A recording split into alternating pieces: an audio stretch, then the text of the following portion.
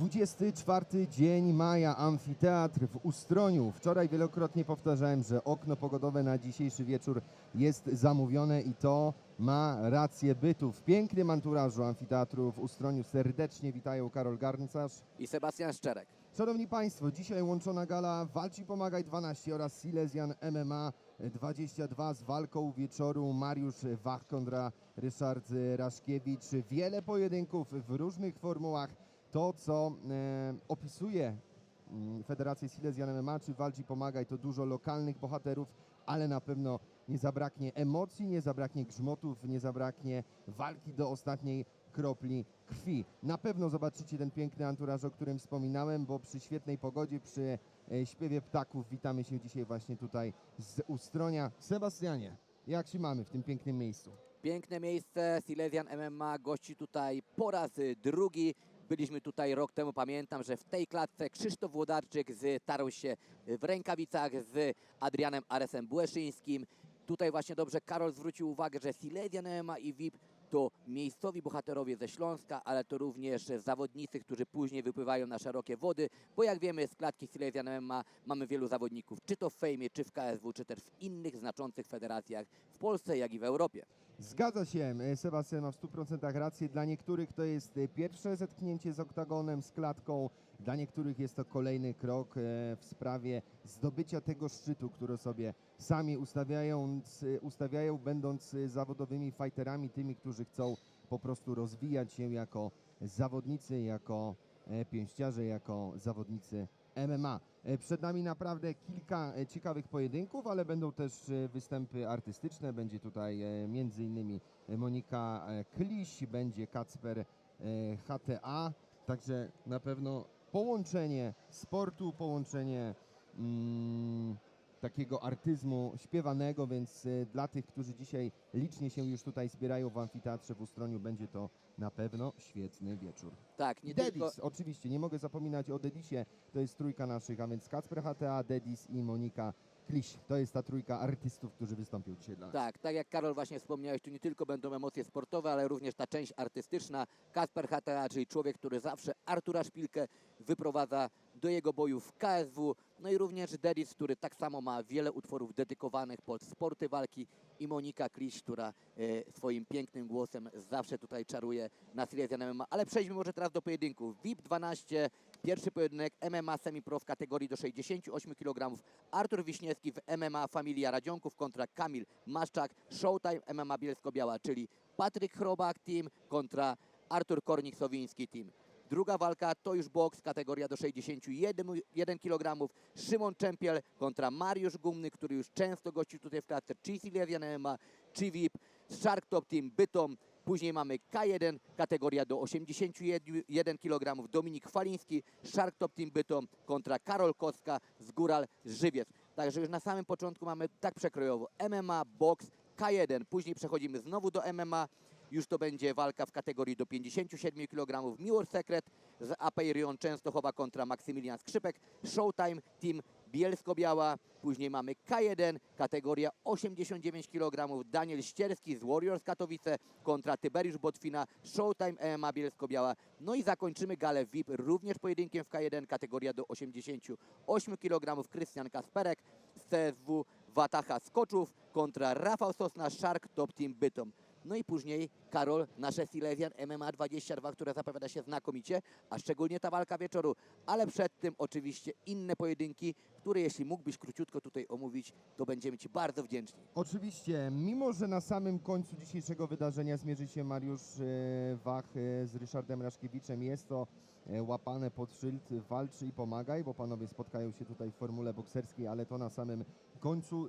Zaczniemy jeszcze oczywiście kilka pojedynków w MMA Semi-Pro, MMA zawodowe, więc lecimy po kolei, a więc Silesian MMA rozpocznie walka Sulejmana Romańczyka z Damianem Górskim, następnie Szymon Wuwer kontra Dawid Wizner.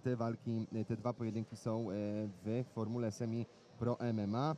I następnie Bartłomiej Mikołajczyk kontra Oskar Tyrcha. Będą też przerywniki, o których wcześniej wspominaliśmy, czyli występy artystyczne, a co-main eventem gali Silesian MMA 22 będzie starcie Adriana Dugaja z Shark Top Team Bytom kontra Dominik Struzik. I że tutaj Ural wejdę Żywiec. Ci na chwilę w słowo, to będzie K1 w małych rękawicach, także dużo brutalności, dużo krwi, czyli to, na co czekacie, po to kupujecie pay-per-view. Zgadza się i zgodzisz się na pewno, Sebastianie, ze mną, że właśnie K1 małe rękawice to jest taka formuła, która wzbudza duże emocje. No w Azji ją kochają. One po prostu Championship już teraz powoli odchodzi od MMA i tylko właśnie te Muay Thai w małych rękawicach i K1 w małych rękawicach to jest ich priorytet. No i walka wieczoru gali Silesian MMA 22 to już jest starcie na zasadach MMA Pro. Władysław Pererwa kontra Daniel Malinowski. Władysław Pererwa to jest oczywiście Poznań, Czerwony Smok. Czy widziałeś, kogo tam ma w narożniku Władysław Pererwa? Mateusz Gamrot dzisiaj przyjechał. Nie. Mamy tutaj zawodnika, który puka do brami UFC. Zagadka. Zawodnik, który puka do bram UFC, Iwo Baraniewski. Nie. I mamy taką dwójkę, która odeszła z KSW, która bardzo chce. Jeden to Robert Ruchała, drugi to Jakub Wikłacz. Dzisiaj Są tu dzisiaj? Kuba Wikłacz jest w O, no to narożniku super. właśnie Bardzo Władysława fajnie. Pererwy kontra Daniel Malinowski, Oktagon Team Cieszyn. To jest walka wieczoru, jeśli chodzi o właśnie Silesian MMA 22, a cały ten wieczór tych dwóch gal dzisiaj będzie kończyło starcie Ryszarda Raszkiewicza z klubu Czarny Smok kontra Mariusz Wiking Wach. Rozmawiałem z obydwoma tymi dżentelmenami wczoraj, zmotywowani, chętni, podekscytowani przede wszystkim też tym anturażem i tym, co czeka na nich w klatce, więc będziemy bardzo wyczekiwać tego pojedynku. Ale Sebastianie, zanim już omówiliśmy waleczki, omówiliśmy naszych gości, to co będzie się działo dzisiaj w klatce VIP i Silesian. Co tam u Ciebie, bo ostatnio słyszę, że szalony reporter coś nie chce się z Tobą bić, a Ty byś tego bardzo chciał. Opowiadaj. Czy bym bardzo chciał po prostu, chciałbym... Bardzo byś chciał, ja wiem to. Chciałbym po prostu te jego słowa, że mi zabierano kanapki w szkole, udowodnić. Komu zabierano? Czy mi, czy jemu? A zabrał Ci najlepszym ktoś takim... kiedyś kanapki? Nie, raczej ja byłem zawsze takim koleżeńskim, że dawałem komuś, jeśli ktoś chciał, bo trzeba się dzielić w życiu. No właśnie, trzeba się dzielić. No, a u Ciebie jak tam z Darol Wenta walka? Bo tam widzę, że cały czas jest z dwóch stron duża niechęć u Was. Daro Pussycat wyjechał do Anglii i na razie sobie tam chodzi po Londynie, szukając i robiąc pseudotreningi. Jak ja widzę, jak on robi tarcze na przykład zawodnikom, to lepiej nie chodźcie do Darolwa na treningi, bo jeszcze sobie krzywdę wyrobicie, na pewno nie zrobicie formy, a może się to dla Was skończyć źle, więc na razie ten To pojedynek. może tutaj w z klatce Darolwem. VIP-a z Darolwem byście się zmierzyli. Zobaczymy jak będzie z Darolwem. Darolew został przeze mnie wyzwany na pojedynek bokserski w ringu bokserskim, więc to jest ten gol, który trzeba osiągnąć, ale na razie uciekł do dzikiego Londynu i tam sobie chodzi po ulicach i tak jak mówię, udaje, że trenuje. No ale ten szalony reporter, myśli, że to jest całkiem realne, bo też była wzmianka ostatnio w Szalonym Tańculi w ich podcaście Shit o Tobie. Jak to odebrałeś? Ja po prostu odbieram takie słowa po prostu obojętnie, aczkolwiek tylko odpowiedziałem ze względu na to, że on chciał jakiś sztuczny konflikt między mną a Arkiem Tańculą. Ja do Arka absolutnie nic nie mam. No a co do Szalonego Tańculi, to wystarczy obejrzeć odcinek Krzysztofa Stanowskiego o nim. No i tam każdy już wyciągnie sobie wnioski, co to jest za człowiek. A co do mojej walki z nim, to wątpię, żeby kiedykolwiek, nawet za duże pieniądze, on się zgodził wyjść do walki, bo jak wiemy, jest mocny tylko w gadaniu, a jeśli chodzi o czyny, no to nie idzie mu to dobrze w parze. Także zobaczycie mnie na pewno 14 marca za rok, a gdzie, kiedy, no to będę na pewno informował na moich social mediach, ale wróćmy tutaj dzisiaj do Ustronia. Warto wspomnieć, że mamy galę we wrześniu MMA Attack 6.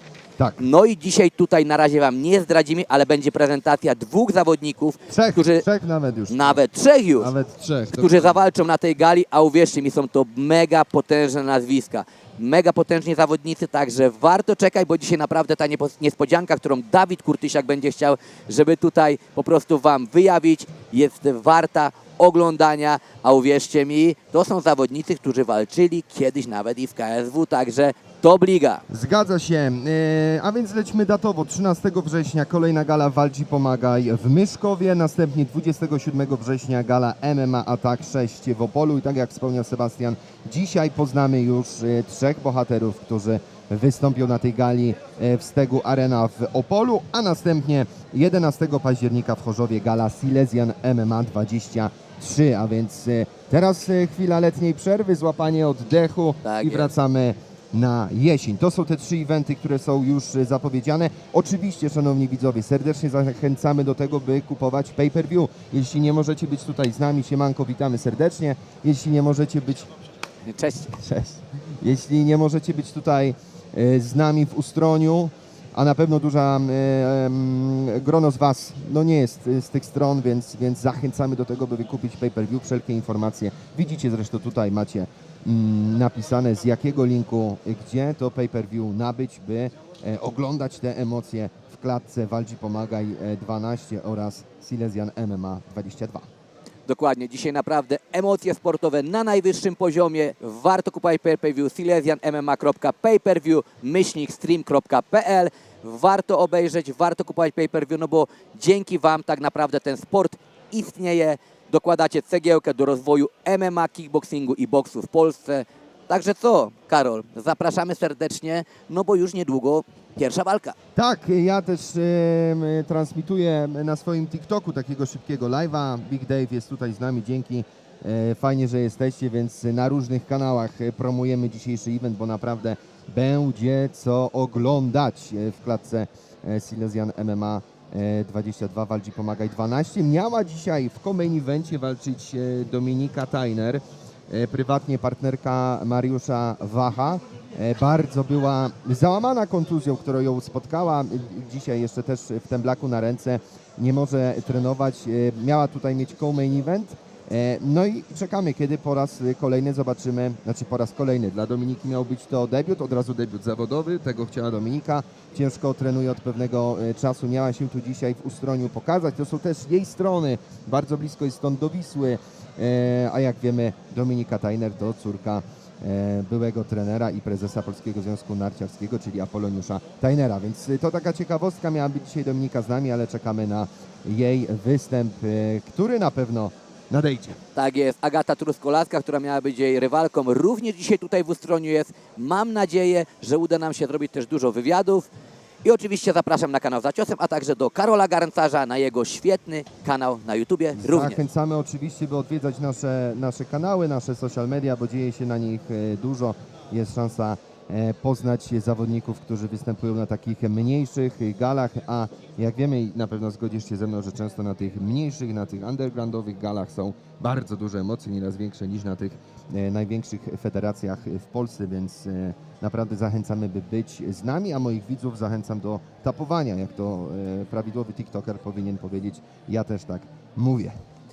Także co, my przekazaliśmy już wszystkie informacje, teraz tylko czekać na rozpoczęcie, na emocje w klatce, a oczywiście dzisiaj świetnym prowadzącym w środku oktagonu będzie Karol Tak. Garncarz, który siedzi właśnie tu obok mnie w studio, ale później będziecie mogli zobaczyć jego świetną pracę, jak tak samo na tych wcześniejszych galach, które miały miejsce w VIPA czy Silesian MMA. Tak, ja z widzami się częściowo żegnam, bo będziemy się widzieć na pewno z klatki. Dołączy do Sebastiana jeszcze Grzegorz Szulakowski. Grzegorz Szulakowski, który będzie z nim komentował. Ja też tu wskoczę na pierwsze pojedynki, by razem z Sebastianem pokomentować te emocje dla Was. Na razie za studio dziękujemy. Ja zmykam do klatki, bo już za moment w transmisji rozpoczynamy emocje.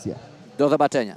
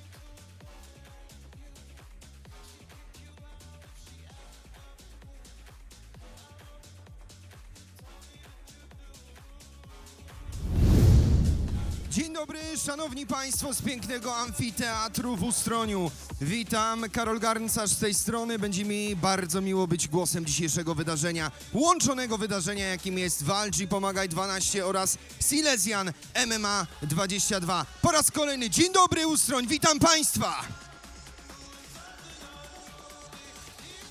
Przed nami wiele emocjonujących pojedynków w różnych formułach z walką wieczoru Ryszard Raszkiewicz kontra Mariusz Wach. Szanowni Państwo, dzisiaj w klatce Walcz i Pomagaj oraz Silesian MMA na pewno nie zabraknie emocji, na pewno nie zabraknie potu, krwi, walki do ostatniej kropli.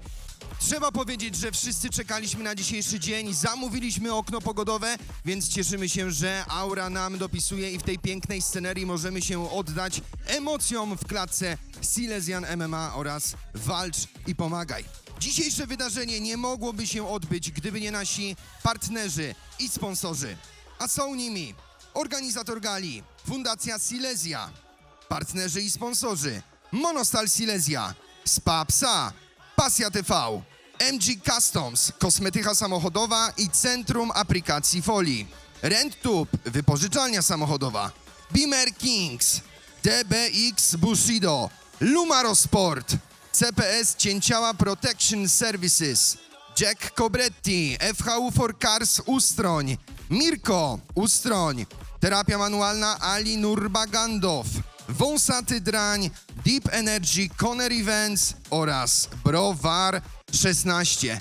I ja teraz zwrócę się do zgromadzonej publiczności w amfiteatrze w Ustroniu. Halo, dzień dobry, pokażcie jeszcze raz, że jesteście. Czekamy wspólnie na wielkie emocje w klatce.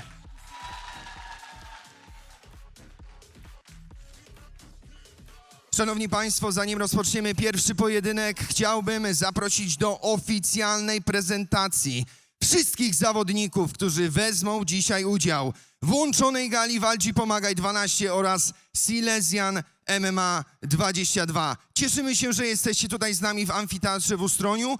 Ci widzowie, którzy oglądają nas za pośrednictwem naszych social mediów, zachęcam oczywiście do wykupu pay-per-view, ponieważ już wkrótce przejdziemy na płatne pasmo, a warto być z nami podczas dzisiejszego wieczora. Przechodzimy więc do prezentacji zawodników, których zapraszam tutaj do klatki, a was, droga publiczności, proszę o gromkie brawa i przywitanie każdego z tych fighterów, którzy wejdzie do klatki Silesian MMA!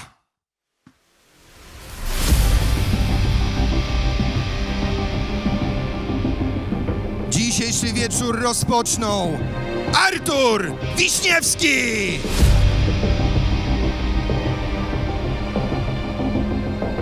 Kamil Maszczak!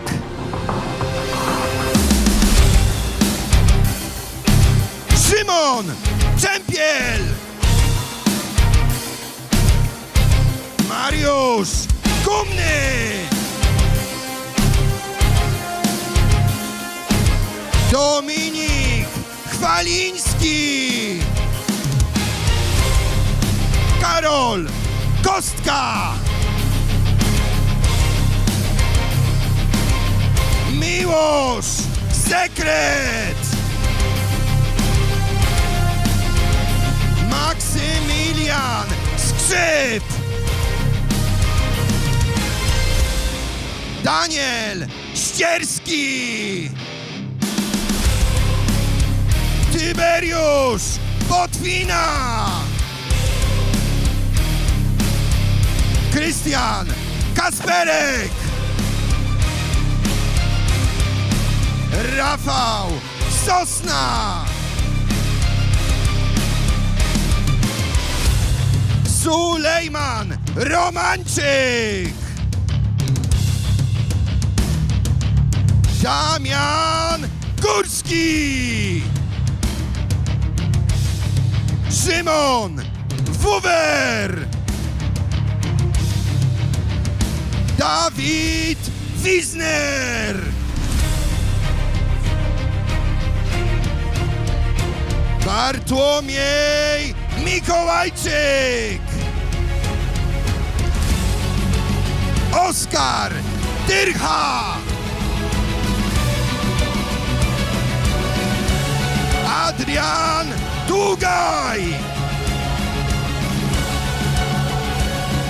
Dominik Struzik! Władysław Pererwa!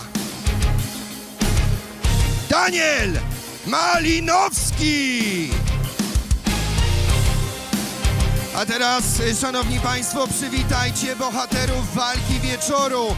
Gali Walczy Pomagaj 12 oraz Silesian MMA 22. Przed wami Ryszard Raszkiewicz oraz Mariusz Wiking Wach! To są bohaterowie dzisiejszej gali Walczy Pomagaj 12 oraz Silesian MMA 22. Amfiteatr Ustroń. Zróbcie jeszcze raz wielki hałas!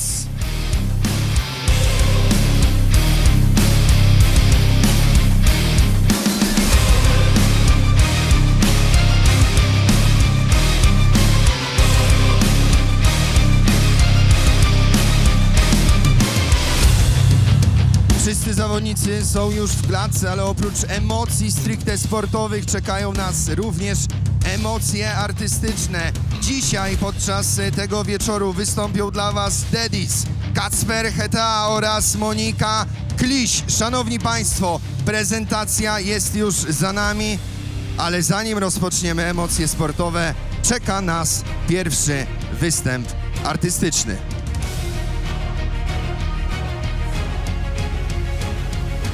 Zawodnikom dziękujemy za to, że wskoczyli do nas do klatki. Czas na rozgrzewkę, bo już za moment pierwszy pojedynek, ale zanim do klatki Walczy Pomagaj będzie pierwsza dwójka zawodników, chciałbym, abyśmy gorąco, ale to bardzo gorąco przywitali naszą pierwszą gwiazdę wieczoru, którą jest już razem ze mną w klatce. Halo Ustroń, zróbcie wielki hałas przed państwem, Monika Kliś!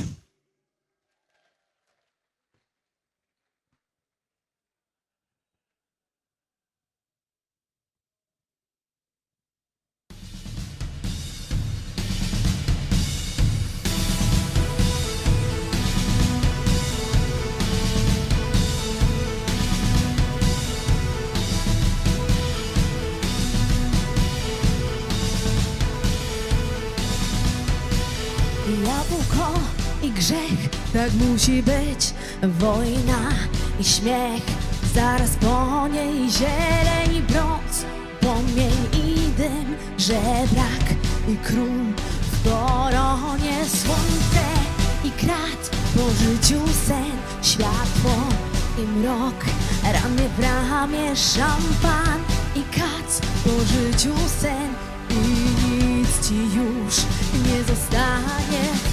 Daj mi tłon, tak daleko port, gdzie dziś dom, gdzie ulica słońc.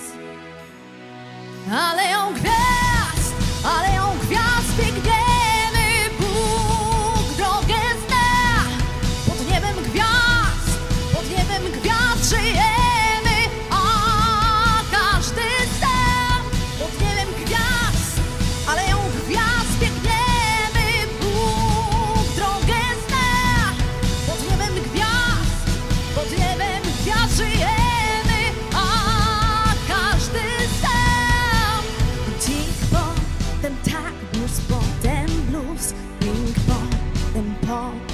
Przerazem zachód i wschód, dziadora mróz, anioł i stróż idą w parze. Jabłko i grzech, tak musi być. Wojna i śmiech, zaraz po niej zieleń i brąz, płomień i dym, żebrak i król w koronie. Daj mi tłoń, tak daleko port, gdzie dziś dom, gdzie ulica słońc. Aleją gwiazd, biegniemy, Bóg drogę zna. Pod niebem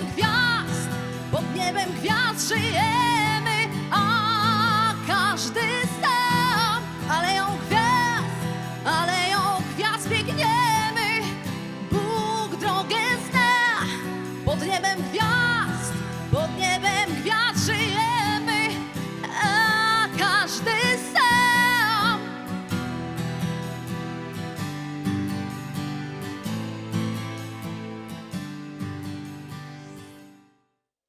Dziękuję bardzo.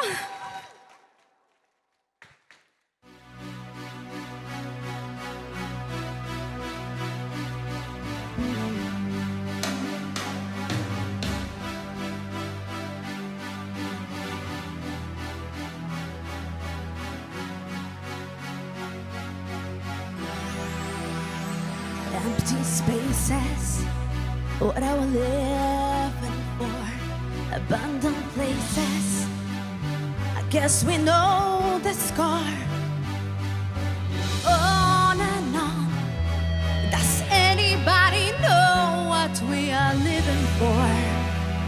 Another hero, another mindless crime behind the curtains.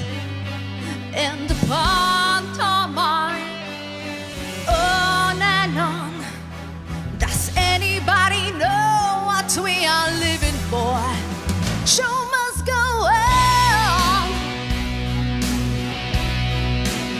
Show must go on. Yeah.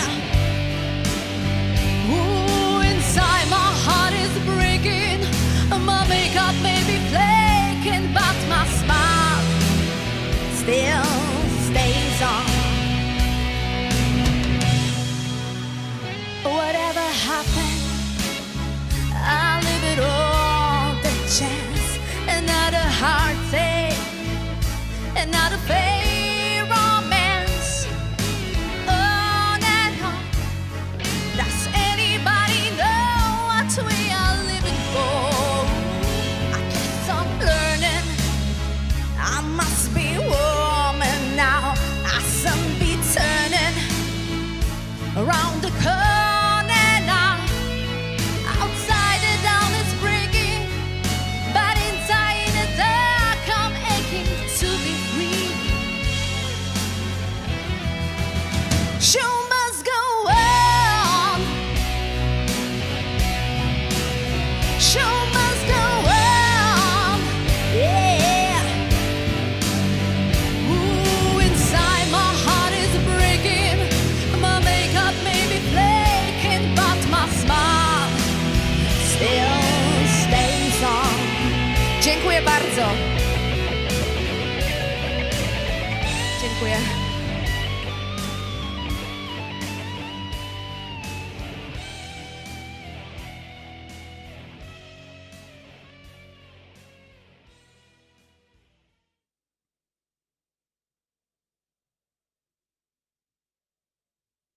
Szanowni Państwo, jeszcze raz wielkie brawa. Po raz pierwszy dzisiejszego wieczora wystąpiła dla Was Monika Kliś. Za nami prezentacja, za nami pierwszy występ artystyczny, więc nie pozostaje nam nic innego jak zaprosić Państwa oraz widzów na pierwszy pojedynek dzisiejszej gali Walcz Pomagaj 12 oraz Silesian MMA 22. A zmierzą się w nim. Jako pierwszego zapraszam reprezentanta MMA Familiara Dzionków. Przed Państwem Artur Wiśniewski!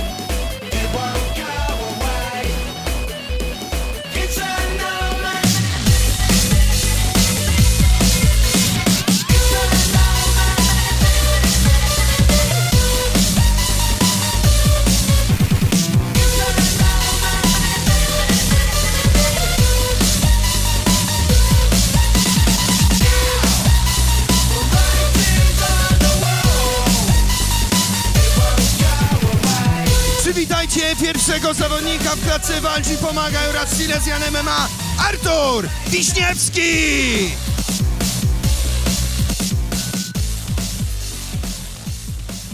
A jego przeciwnikiem będzie reprezentant klubu Showtime MMA Bielsko-Biała. Przywitajcie przed państwem Kamil Maszczak!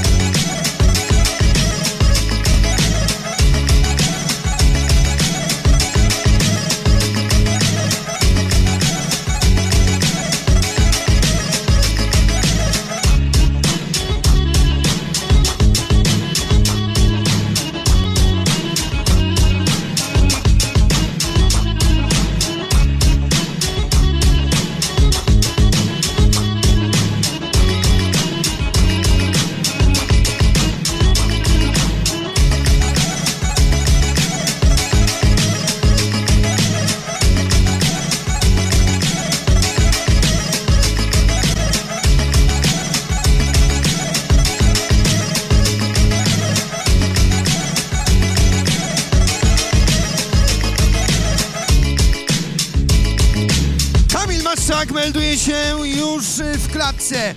Pierwszy pojedynek MMA Semi-Pro, limit wagowy 68 kg, a sponsorem walki otwierającej dzisiejszy wieczór jest wąsaty Drań. Szanowni Państwo, poproszę o wielki aplauz, bo przed nami pierwsza walka podczas dzisiejszej gali. Walcz i pomagaj 12 oraz Silesian MMA 22.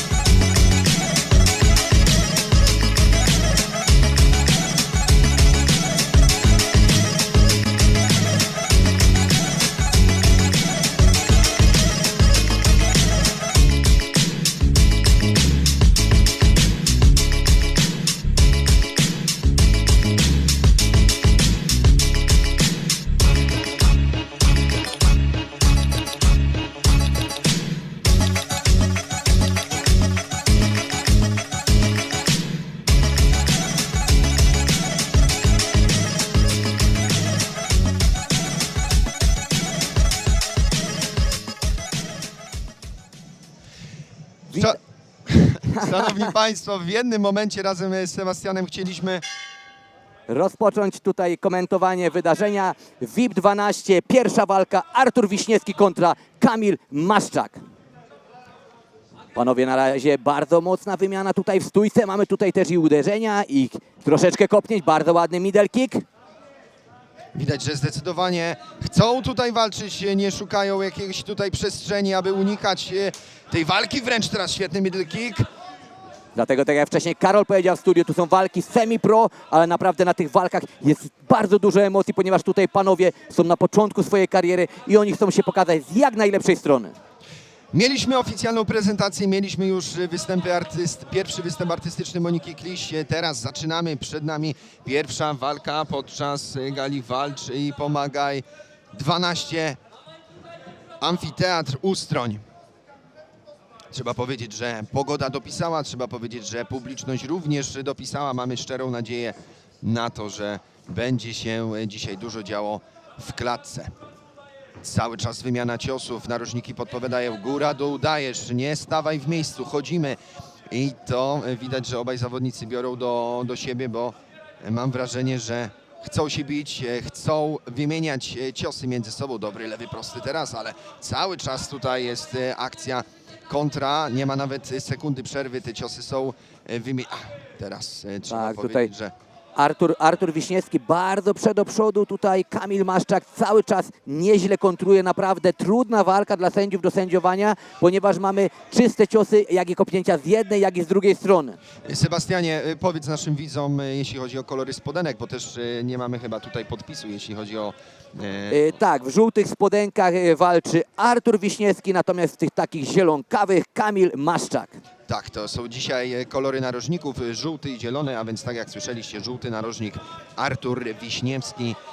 No i teraz zielony Kamil Maszczak mocno ruszył na swojego rywala. Artur oparty o siatkę, ale już wraca tutaj na środek oktagonu. Walka, bardzo ładny low kick w wykonaniu Kamila. No i Kamil celny, naprawdę Kamil wyprowadza te ciosy. Teraz przechwycił nogę, trafił.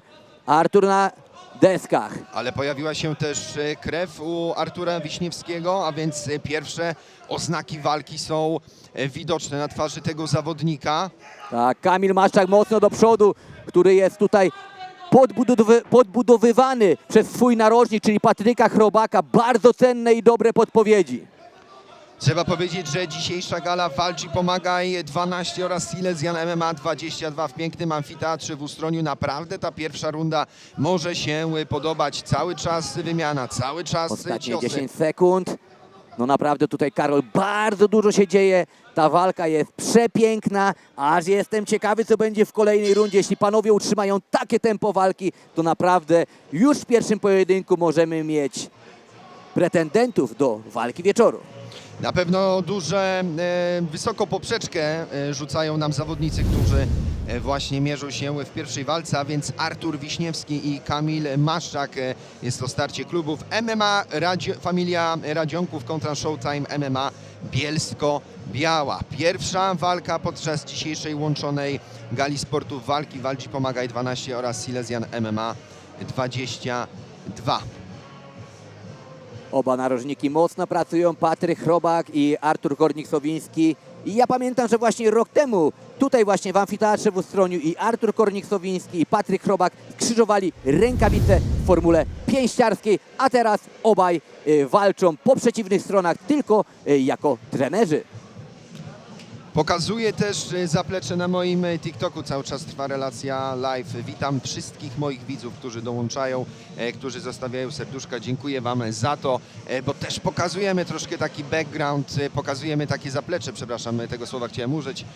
Backstage, o, to Tak, było to słowo, dokładnie. którego mi brakło. Pokazujemy backstage dzisiejszej gali, więc jesteśmy na social mediach oczywiście Silesianu, ale również chcę dotrzeć do nowych widzów, aby wiedzieli, co tracą, nie oglądając tego wydarzenia i dołączyli do transmisji. Druga runda rozpoczęta, Kamil znowu aktywnie, low kickiem w łydkę. Zobaczymy w takim razie, jak przełożą na klatkę rady od swoich narożników obydwaj zawodnicy. Tak, Artur A trochę nic się tu nie spokojniejszy. zmienia, nic się tu nie zmienia, cały czas wymiana ciosów. Wymiana ciosów, wymiana kopnięć i naprawdę Kamil jest dużo bardziej celniejszy niżeli Artur. Artur trochę spokojny, nie może znaleźć sposobu na swojego rywala. Teraz trafia lewym prostym. Znowu lewy prosty w wykonaniu Artura. Kamil troszeczkę na wstecznym, ale on znowu wyprowadza wewnętrzny low kick. I znowu wewnętrzny low kick. No naprawdę Kamil Maszczak świetny ma ten background stójkowy. Trzeba powiedzieć, że szukają cały czas sprowadzenia bliżej siatki, a więc nie chcą się bić też na środku klatki. Cały czas dobry, bardzo dobry teraz middle kick ze strony Artura Wiśniewskiego. Tak, i teraz tutaj Kamil Maszczak troszeczkę zamknięty na siatce, właśnie dostaje middle kicka, ale te ciosy jakby nie robiły na nim wrażenia. Kamil Maszczak, jeśli Absolutnie. wyprowadza te kopnięcia i ciosy, to naprawdę jego rywal to odczuwa. Zresztą widać po obrażeniach na jego twarzy. Mamy sprowadzenie w wykonaniu Kamila Maszczaka. Pierwsze sprowadzenie dzisiaj podczas otwierającej walki na gali Walcz i Pomagaj 12 w Ustroniu. Już mamy teraz próbę wykluczenia ręki, już chyba jedna wykluczona, ale Artur wyjmuje ją. Tak, tu jest teraz próba skontrolowania całkowicie tej pozycji w parterze przez Kamila Maszczaka. Tak, próba znowu wykluczenia tej ręki, którą Arturowi udało się uwolnić spod nogi Kamila. Sędzia Jaruszka jest cały czas blisko tutaj. Obserwuje wszystko z bliska. No i teraz będzie chyba próba zakładania trójkąta, czy też raczej przejścia do dosiadu przez Kamila Maszczaka. Cały czas bardzo ruchliwi, cały czas szukają. Teraz wykorzystuje to, że ma tułów swojego rywala bardzo blisko. Artur Wiśniewski próbuje nie dopuścić do Jest pozycji półgard. z góry. Jest w półgardzie, ale tu może być za chwilkę dosiad. Zobaczymy, czy ta noga zostanie uwolniona.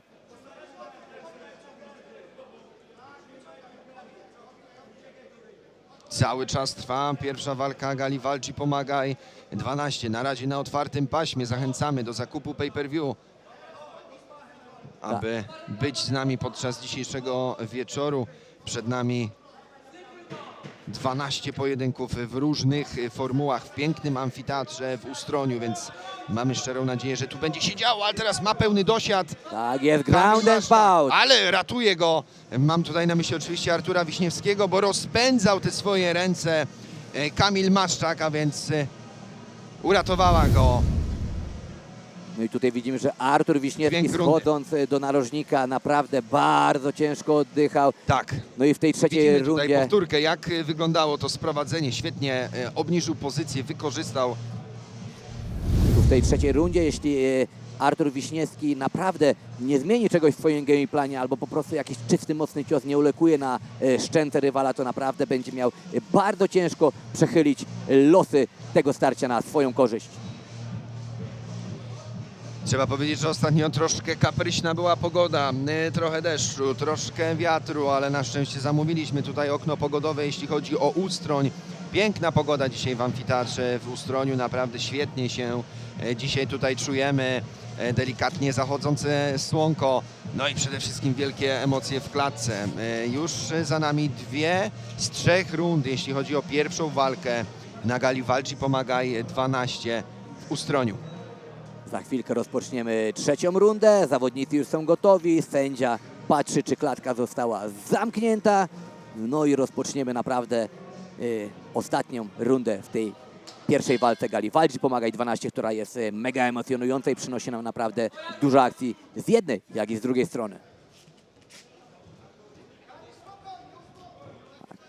Tutaj uspokaja narożnik Kamila, bo ponieważ prowadzi tą walkę, że nie musi tutaj gonić. I widzimy, że Kamil naprawdę bardzo spokojnie, ale mocno trafia lewym prostym swojego rywala. Piękny middle kick. Tak Siadło. jest, lewy prosty poprawiony middle kickiem. To jest naprawdę, widzę, skuteczna broń ze strony Kamila Maszczaka. Tak, naprawdę potrafi łączyć te akcje pięściami i z kopnięciami. Bardzo dobre wyszkolenie kickbokserskie tutaj prezentuje nam Kamil Maszczak, Showtime MMA Bielsko-Biała.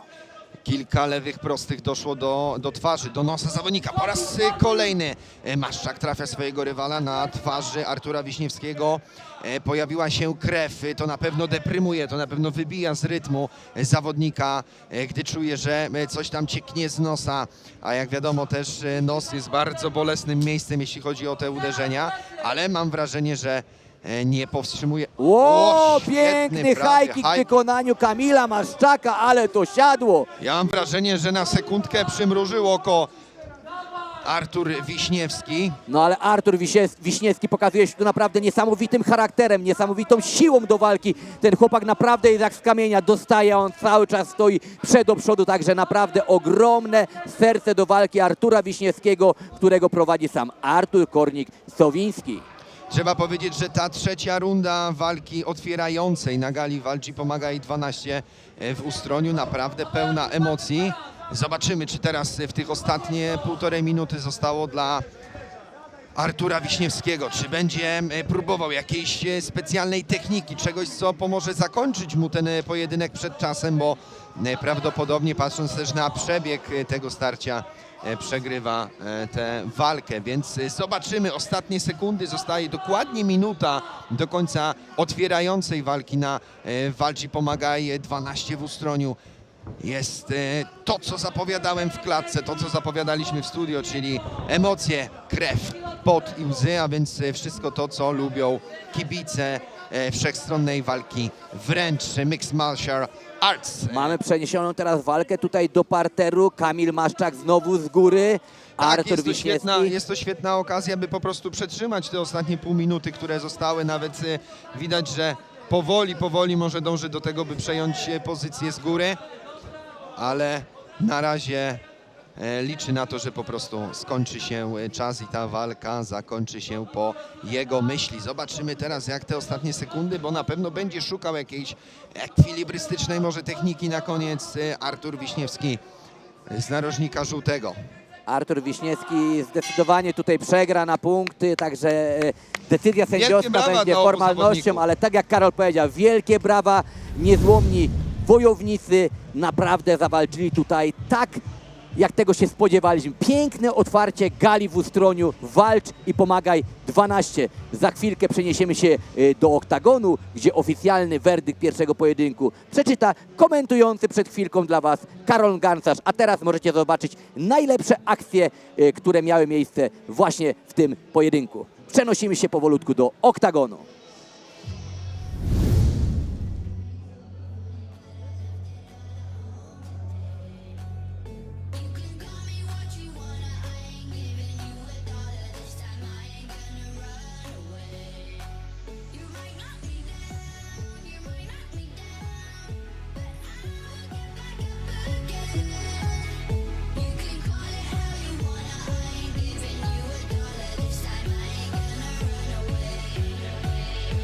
Szanowni Państwo, za nami pierwszy pojedynek podczas złączonej gali Walcz i Pomagaj 12 oraz Silesian MMA 22.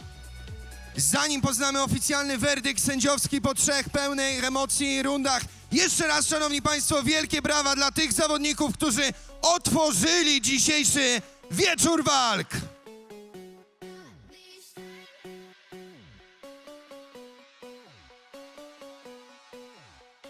Po pełnym dystansie sędziowie tego pojedynku byli zgodni. Starcie otwierające dzisiejszą galę Walcz i Pomagaj 12 zwycięża Kamil Maszczak! Showtime MMA Bielsko-Biała.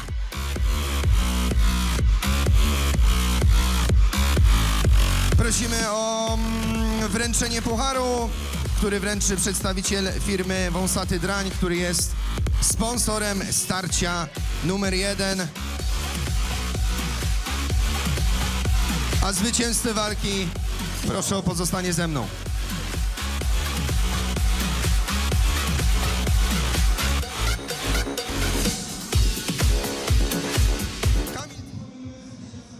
Zakończyliśmy właśnie teraz darmowe pasmo na YouTubie, a ja zapraszam wszystkich do wykupu dostępu do gali pay-per-view na stronie silesianmma.pay-per-view/stream.pl.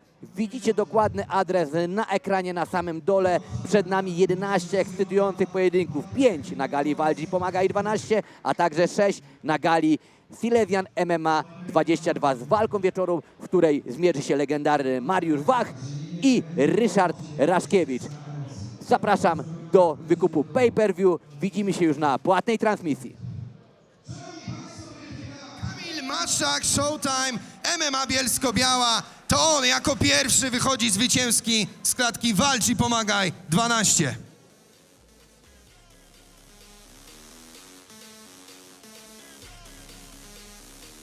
Zgromadzona publiczności, szanowni widzowie, za nami inauguracyjne starcie podczas Walcz i Pomagaj 12.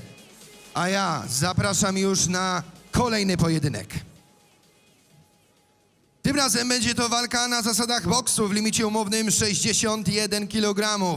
Jako pierwszego do klatki Walcz i Pomagaj zapraszam przed Państwem Szymon Czempiel! I'm like Chipos, man. I got this, yeah.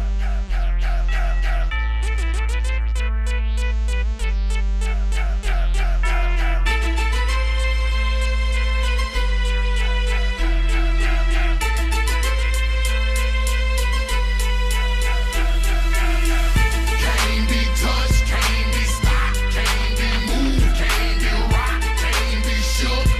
We hot. When will you niggas learn? Came to get crunk, came to bring life, came to get started.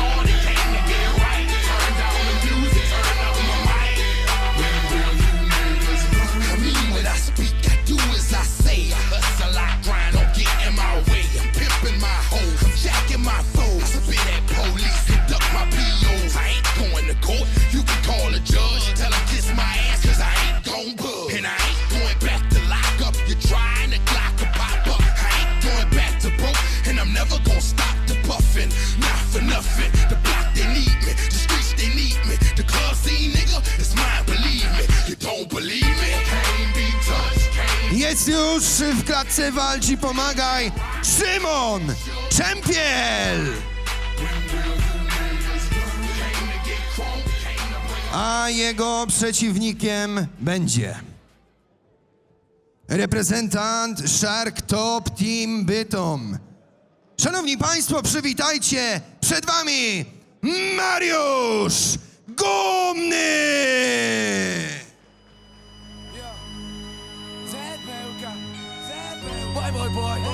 ZPUK, jest LW, aspiracją krusków, czy byku sprawdź to, ZZZ, ZZZ,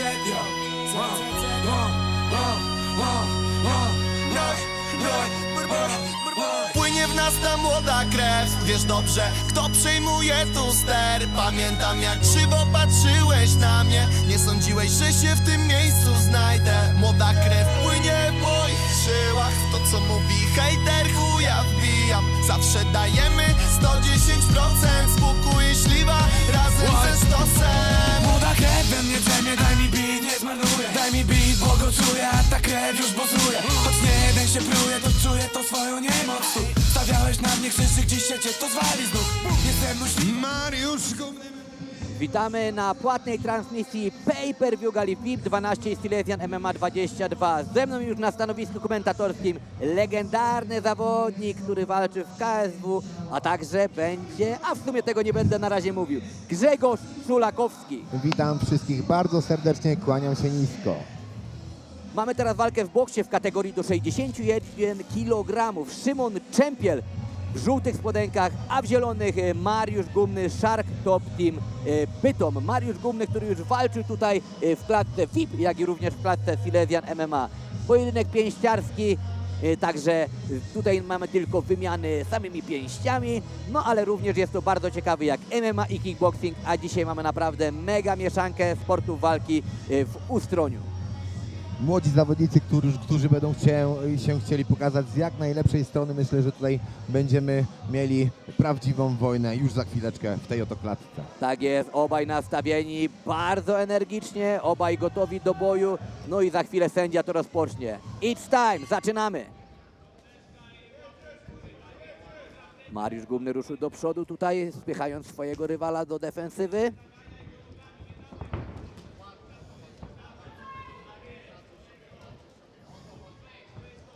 Próba takiej pracy na balansie Mariusza Gumnego, a cały czas kontrę walczący Szymon Czempiel trafia teraz bardzo ładnym prawym sierpem. Powiem wam, bardzo mała waga, ale jak widać te ciosy jednak troszeczkę ważą. Tak, tym bardziej, że te rękawice są 14-uncjowe.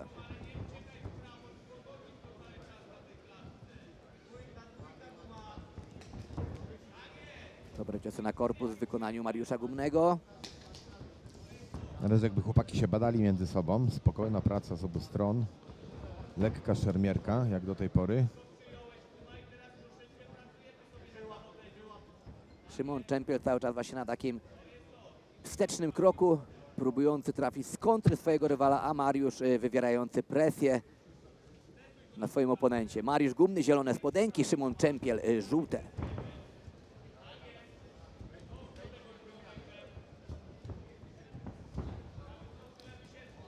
Bardzo dobre zejście z linii ciosów w wykonaniu Szymona. Teraz próba takich dwóch ciosów prostych.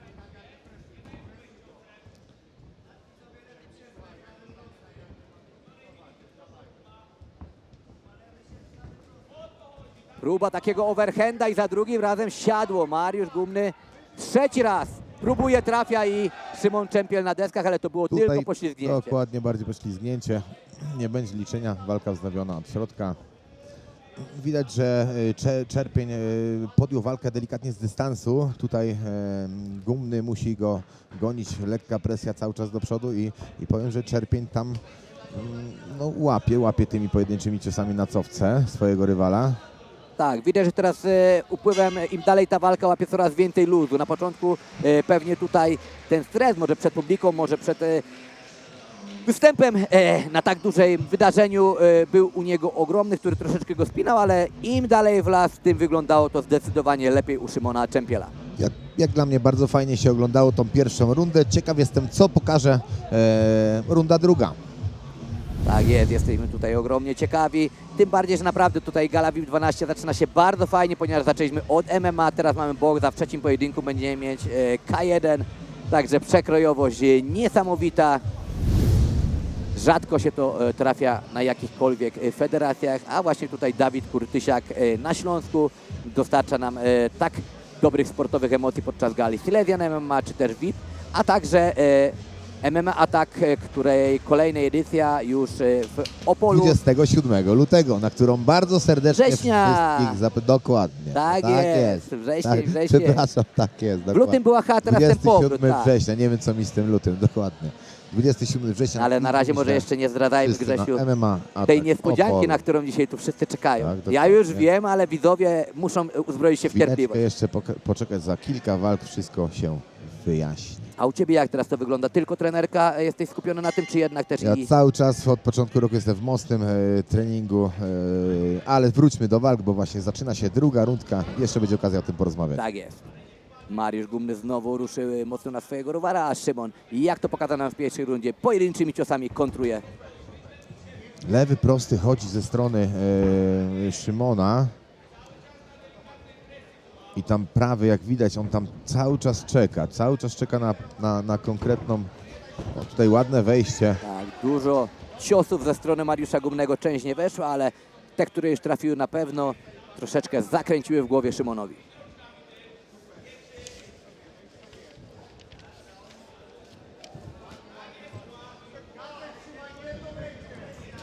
Naprawdę na dobrym tempie prowadzony jest ten pojedynek z obydwu stron, także panowie naprawdę widać, że na sali nie próżnują. I panowie nawet bardzo dobrze wyglądają jak na tlenie. Tak, zdecydowanie. Jeszcze mamy minutę tej drugiej rundy.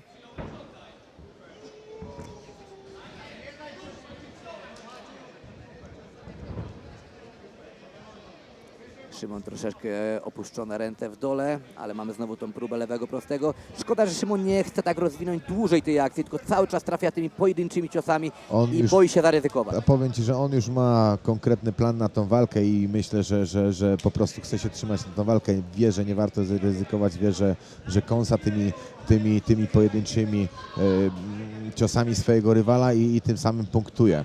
Nawet mamy już pierwsze ślady właśnie tego kąsania na twarzy Mariusza Gumnego, bo pod lewym okiem leci krew. Także jednak ta taktyka króliczego serca, bym tak to nazwał, jest bardzo skuteczna w wykonaniu Szymona w tej drugiej rundzie. Ja bym tutaj na miejscu Mariusza bardziej go pozamykał w klatce z lewej, z prawej strony, tak żeby wyłączyć swojego rywala swoim tańcem na nogach. I myślę, że tutaj mógłby coś więcej w tej kwestii zdziałać. Zgadzam się tutaj z Tobą, ponieważ no, widać, że Szymon jest bardzo mobilny na tych nogach. Bardzo i dobrze się rusza, no Tak. widać, że ma to bardzo dobrze przepracowane. Przepraszam, Dokładnie że tak. przerwałem. Oczywiście, że tak, Grzesiu, nic się nie stało.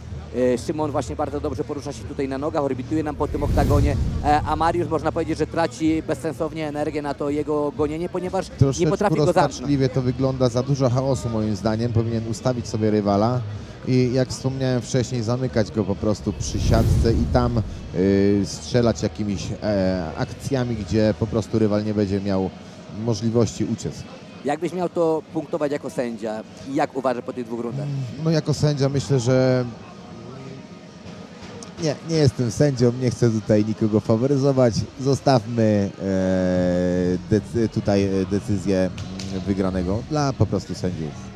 Tak jest, za chwilkę rozpoczniemy ostatnią, trzecią rundę. W drugim pojedynku gali walczy Pomaga i 12 pomiędzy Szymonem Czempielem, który walczy w żółtych spodenkach, a Mariuszem Gumnym, który walczy w spodenkach zielonych.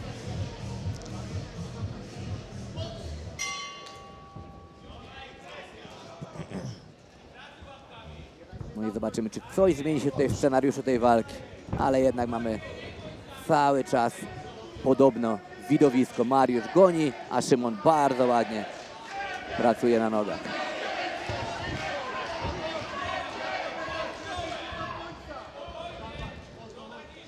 Teraz tutaj próba takiego prawego, prostego, bezpośredniego w wykonaniu Szymona. Szymon tutaj widać ma większe warunki fizyczne, no, z których jak widać korzysta. No, ta lewa ręka jednak chodzi, ten prawy tam czeka i kiedy musi po prostu nim strzela. Tak, bardzo ładna też praca na odchyleniu, kiedy te ciosy Mariusza są wyprowadzane Szymona. No na pewno jest celniejszy od tej drugiej rundy, to można powiedzieć. Pomimo, że zadaje mniej ciosów, to te ciosy, jeśli są wyprowadzane, to one wchodzą na czysto. Bardzo ładna akcja w wykonaniu Mariusza. Ale naprawdę Mariusz tutaj ma niezłomny charakter, on cały czas Tak. przed do przodu. Widać, że to taki wojownik, który lubi walczyć i presując swoich Tak, rywali. nie boi się wymian. Wyszedł tam, by się bić na prawdziwą wojnę, co można zaobserwować. Ale takie pojedynki chce się oglądać. Oczywiście, że tak, szczególnie jak walczą takie młode wilki, przed którymi cała kariera jest dopiero na samym początku. Oni chcą tu pokazać całe serce, są, można powiedzieć, prawdziwi w tej klatce. Publika też troszeczkę mocniej ożyła podczas tej trzeciej rundy. Doping się wzmaga.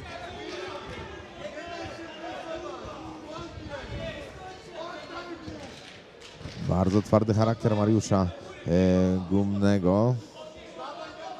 Tak, widać, że troszeczkę teraz ciężej złapał tlen, ale mimo wszystko cały czas idzie do przodu. No i to się opłacało, ponieważ Tak. zamyka serią kilku ciosów Szymona. Kilka czystych ciosów tam wpadło. Kolejny. Prawy Tak. overhand, bym powiedział, jak ja to mówię, zamachowy, weselny. Tak, Doszedł zamachowy do celu. weselny. Wszedł szczególnie w pierwszej rundzie, bardzo skuteczne były te overhandy. No i co? Czekamy na werdykt, jak powiedział tutaj Grzegorz, my nie będziemy bawić się w rolę sędziów. 3 rundy za nami. Czyżby była jeszcze jedna? Nie, chyba tu już będzie werdykt sędziowski.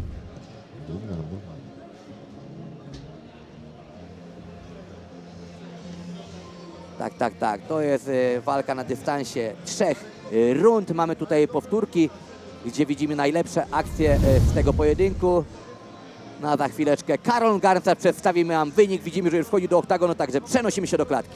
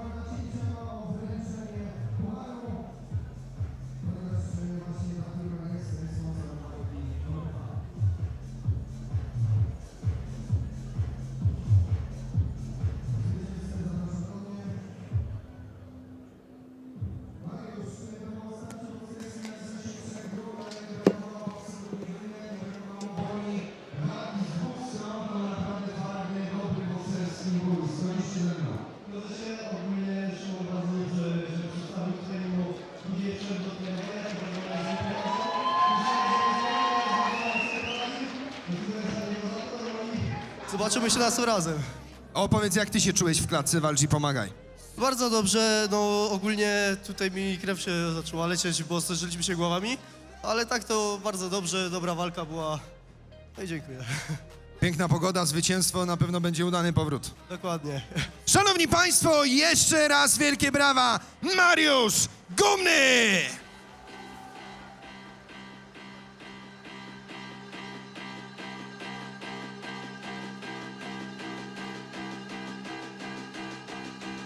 Droga publiczności, szanowni widzowie, jest to, co obiecywałem, bo jak patrzę tutaj na matę klatki Walcz i Pomagaj, to jest pot, jest krew i są wielkie emocje. Za nami już dwa pojedynki podczas gali Walcz i Pomagaj 12, a my przechodzimy już do starcia numer 3. Będzie to walka w limicie umownym 81 kg, tym razem na zasadach K1, a zmierzą się w niej. Jako pierwszego do klatki walczy Pomagaj 12 wywołuje reprezentanta Shark Top Team Bytom. Przywitajcie, Dominik Chwaliński!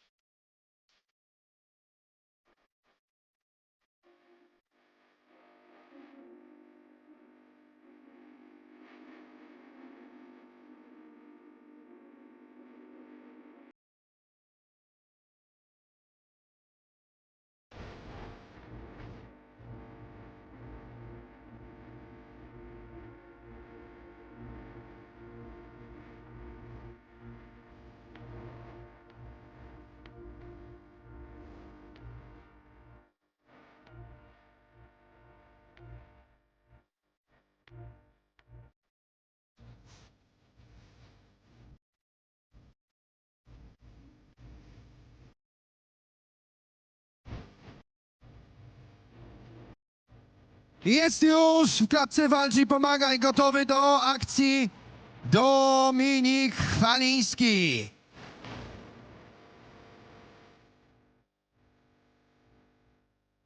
A jego przeciwnikiem będzie reprezentant klubu Góral Żywiec. Przywitajcie, przed wami Karol Kostka! Na wschód, zachód, północ i południe. Na wschód, zachód, północ i południe. Yo! To opowieść o człowieku, jednym z miliona ludzi. To o człowieku, który się obudził, znalazł sens, który zgubił. Jak Papa Dance, tłumy lubił. Być może ten luz go zgubił. Tu gdzie ten grom ugodził, tu gdzie się flow urodził. Mieszkał w domu rodziców, zarabiał parę stów, ściągał parę chmur pod blokiem po robocie. Był robotem w istocie, ale spróbował dociec. Zadał sobie pytanie, po co burtaszcze marzeń i co się kryje pod płaszczem zdarzeń. Ludzie leniwi, ludzie fałszywi, martwi żywi. Ludzie prawdziwi to ci, którzy się potrafią dziwić. Tani pizz, cichy widz przy MTV, tego nie rozkmini. Demony śpią na pustyni, brat. Demony śpią na pustyni. Demony śpią na pustyni. Ja idę tędy, znaki na niebie mówią mi którędy. Szukam prawdy tam, gdzie święty. Melduje się już w klatce Walcz i Pomagaj reprezentant klubu Góral Żywiec Karol Kostka. Zawodnicy są gotowi. Było MMA, był boks, czas na pojedynek na zasadach K1. A sponsorem walki numer 3 podczas Walcz i Pomagaj 12 jest firma Lumaro Sport. Czekamy na emocje! Nie mogę słyszeć, jak trzymałby wybiera. I przed nami trzeci pojedynek na gali Walcz Pomagaj 12 K1, limit wagowy do 81 kg, czyli tutaj już te pięści i nogi będą ważyć. Dominik Chwaliński, Shark Top Team Bytom kontra Karol Kostka, Góral Żywiec. Karol w zielonych spodenkach, natomiast Dominik w spodenkach żółtych. Mamy tutaj naprawdę bardzo fajnie zapowiadający się pojedynek.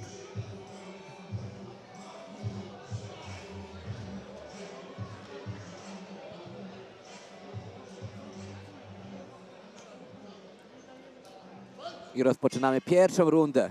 Walka na zasadach K1. Mamy front kick w wykonaniu Karola. Jest low kick, low kick, za low kick, tak. Dokładnie, z każdej strony. No i tutaj były te klasyczne low kicki. Teraz oglądając te walki właśnie, czy też w K1, czy też w MMA, to ten low kick bardziej zawodnicy starają się zadawać w łydkę, niżeli w udo.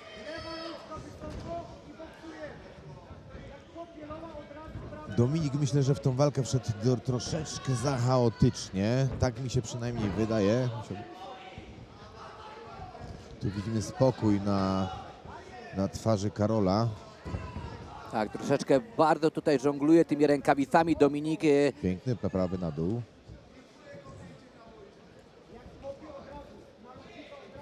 Łach, bardzo ładny lewy Lewy prosty. dochodzi do celu. Tak, tu są po prostu słowa Grzegorza bardzo potwierdzone, ponieważ Karol te akcje wszystkie ma przemyślane i jeśli je wyprowadza, to dochodzą do celu. No, piękny low kick w wykonaniu właśnie Dominika w tym momencie.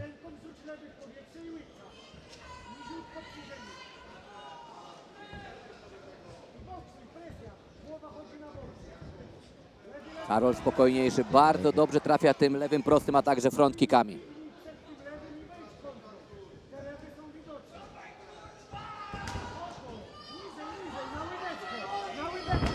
No i też warto zauważyć, że Karol też próbuje zmieniać troszeczkę tą pozycję. Mamy znowu front kick. O, czyżby było kopnięcie w kroczek? Chyba tak. Poniżej pasa. I teraz zawodnik ma 5 minut na dojście do siebie.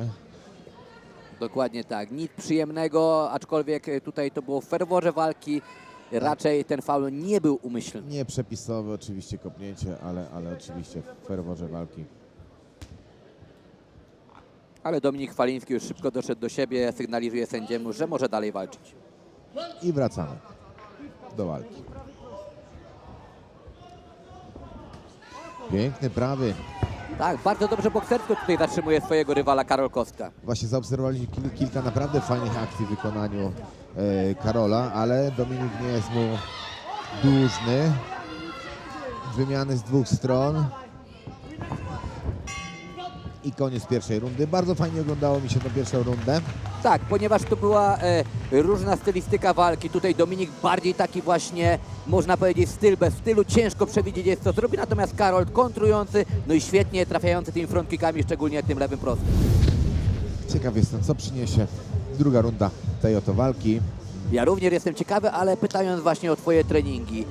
Głównie skupiony jesteś na MMA, bo tam wiemy, że troszkę też z tymi frikami tam ostro jedziesz do siebie na profilu niekiedy. Ale wiemy, że frikowie raczej w MMA z tobą nie zawalczą, więc bardziej skupiasz się na tych treningach. Walki w stójce czy całoprzekrojowe MMA? Wiesz, jak to jest, do walki już zapraszałem wielu freak fighterów, aczkolwiek no niestety żaden z nich nie podjął rękawic. Na razie skupiam się na sporcie, aczkolwiek jeżeli będzie jakaś fajna propozycja do zbicia, na przykład jakiegoś freak fightera. Czyżby chodziło o tego wielkiego freak fightera z Torunia? Nieważne jaki. Dawać nazwiska, wjeżdżam i rozjeżdżam. Tak. Czy to jest chłopak z Torunia, czy drugi chłopak z Torunia, czy ktokolwiek inny. Jestem otwarty na... Ja osobiście i tak bym, Grzegorz, wolał twoją walkę z Borysem Mańkowskim, ponieważ no obydwoje tworzyliście ten sport, jesteście jeszcze czynnymi zawodnikami i fajnie było zobaczyć by wasze starcie w oktagonie. Również staram się o to walkę, ale no niestety Borys jak na razie na sportowej emeryturze, no mam nadzieję, że wróci za niedługo i coś w tej kwestii się zmieni. Wracamy do walki. Runda numer 2. Runda numer 2 rozpoczęta, Dominik znowu do przodu. No i znowu boksersko stopuje go Karol Kostka. Panowie, nam się tutaj Bardzo ładny cios w wykonaniu knockdown, Dominika. prawy overhandzik wsiadł, będzie liczony? Nie, to nie było liczenia. Nie. O, ciekawe. A to było po ciosie. Dla mnie oczywiście powinno być liczenie jak najbardziej, aczkolwiek możliwe, że gdzieś się potknął, jednak tego nie zauważyłem. Kolejna ale wymiana teraz też ciosów, Karol chyba Kostka jest trafił. naruszony Tak. w tym momencie Dominik, ale trzymają się panowie obydwaj na piękne wątróbka, obijanie dołów. Bardzo fajnie się to ogląda, ponieważ te ciosy są różnorodne, różne akcje. Czekamy jeszcze tylko na jakieś konkretne kopnięcie. Obaj nam się bardzo tutaj rozkręcili. To nie ma co powiedzieć naprawdę, bo jeden i drugi idą już bardziej odważnie niż w pierwszej rundzie. Pierwsza runda zapoznawcza, druga runda prawdziwa wojna. Tak jest. Zobaczymy, który tutaj kondycyjnie też będzie lepiej sobie radził, ponieważ naprawdę na wysokim lewy sierp. tempie Tak jest. prowadzą ten pojedynek. Tu będzie kluczem ta trzecia runda, myślę.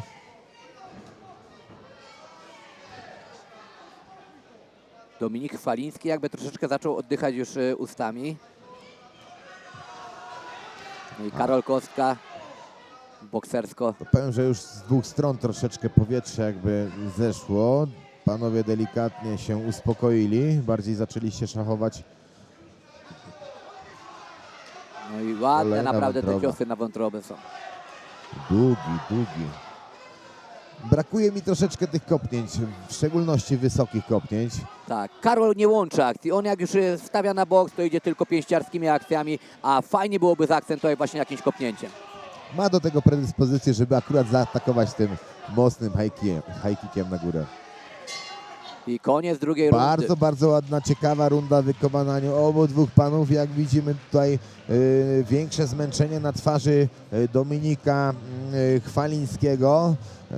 co przyniesie nam trzecia runda, kto zostawił więcej tlenu na tą trzecią rundę, okaże się już za chwileczkę.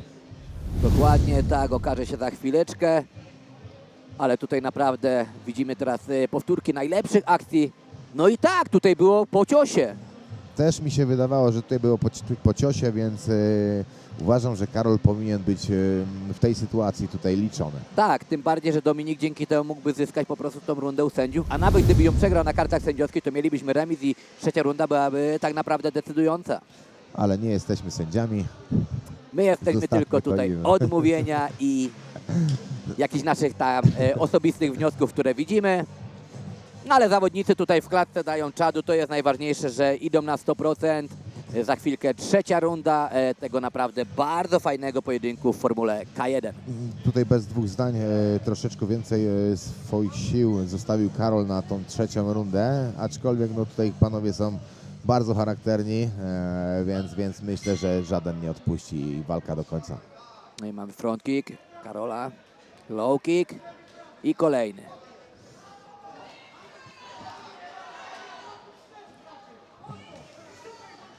Teraz mamy wymianę bokserską z obu stron. Już powiem Ci, że Dominik coraz lepiej zaczął się od drugiej rundy czuć w tej walce, to zresztą widać. Pierwsza runda była taka trochę rozwalona, chaotyczna, aczkolwiek teraz wygląda to bardziej szachująco, że tak powiem. No a Karol chyba zauważył, że te front kicki są skuteczne. Mamy wyplutą szczękę przez Dominika. Trochę zyska tutaj czasu Dominik, żeby złapać, że tak powiem, drugie płuco. Zdarzało Ci się niekiedy w walce, że po prostu brakowało tych sił i wypluwałeś szczękę? Szczęki nie wypluwałem, ale miałem taką sytuację, że w walce, gdzie robiłem 13 kg w 2 tygodnie, to była walka z Ziółkowskiem, wtedy czułem się naprawdę zmarnowany. Ale wracajmy tutaj do chłopaków. A, mamy ten high kick, o który prosiłeś. No ma Karol. warunki, więc musi z nich korzystać. No. Troszeczkę za mało jak najbardziej. Chciałoby się więcej oglądać takich akcji, takich kopnięć, czystych kopnięć, kolanko. Tak, jest jedno kolano Chłopaki już i idą na znowu wyniszczenie. szczęka ląduje na macie. Chyba za trzecim razem to już będzie odjęty punkt. Nawet może być przerwana walka. Tak, Wszystko zależy od sędziego. tak. Dominik tu widać, że naprawdę już walczy ostatkiem tchu. No a Karol trafia raz za razem, bardzo Kolejny ładny. Czysty cios. Dwa kolanka, Oj, oj, oj, jedno tego chyba nie wolno robić. Mamy liczenie. kolanko na korpus, kolanko na głowę. Mam wrażenie, że to pierwsze siadło czysto.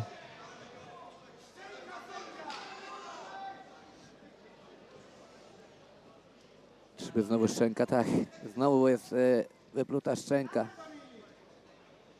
Tutaj raczej już sędzia puści tą walkę do samego końca. Tak, będzie nie żadnych zostało dużo problemów. czasu.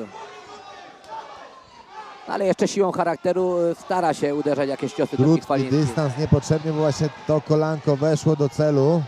Na Ostatnie pewno 10 je sekund. odczuł. I znowu. Mi się wydaje, że Karol też dużo energii tlenowej zabrał Dominikowi tymi właśnie ciosami na korpus. Tak jest. Te front Bardzo kicki fajna też. walka, bardzo fajnie się oglądało. No dzisiejsze walki, powiem Ci szczerze, no szapowa. Młodzi zawodnicy, którzy chcą pokazać się z jak najlepszej strony. Jestem jak najbardziej za.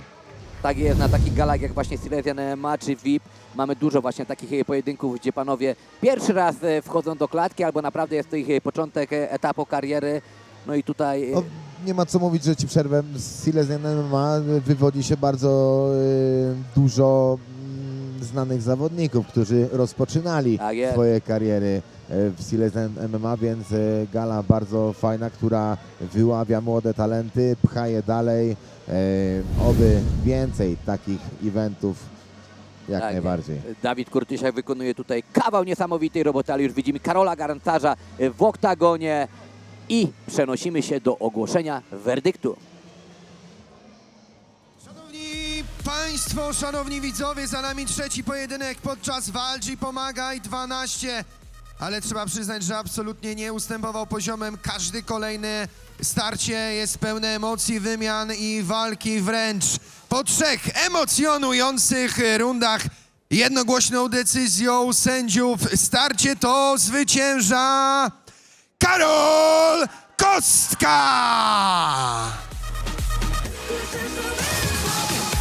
A my zapraszamy przedstawiciela firmy Rumaro Sport po wręczenie pucharu dla zawodników biorących udział w trzeciej walce Walcz Pomagaj 12.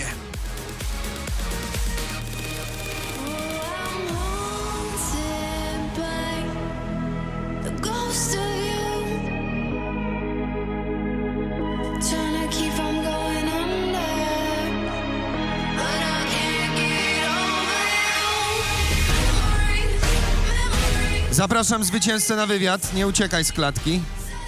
Halo, zwycięzco, zapraszamy.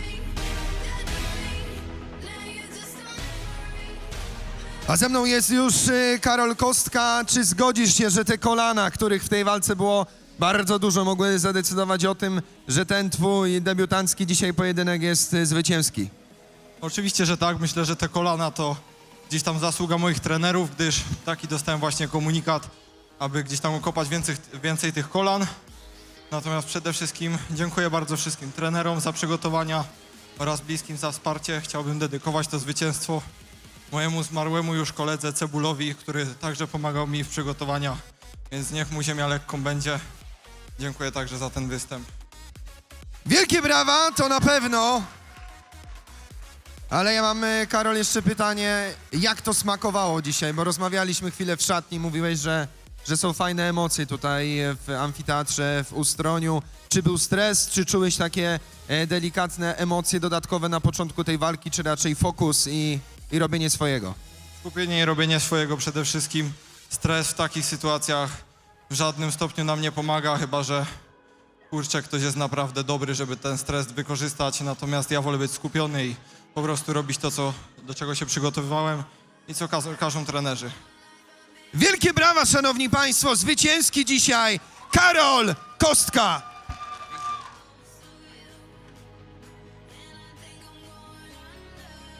A my nie zatrzymujemy się z emocjami, przechodzimy do walki numer 4.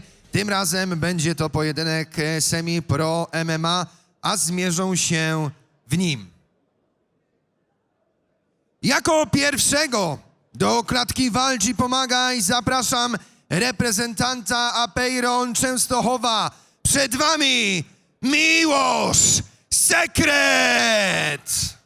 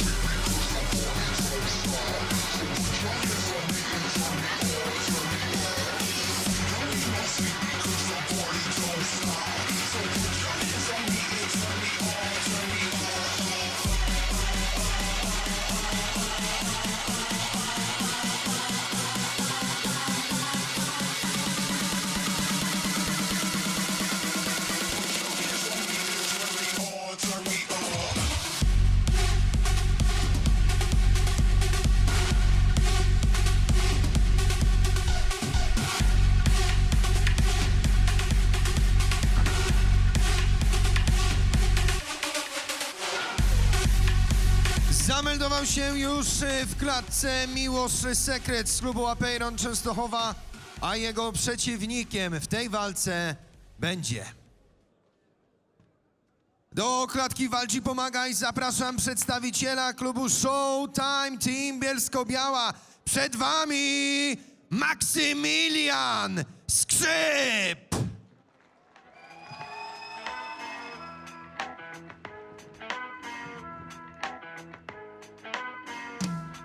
Bat nad głową już nie wisi, chyba że blanta pod nosem. Młody Simba, nie Sinbad, choć się trochę powożę. Nie waliłem kody nigdy, a wpisałem zresztą widać. Ciągle latam jakbym splifa zwijał w magiczny dywan. Miałem wydać płytę sobie, a nie jestem konfitura. Ja to ta piwniczna słodycz, niekonsumowana w klubach. Mieli nagrać na mnie lisy, a nie pisać na tablicy. I jak nie przewiniesz krzywy, no to kurwa się nie liczy. Robię ciągle małe kroki, bo za dużo mi nie trzeba. Leci znowu szpako kota, nie jakaś biała mewa. Jesteś jak twoja matula, co poznaje internety. Wszędzie musi... Mamy czwartą walkę na gali Walcz i Pomagaj 12, waga do 57 kg. Miłosz Sekret z klubu Apeiron Częstochowa kontra Maksymilian Skrzyp z klubu Showtime Team Bielsko-Biało. 18-latkowie, 170 cm Miłosz Sekret, 165 cm Maksymilian Skrzyp.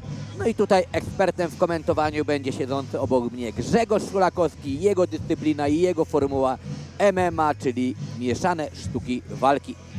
Chłopaki po 18 lat, młode wilki, rządni konkretnych wrażeń. No jestem ciekaw, jak ta walka będzie wyglądała, czy ona będzie się prowadziła w stójce, czy w parterze.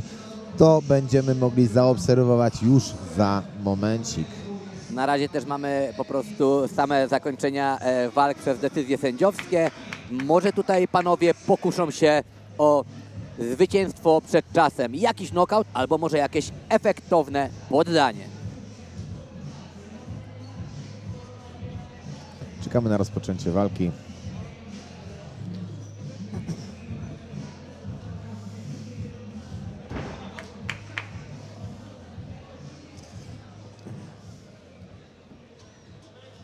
I zaczynamy.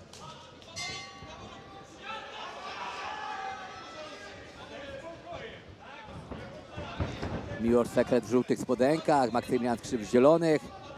Dynamicznie rozpoczęty pojedynek. Jestem ciekaw, który pierwszy obali swojego rywala. Widzę, że nawet tutaj Jakub Wikłacz wyszedł z szatni, aby obejrzeć ten pojedynek. Pozdrawiamy bardzo serdecznie. Bardzo ładny low kick. I czekamy na debiut w UFC. Tak jest, czekam. Mam nadzieję, że dzisiaj będzie okazja przeprowadzić wywiad z Kubą i porozmawiać, kiedy zobaczymy go w najlepszej lidze świata. Ale wracajmy już do walki. Wymiany ciosów z obu stron i chyba krzywo stanął tam na swojej nodze Skrzyp w pewnym momencie. Widać było grymas bólu na twarzy.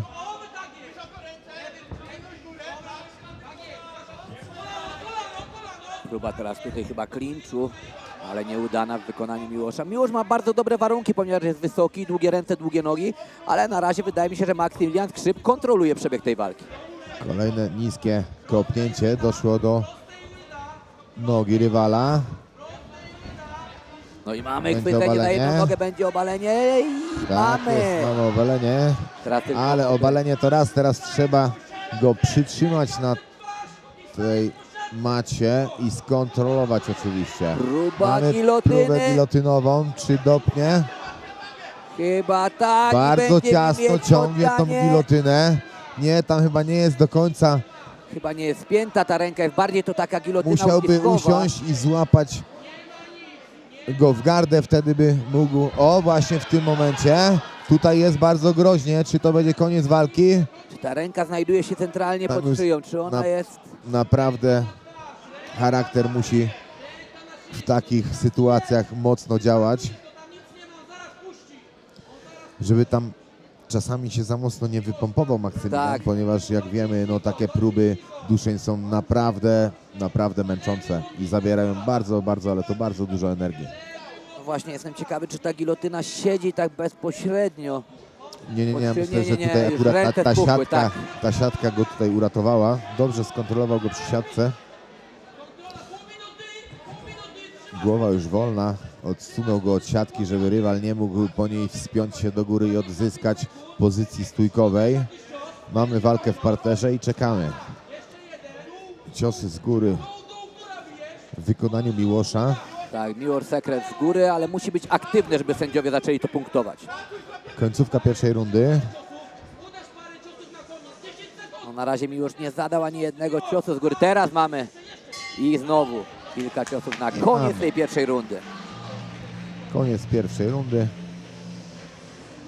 No jak mówiłem, pełny miszmasz. W końcu Mixed Martial Arts. Tak jest, dokładnie. Naprawdę bardzo fajnie ogląda się takich młodych wilków w klatce. Tym bardziej jak to są właśnie takie niskie kategorie wagowe, to te pojedynki zawsze są bardzo dynamiczne. No, starsi będą musieli na końcu karty podganiać młodzież, Tak żeby jest. nie zostali w tyle, mimo... No, dokładnie tak. Jestem ciekawy, Mariusz Wach z Ryszardem Raszkiewiczem łącznie mają chyba około 100 lat.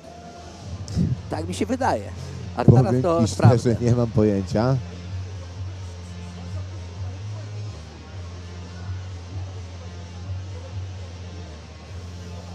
Fotki dla mediów. Tak, fotki dla mediów, a tutaj narożniki cały czas aktywnie pracują, mają minutę, aby podpowiedzieć, aby po prostu troszeczkę orzeźwić swoich zawodników, żeby byli gotowi na kolejne rundy. A przed nami za chwilkę runda numer 2, pojedynku numer 4. Miłosz Sekret kontra Maksymilian Skrzyp.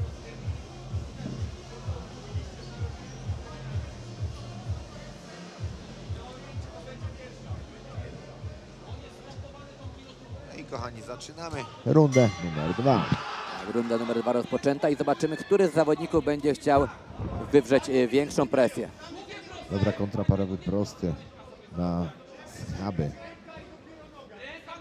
Sekreta. No i chyba Piękny tutaj overhand doszedł do głowy Sekreta. zauważam, jakby Maksymilian Skrzyp właśnie chciał skrócić ten dystans tym kopnięciem i uderzeniem, aby wejść po nogę, ale Miłosz Sekret miał dobre podpowiedzi tu z narożnika, że będzie próbował to robić Maksymilian, no i całe szczęście w dobrym momencie się odsunął. Pięknie te kolano No siadło, i ale mamy obalenie. obalenie. Za mocno poszedł do przodu presją, wykorzystał to rywal, przez to go obalił, ale jak mówiłem, obalenie to raz, a teraz trzeba tego rywala w tym parterze skontrolować. Tak jest. Tutaj W tej wydawało, sytuacji jeszcze nie ma pełnej kontroli. wydawało mi się przez chwilę, jakby Maksymilian Skrzyp znowu szukał tego duszenia gilotynowego. No od gardy to jest daleko, więc tak gilotynowe duszenie raczej nie ma prawa bytu tutaj. Chyba tutaj będzie próbował. Będzie boczna pozycja, na razie trzyma to kolanko i mamy półgardę, odzyskuje półgardę Miłosz Sekret, przepraszam. Kilka ciosów z góry w wykonaniu Maksymiliana. One oczywiście nie są jakieś mocne, nie sprawiają żadnej krzywdy, ale zawsze pokazują tą aktywność zawodnika, który znajduje się na górze. Zawsze te punkciki gdzieś tam się pojawiają na kartach punktowych. Szczególnie jeśli mamy te nowe zasady sędziowania, kiedy to może być zawodnik z góry, ale gdy jest bierny, no to nie jest to punktowe. Tak, dokładnie. Tutaj widzę, że w tych czasach bardziej liczy się właśnie aktywność, presja. Ale mi się wydaje, Grzesiu, że dobrze te zasady zostały zmienione, ponieważ mamy bardziej te walki spektakularne, no i Tak, dużo się w nich tutaj dzieje masz dzięki rację, temu. Tutaj akurat masz rację. Mniej przytulania, więcej ciosów. O i mamy, nie, przestrzelony Taktarow, ale naprawdę było tutaj groźnie. I mamy stójkę. Znowu pojedynek wraca do stójki na ostatnią minutę tej drugiej rundy. Już widać, że chłopaki delikatnie odczuwają trudy tego pojedynku.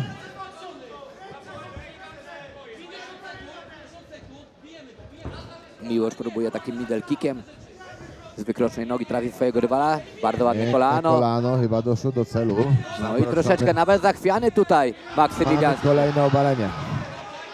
I od razu była taka próba nawet przetoczenia, ale mamy tutaj ground and pound z góry w wykonaniu Maksymiliana Skrzypa. I wraca do stójki. Front prawy prosty. 15 sekund do końca tej rundy, a Miłosz Sekret cały czas tutaj próbuje gonić swojego rywala, ale znajduje się na deskach. Czy będzie kolejne obalenie? No i koniec. Obalenie, ale Jeszcze już po na goniu. koniec, Tak. tak jest, to obalenie jest punktowane. Bardzo fajna walka. Mnie się naprawdę podoba. Młode wilki. Młode wilki. Bardzo dobra walka Bardzo dobry W końcu pojedynek. musi ktoś was kiedyś zastąpić. Ile te Tak legendy jak wy będą Jak to się walczyły. mówi, dinozaury. No ale o was będzie zawsze się pamiętać, ponieważ tworzyliście ten sport i można powiedzieć dzięki wam teraz mamy możliwość siedzieć i też oglądać tutaj tą galę, bo byłeś jednym też z zawodników, który popularyzował tą dyscyplinę w Polsce. Nie tylko jeśli chodzi o walkę, ale również i w mediach i poza klatką. Jeszcze te późne początki, że tak powiem. Tak, zdecydowanie tak. I zaraz będziemy mieli odsłonę numer 3. Kto zostawił, zachował więcej energii na tą odsłonę? Bardzo ciekawa walka z obu stron. No, powiem szczerze, że sędziowie będą mieli ciężki orzech tutaj do zgryzienia. Nie chciałbym być w ich skórze. Ja też bym nie chciał być w ich skórze. W każdym pojedynku jest tutaj naprawdę ciężko sędziować, no chociaż chyba, że ten teraz mieliśmy ten FK1, no to tu była jednostronna walka, a naprawdę ten pojedynek szczególnie w boksie, tak i teraz ten w MMA, to są bardzo wyrównane pojedynki. I rozpoczęliśmy trzecią rundę. Szacuneczek jak najbardziej z obu stron. To się ceni w tych czasach. Czy będzie kolejne obalenie? Dobrze na początku Piękne odrzucił biodra Miłosz, ale obalenie. Maksymilian Skrzyp ląduje z góry. no dzisiaj może być drugie zwycięstwo podopiecznego Patryka Chrobaka z Showtime MMA Bielsko-Biała.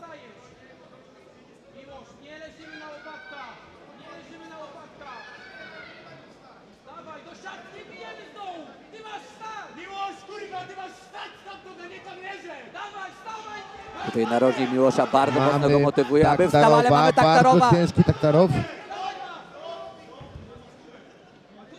Nie wiem, co się stało. Walki, czy... Co tu się wydarzyło?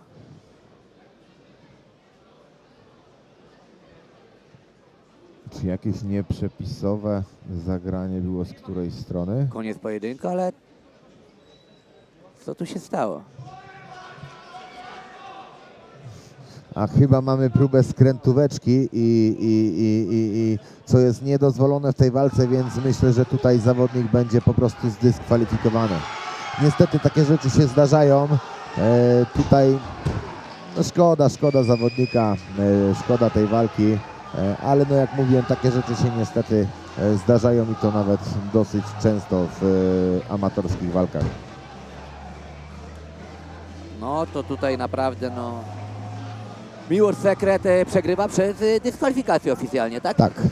Tak mi się wydaje przynajmniej, tak. Oczywiście no Maksymilian Skrzyp prowadził zdecydowanie nawet można powiedzieć w pierwszej i w drugiej rundzie, aczkolwiek szkoda, bo różnie mogło Niestety. być. Dobrze, poczekamy teraz na oficjalny werdykt, przenosimy się do oktagonu, mamy już Karola Garncarza, który ogłosi nam, co tu się dokładnie wydarzyło.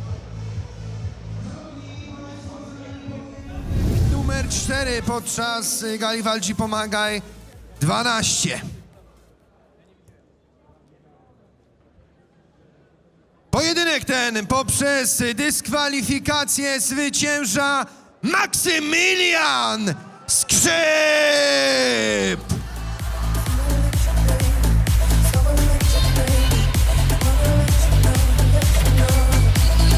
A puchar wręcza przedstawiciel firmy DBX Bushido.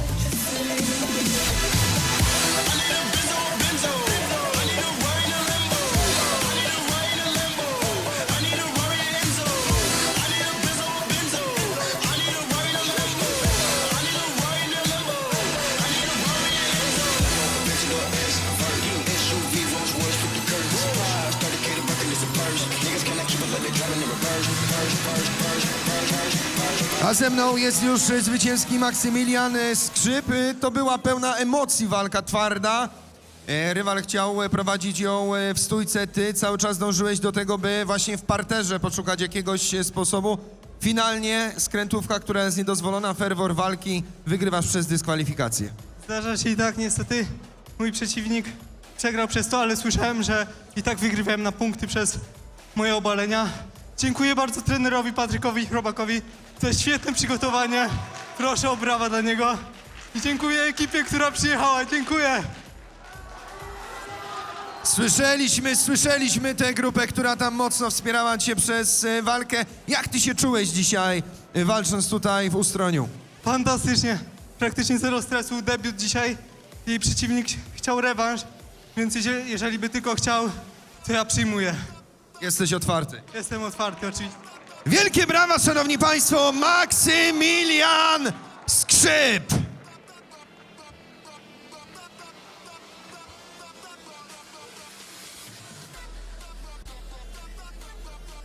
Szanowni państwo, drodzy widzowie, dzieje się w klatce Walcz i Pomagaj 12. My przechodzimy do walki numer 5. Tym razem będzie to limit umowny 89 kg.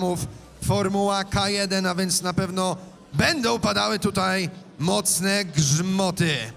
Jako pierwszego zapraszam przedstawiciela klubu Warriors Katowice. Przywitajcie, Daniel Ścierski!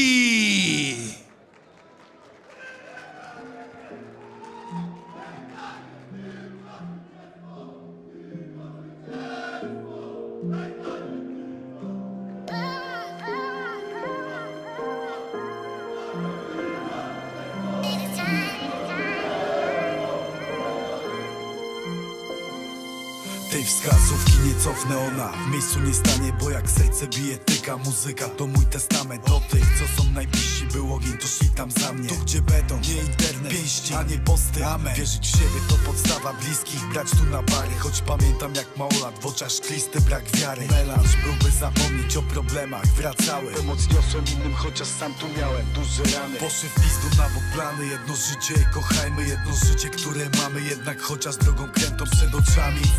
Znowu ciemność, patrzę ziomek dzisiaj z góry. Idę tu z pomocną ręką, List 3-7 jak rodzina. Z nimi przeszedłem przez piekło, wiara, miłość i nadzieja. Jedność, lojalność, braterstwo. Czasu nie zatrzymasz, ale możesz go nie tracić. Panaceum, WNM, niech to leci do mych braci. Życzę dużo wiary, dużo pięknych wspomnień. O tym co przeżyłem nigdy nie zapomnę. Życzę dużo wiary, dużo pięknych wspomnień. O tym... Melduje się już w klatce Daniel Ścierski, Warriors Katowice. Do klatki zapraszam jego rywala, którym będzie przedstawiciel Showtime MMA Bielsko-Biała. Przywitajcie, przed wami Tyberiusz Botwina!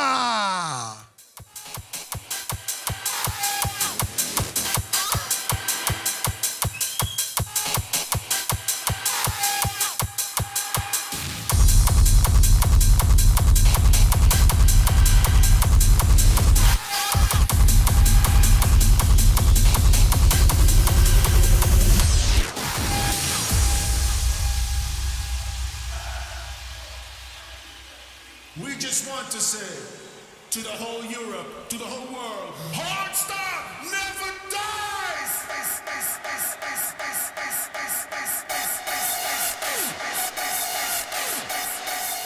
Piąta walka K1 i tutaj już naprawdę zapowiadają się mocne ciosy, kategoria do 89 kg. Daniel Ścierski z Warriors Katowice i z Showtime MMA Bielsko-Biała Tyberiusz Botwina.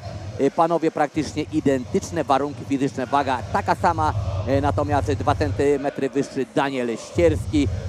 Młodszy również o 6 lat od Tyberiusza Botwiny. No i tutaj nie radzę mrugać, ponieważ możemy spodziewać się jakiegoś nokautu z jednej lub z drugiej strony.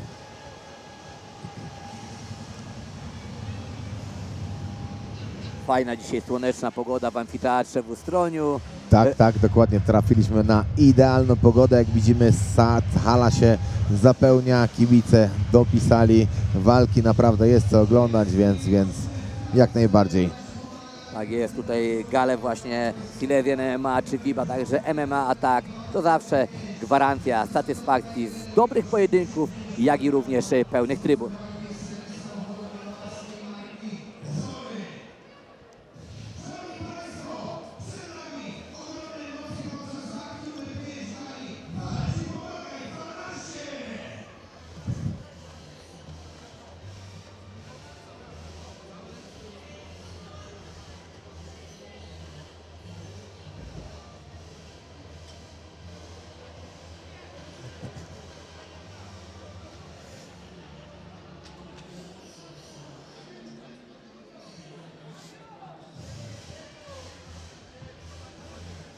Za chwileczkę rozpoczniemy 5. pojedynek na karcie walk. Walcz i pomagaj 12. Tutaj Tyberiusz Botwina z mocnym wsparciem z trybun. Runda pierwsza, let's go. Piękny low kick. Ale ładnym frontkickiem też tutaj Daniel Ścierski trafia swojego rywala. O, High kicka. machnął ten, O, ale piękny piękny backfist, backfist. siadł na szczękę Tyberiusza. Naprawdę bardzo mocny cios. No i tutaj warto zwrócić uwagę, że Daniel Ścierski Bardzo mocno naruszony. dowiedział się o tym pojedynku chyba kilka dni wcześniej. On tu wszedł na zastępstwo. Koniec, mamy knockout, pierwsza runda. Naprawdę czysty, piękny cios, usiadł backfist na szczękę Tyberiusza i tym samym zwycięża Daniel Ścierski. Gratulujemy. Tak jest, piękne zwycięstwo Daniela i tak jak mówiliśmy, nie warto mrugać, kilka sekund i po robocie. Widzimy teraz niesamowitą tu radość, chyba tutaj kobieta Daniela Ścierskiego skoczyła mu w ramiona. No i też tutaj kibice Daniela mocno teraz wykrzykują jego imię. Naprawdę no, knockout warty oglądania. Kapitalna akcja, kapitalna kontra w wykonaniu Daniela Ścierskiego.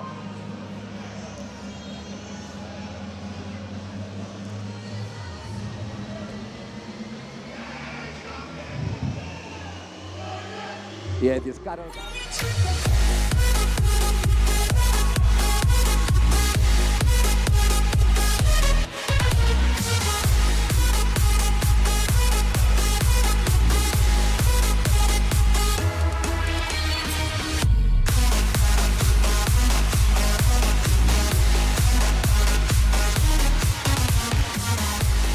Szanowni Państwo, jak obiecywałem, są emocje, są szybkie skończenia, są ciosy. 5. walka dzisiejszej gali Walcz i Pomagaj 12 skończyła się już w pierwszej rundzie, a starcie to poprzez KO zwycięża Daniel Ścierski!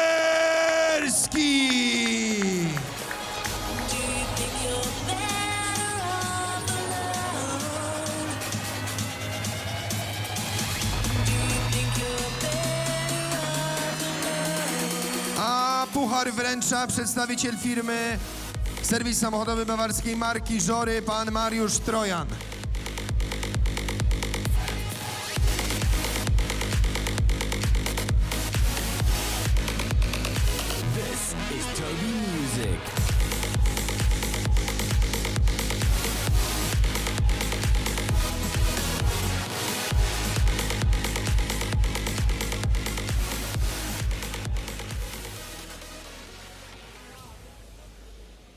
Jest już ze mną zwycięzca tego pojedynku, Daniel Ścierski.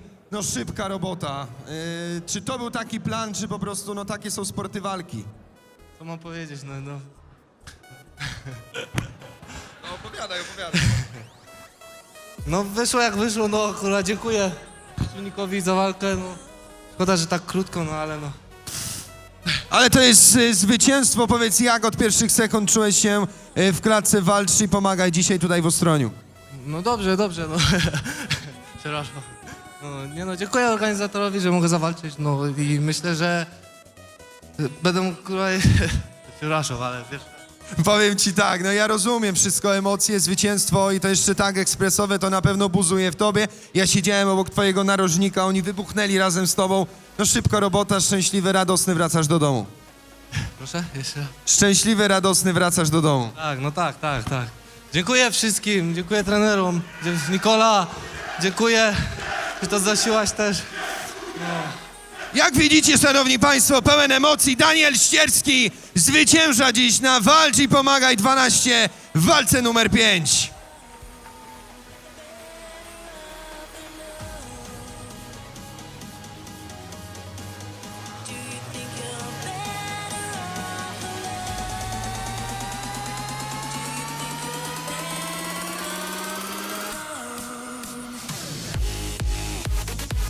A my, szanowni państwo, przechodzimy więc płynnie do kolejnego pojedynku, do walki numer 6. Po raz kolejny będzie to starcie na zasadach K1. Limit to 88 kg, a zmierzą się w nim reprezentant CSW Watarha Skoczów, przed państwem Krystian Kasperek.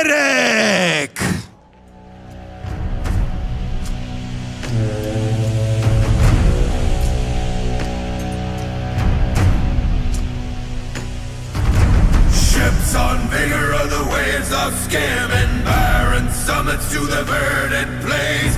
Each horizon is a new beginning, rise and reign.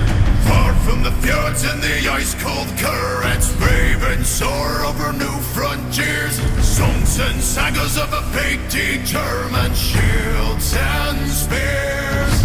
Vows of favor or the thrill of plunder, pulled together for the clan and kin. Clank of hammers and the crash of thunder pound within. Oh, the echoes of eternity.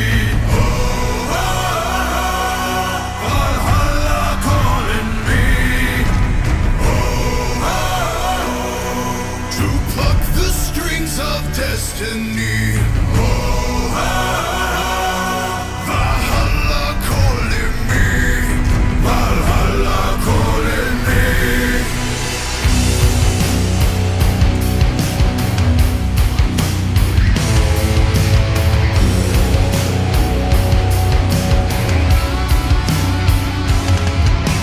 Sails are swaying on the crimson rivers, blood and glory in the fighting fields. Shields are shatter into splintered timbers, iron and steel. Fires are rising and the bells are ringing. Glory take us into Odin's halls. Golden glimmer and the sound of singing as gods fall. The echoes of eternity. Valhalla calling me. To pluck the strings of destiny. Valhalla calling me. Valhalla calling me.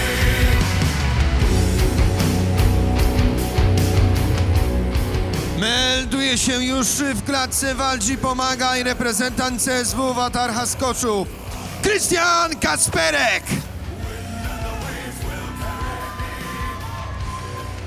A jego przeciwnikiem w klatce będzie reprezentant klubu Shark Top Team Bytom. Przywitajcie przed państwem Rafał Sosna!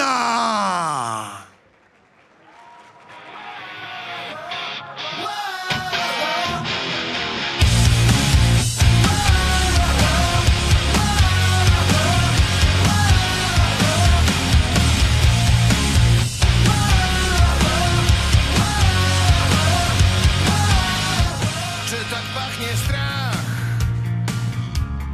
Sam go sobie wymyśliłem. Stoję twarzą w twarz z tym człowiekiem, którym byłem. Zimnota I jesteśmy po raz kolejny w formule K1 kategoria do 88 kg. Krystian Kasperek kontra Rafał Sosna. No tutaj mamy naprawdę dwóch wysokich facetów, którzy potrafią uderzyć. Rafał Sosna walczył już w klatce Walczy Pomagaj, a także na Silesian MMA. No i zobaczymy, jak dzisiaj sobie znowu poradzi w tej organizacji.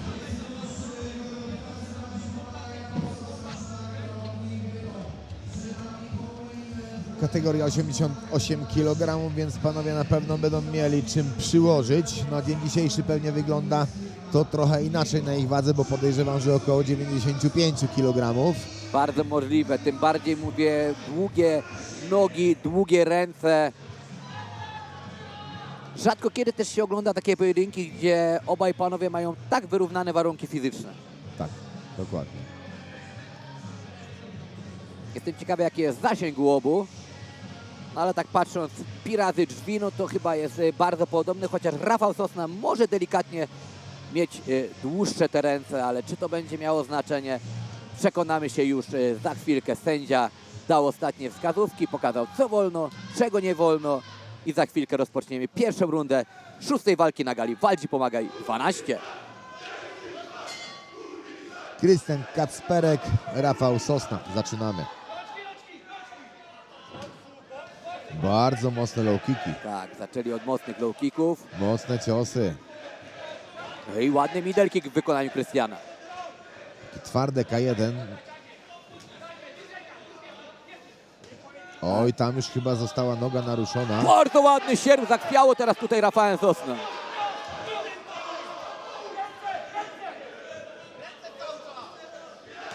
Tak, ta noga naprawdę jest mocno poobijana. Krystian uparł się na tą wykroczną nogę i trafia raz za razem tymi low kickami. Tutaj panowie się za bardzo nie lubią cofać, przyjmują walkę w środku. Tak, mamy właśnie Wymiany dużo z takiej obu stron. twardej wymiany. Rafał próbował teraz takiego middle kicka, ale te ciosy jakby nie robiły wrażenia na Krystianie. Te middle kicki w wykonaniu Rafała też nie są dokręcane, No. więc one idą bardziej siłą do góry, niżeli do boku w ciało.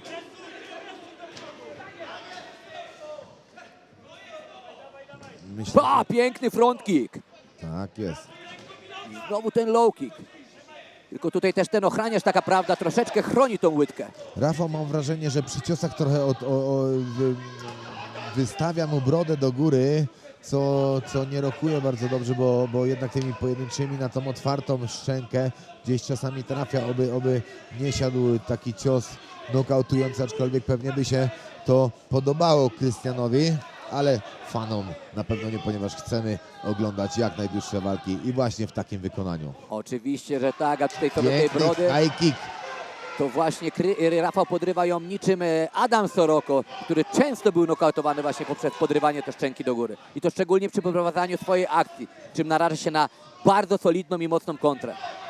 Kolejne low kicki spadają na nogę Rafała, tam już na pewno okopana, boląca noga. Ta runda mina tak szybko, bo naprawdę bardzo wiele się działo i to bardzo wiele dobrego. Krystian ręka w geście zwycięstwa, czyli on już wie, że urwał tą pierwszą rundę. No widać, że czuje się bardzo dobrze Krystian w tej klatce, czuje tą walkę, twardo stoi na nogach, mocne wymiany ciosów, mocno kopie. Dobrze to wygląda. Tak, mamy tutaj teraz najlepsze akcje, powtórki z tej pierwszej rundy. Jeśli druga runda będzie równie emocjonująca, no to naprawdę chapeau bas. Ja myślę, że jak i druga, taki mam nadzieję trzecia. Chyba że będziemy mieć Jeżeli jakieś do takoś niej też- dojdzie. Tak. Przypominamy, że walka wieczoru gali VIP 12 odbędzie się na koniec dzisiejszej gali, czyli po wszystkich walkach na Silesian MMA 22, ale o tym zaraz jeszcze wspomniemy, bo teraz 6. walka, no i druga runda pojedynku pomiędzy Krystianem Kasperkiem w żółtych spodenkach, a Rafałem Sosną w spodenkach firmy Extreme Hobby. No i teraz Rafał tutaj odważniej ruszył na swojego rywala. Ale jest ta szczęka poderwana, i myślę, że Krystian to już zauważył. No. Poślizgnięcie. Takie poślizgnięcie troszkę po ciosie bym powiedział. Dobrze wyczuł moment Tempo, Rafał, tak dokładnie. jest. No ale Rafał zdecydowanie lepiej wygląda już w tej rundzie. Tak, już zaczyna czuć trochę lepiej tą walkę, aczkolwiek no teraz porządnie. Przyjął te dwa ciosy sercowe. Kolejny low kick, kolejny prawy wchodzi na głowę Rafała. A Bardzo tutaj szybkie mamy ręce ma kolanko tutaj. ładne ze strony. Szybkie ręce tutaj ma Krystian Kasperek. Naprawdę jak na tą wagę dysponuje sporą szybkością.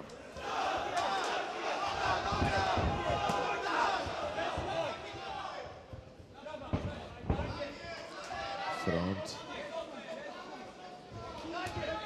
O, piękny prawy. Siadł na głowie Krystiana. Kolejny low kick. Kolejny low kick. Kolejny low kick. O, i mamy nieprzepisowe kopnięcie, oczywiście nieintencjonalne. chwila przerwy dla zawodnika, by doszedł do siebie. Tak, ale oczywiście nie było to umyślne. To się zdarza, mówię, szczególnie przy tych wymianach niskich kopnięć, to jest... Tak, w takich sytuacjach, jak wspominałem, zawodnik ma 5 minut swojego czasu, by dojść do siebie, aczkolwiek może tą przerwę przerwać szybciej, jak właśnie teraz zaobserwowaliśmy. Piękny low kick po ciosach. Wchodzi na... Bardzo czyste te low kicki wchodzą na nogę Rafała. I kolejny prawy overhand, sierp bym powiedział. Mocne ciosy, naprawdę twardą szczękę ma Krystian. Nie ma co mówić. Bardzo charakterna postawa ze strony Krystiana. No oczywiście jak i Rafała też. Mocne, naprawdę mocne wymiany z dwóch stron. No, na pewno bardzo dobrze się to ogląda, jak i nam, tak i wszystkim przed odbiornikami. Tak jest, pojedynek kariery naprawdę na bardzo wysokim poziomie. Tym bardziej, że walczy takich dwóch wysokich Goliatów. Koniec drugiej rundy.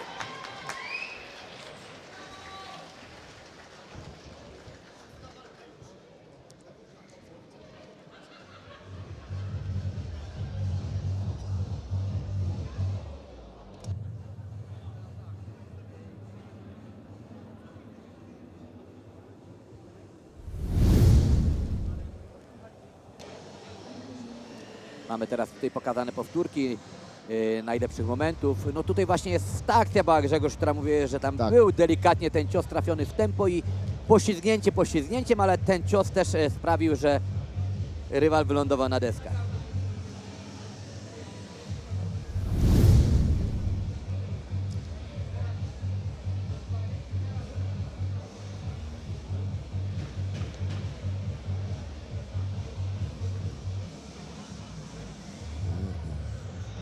No jestem ciekawy, jaki plan mają na tę trzecią rundę obaj zawodnicy.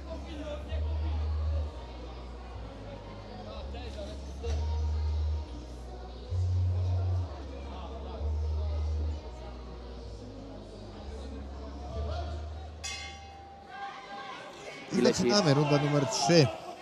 Walki numer 6. K1 88. Krystian Kacperek kontra Rafał Sosna. Low kick na low kick, jest ten front kick w wykonaniu Krystiana. Tu naprawdę teraz ten poziom się wyrówna, bo idzie cios za cios. O, pięknie. siadł ten sierp. Lewy sierpowy wylądował na szczęce Rafała, ale ustał go. No i znowu dwa takie sierpy pod rząd wsadził Krystian Rafałowi. Naprawdę są to bardzo mocne ciosy. Nie wiem, z czego zbudowana jest głowa Rafała, ale naprawdę no ma chłopak niesamowitą wytrzymałość.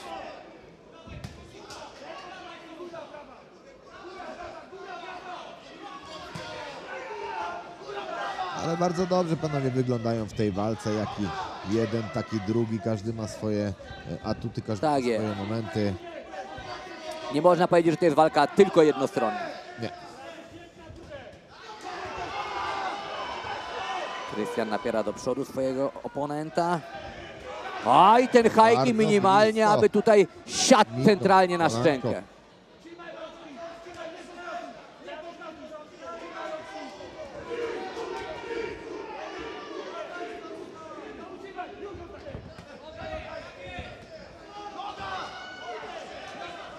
Już panowie naprawdę zmęczeni, widać mocno trudy tego pojedynku, ale jak jeden, tak i drugi, jak widzimy, nie odpuszczają.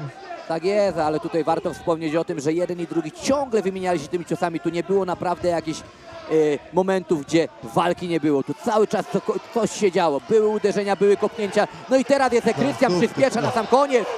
Chcę zaznaczyć tutaj chyba, Mamy kolano na że głowę. to jest jednak jego runda. Piękny pojedynek, piękna walka.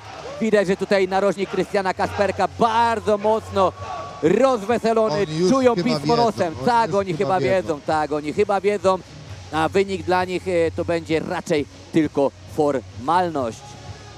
Ja będę musiał się teraz z wami pożegnać, ponieważ za niedługo walczy mój zawodnik i będę musiał się iść do niego rozgrać, a przy okazji, jeżeli już jestem, korzystając z okazji, chciałbym serdecznie pozdrowić cały Namysłów i oczywiście całe MMA Solo Team Namysłów. Pozdrawiam. Ale tutaj oczywiście Grzegorz Szulakowski po walce swojego zawodnika wróci na stanowisko komentatorskie, a ja przypominam, że zakończenie gali VIP odbędzie się po starciach Silesian MMA. Pojedynek pomiędzy Ryszardem Raszkiewiczem a Mariuszem Wachem. A teraz po tym pojedynku czekają nas licytacje, a także koncert Daddy's. Przenosimy się do oktagonu.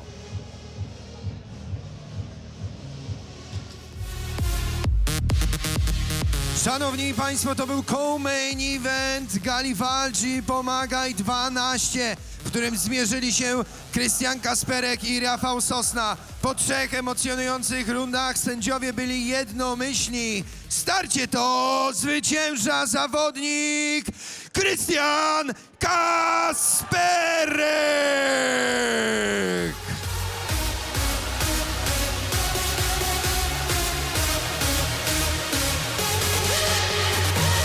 A o puchar prosimy przedstawiciela firmy Mirko, który jest sponsorem tej walki.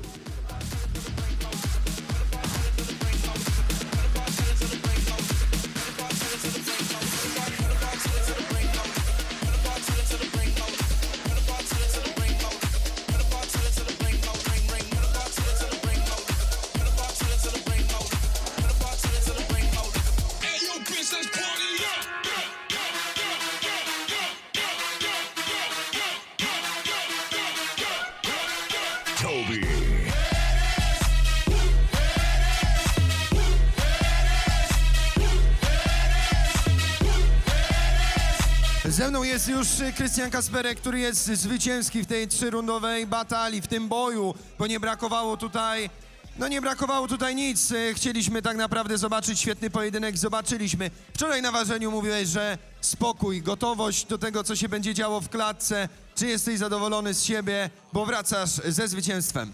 Ja dużo nie gadam, tylko robię i tyle. Krótko, zwięźle na temat zwycięski Krystian Kasperek. Gratulacje raz jeszcze.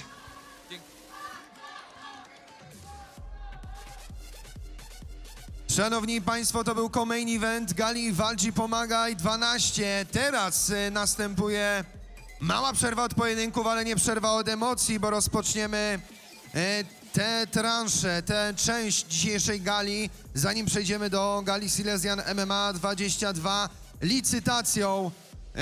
Mam nadzieję, że nasze Ring Girls mnie słyszą i zapraszam je tutaj do klatki.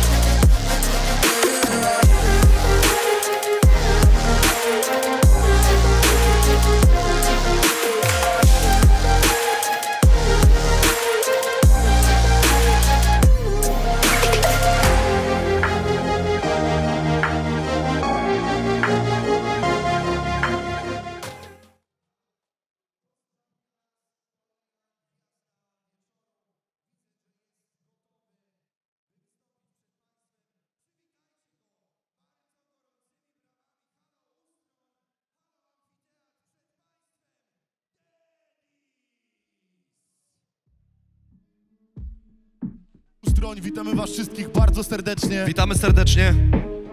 Ło? To jest wyszczekany. Gra. Raz, dwa, trzy. Raz, dwa, trzy. Raz, dwa, trzy. To lepiej o mnie nie mów nic. Grałem koncerty za darmo, Żeby oddać ziomom beat. Zaliczyłem taki progres i Chyba nie muszę nic. gówno prawda zapierdalam, sam se płacę za ten beat. Potencjał jak młody Creed, Choć chudy jestem jak szkapa. chcesz ze mną mieć ten beef, lepiej nie wkurwiaj dzieciaka. 24 lata, lecę jak stary wyga. 24 lata, w dorobku legal płyta. Nawet nie pyta jak ciężka jest moja droga. Nikomu nie liżerowa, tym cięższa jest moja droga. A jak mam problem, to się pytam o coś Boga. Nigdy się nie spytam ciebie, bo nie wierzę w twoje słowa.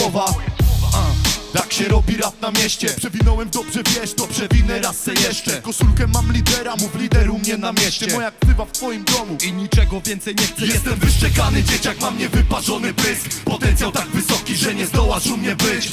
Mam takie plany, żeby rozpierdalać grę. Mam ambicje jak Super Saiyan, zawalczyć chcę. Jestem wyszczekany dzieciak, mam niewyparzony pysk. Potencjał tak wysoki, że nie zdołasz u mnie być.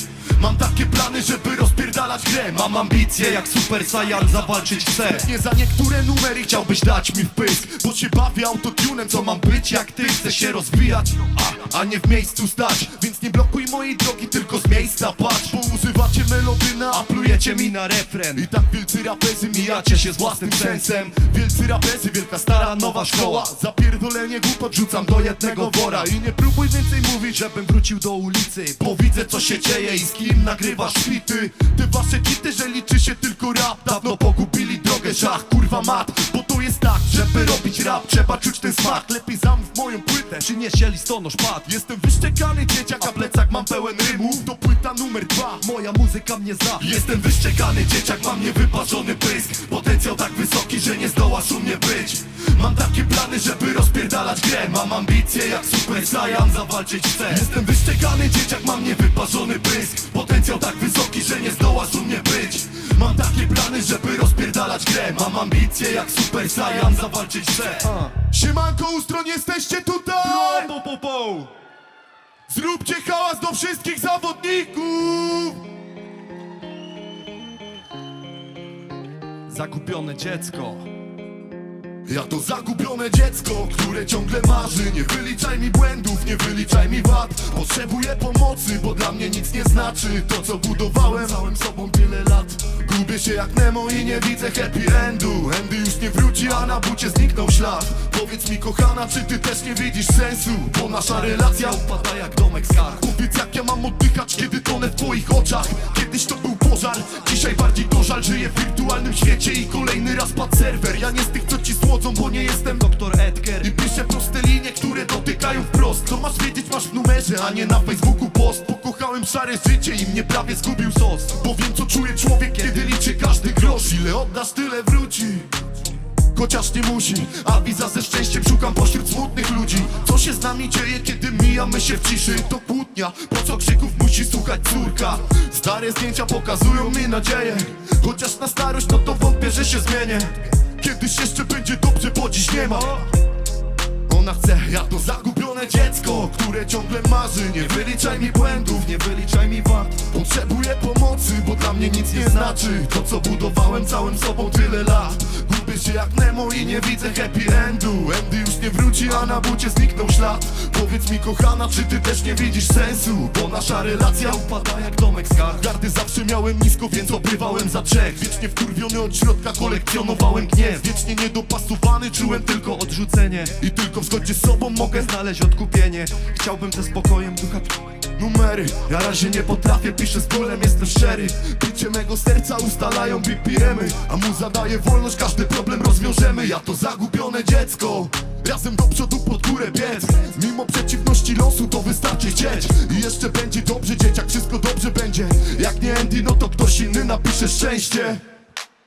Ja to zagubione dziecko, które ciągle marzy. Nie wyliczaj mi błędów, nie wyliczaj mi wad. Potrzebuję pomocy, bo dla mnie nic nie znaczy to co budowałem całym sobą wiele lat. Gubię się jak Nemo i nie widzę happy endu. Andy już nie wróci, a na bucie zniknął ślad. Powiedz mi kochana, czy ty też nie widzisz sensu? Bo nasza relacja upada jak domek z kart. Dziękujemy Ustron bardzo serdecznie, życzymy miłego wieczoru. Do zobaczenia.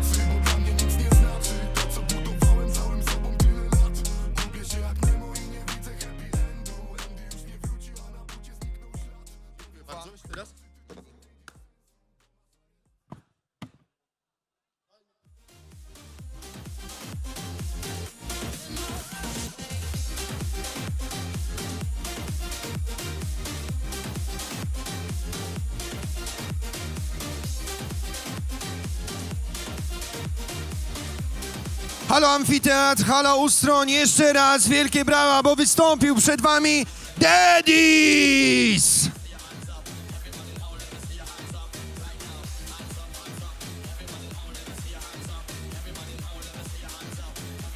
Szanowni Państwo, przechodzimy już do karty Silesian MMA 22.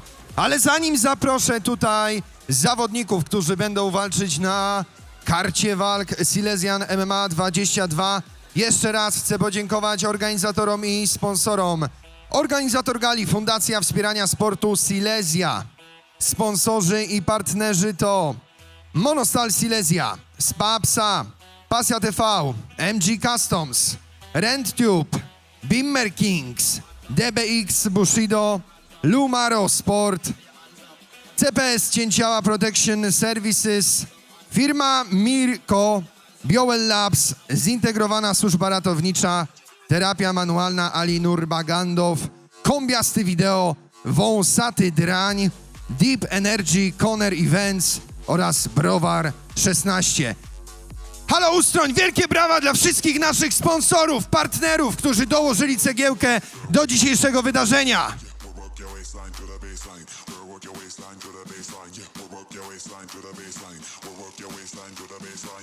Szanowni Państwo, korzystając z chwili, chcę przypomnieć daty kolejnych wydarzeń, eventów spod naszego szyldu.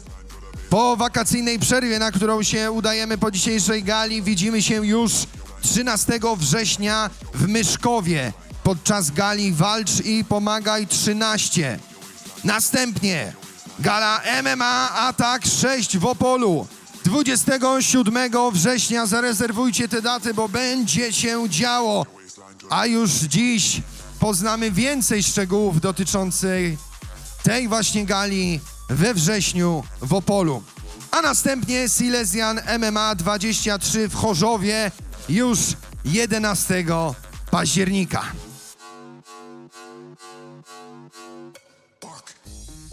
Szanowni Państwo, za kilka chwil wracamy, otwierając kartę walk Silesian MMA 22.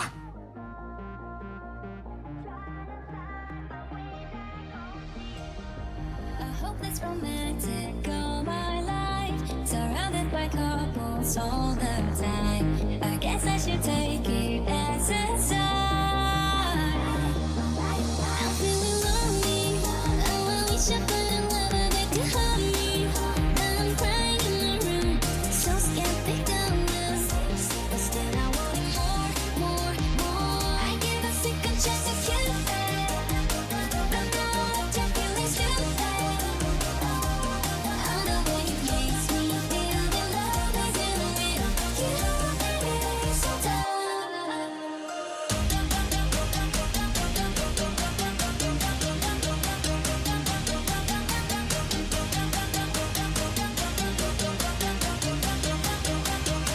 I give a second chance to kill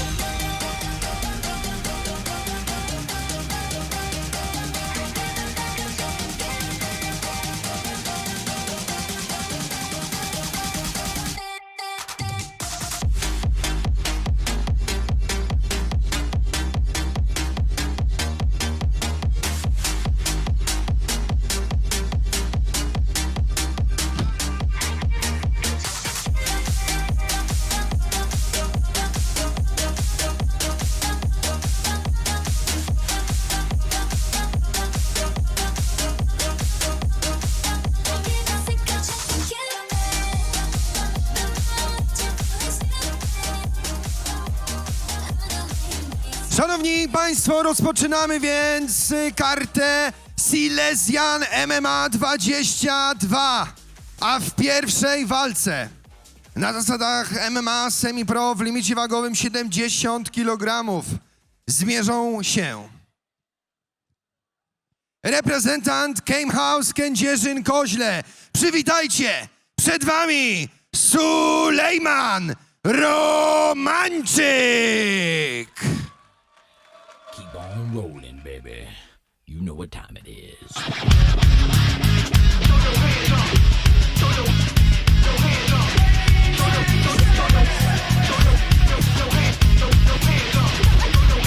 Chocolate starfish.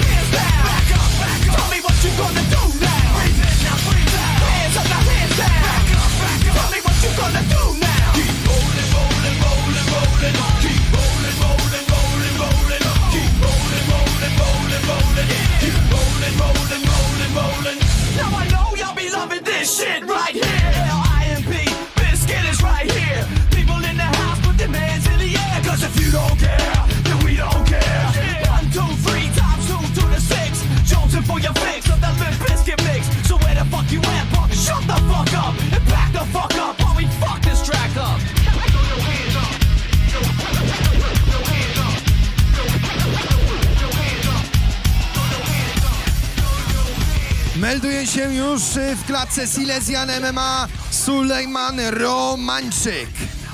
A do klatki zapraszam jego przeciwnika, którym będzie reprezentant klubu Animals Zawiercie.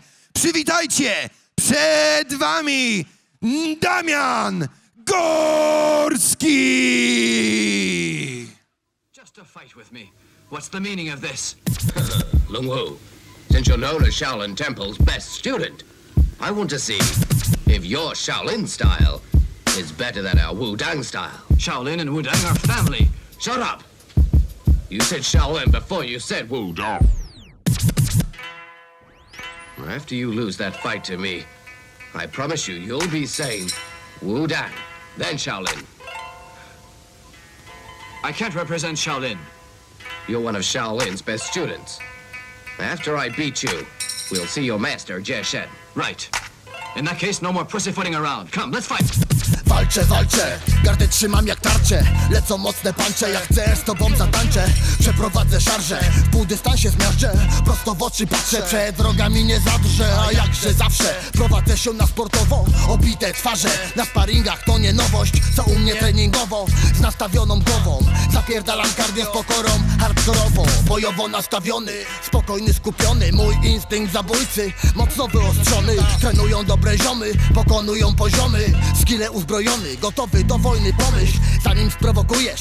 Czy to dobry pomysł? Pobity zębami plujesz, się prujesz, jesteś skończony. BND rejony, wieczni wojownicy. Tutaj każdy kozak ćwiczyć zaczynał w piwnicy. Tylko na siebie liczyć, bratku, to podstawa. 1 na 1, bitka szykuje się krwawa. Honorowa sprawa, takie uliczne prawa. Trzeba zapierdalać, forma się nie zrobi sama. Trzeba zapierdalać, forma się nie zrobi sama. Nie.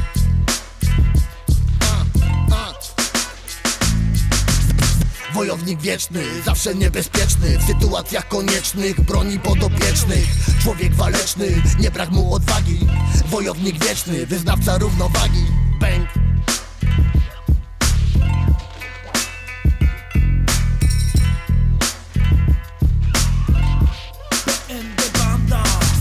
Życie to walka, równowaga na barkach to standard. Twarde szczęki, szczelna garda, nieś się godnie. Non-stop progres, też to sprawdź nas ciągle w formie proste. Cała banda, nie padam po bombie, mordor i nie szklanka. Solówki w zakamarkach, klasyk jak combo Huaranga. Lepiej szarpać ciężary niż dać się szarpać. Pakuj sportowe torby, nie proch po samarkach. No to street warrior, żaden backstreet boys. Zabijamy problem, trenując dzień i noc. Nie ma mowy w ogóle, że nie dam rady. Padłem się, podniosłem, silniejszy 2 razy. Padnę się, podniosę jeszcze setki razy. Choć nie raz na mordę, to nie tracąc twarzy. Bez kazy na honorze, uliczne zasady. Wieczny wojownik, trening buduje charakter jarzy. Wojownik wieczny, zawsze niebezpieczny. W sytuacjach koniecznych, broni podopiecznych. Człowiek waleczny, nie brak mu odwagi. Wojownik wieczny, wyznawca równowagi. Wojownik wieczny, zawsze niebezpieczny. W sytuacjach koniecznych, broni podopiecznych. Człowiek waleczny, nie brak mu odwagi. Wojownik wieczny, wyznawca równowagi. Bang, bang.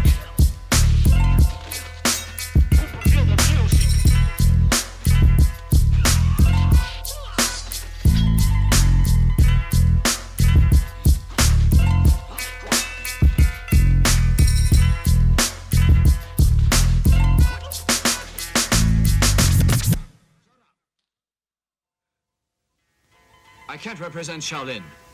You're one of Shaolin's best students. After I beat you, we'll see your master, Jie Shen. Right. In that case, no more pussyfooting around. Come, let's fight! Walczę, walczę. Zameldował się już w klatce reprezentant. Dobry wieczór. Sebastian Szczerek, witamy na gali Silesian MMA 22. Pierwszy pojedynek MMA Semi-Pro, kategoria lekka. Sulejman Romańczyk kontra Damian Górski. Sulejman starszy o 4 lata, a także wyższy o 1 centymetr. Pomarańczowe spodenki Damian Górski, Sulejman Romańczyk spodenki niebieskie. Tutaj naprawdę obaj zawodnicy bardzo mocno zmotywowani do tego pojedynku. No i sam jestem ciekawy, jaka będzie ta walka na otwarcie, ponieważ pojedynek otwierający galę VIP 12 był bardzo krwawy, brutalny, a także obfitował w wiele niesamowitych emocji. Dzisiaj przypominam, że mamy jeszcze 6 walk do końca gali, także namawiajcie swoich znajomych, aby przybywali do Ustronia, a kto nie może, żeby wykupowali pay per view. Sędzia daje ostatnie wskazówki i za chwilę rozpoczniemy walkę. Jest piąteczka, szacunek z obu stron, to bardzo się liczy. Sportowa gala, sportowe wydarzenie, no i czas rozpocząć sportowe emocje. Let's go! Pierwsza runda. Sulejman trafia low kickiem na łydkę i teraz próba high kicka lewą nogą. Damian na razie bardzo spokojny. Sulejman cały czas próbuje tymi kopnięciami, które ma naprawdę bardzo dynamiczne, szybkie. Mamy chwyt zapaśniczy, czy będzie obalenie? I tak! Sulejman Romańczyk obala Damiana Górskiego.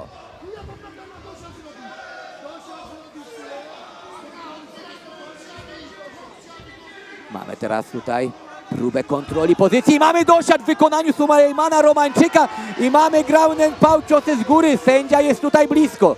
Zobaczymy, czy uda się skończyć Sulejmanowi tą walkę przed czasem. Ma jeszcze naprawdę całą minutę, ale tutaj Damian Górski naprawdę dobrze się broni. Dobrze, teraz są tutaj wychwycone ręce Sulejmana. Na razie tutaj Damian blokuje jakąkolwiek aktywność Sulejmana Romańczyka w tym pojedynku, ale znowu mamy ground and pound. Sulejman rozpędza swoje ręce i trafia raz za razem w głowę Damiana Górskiego.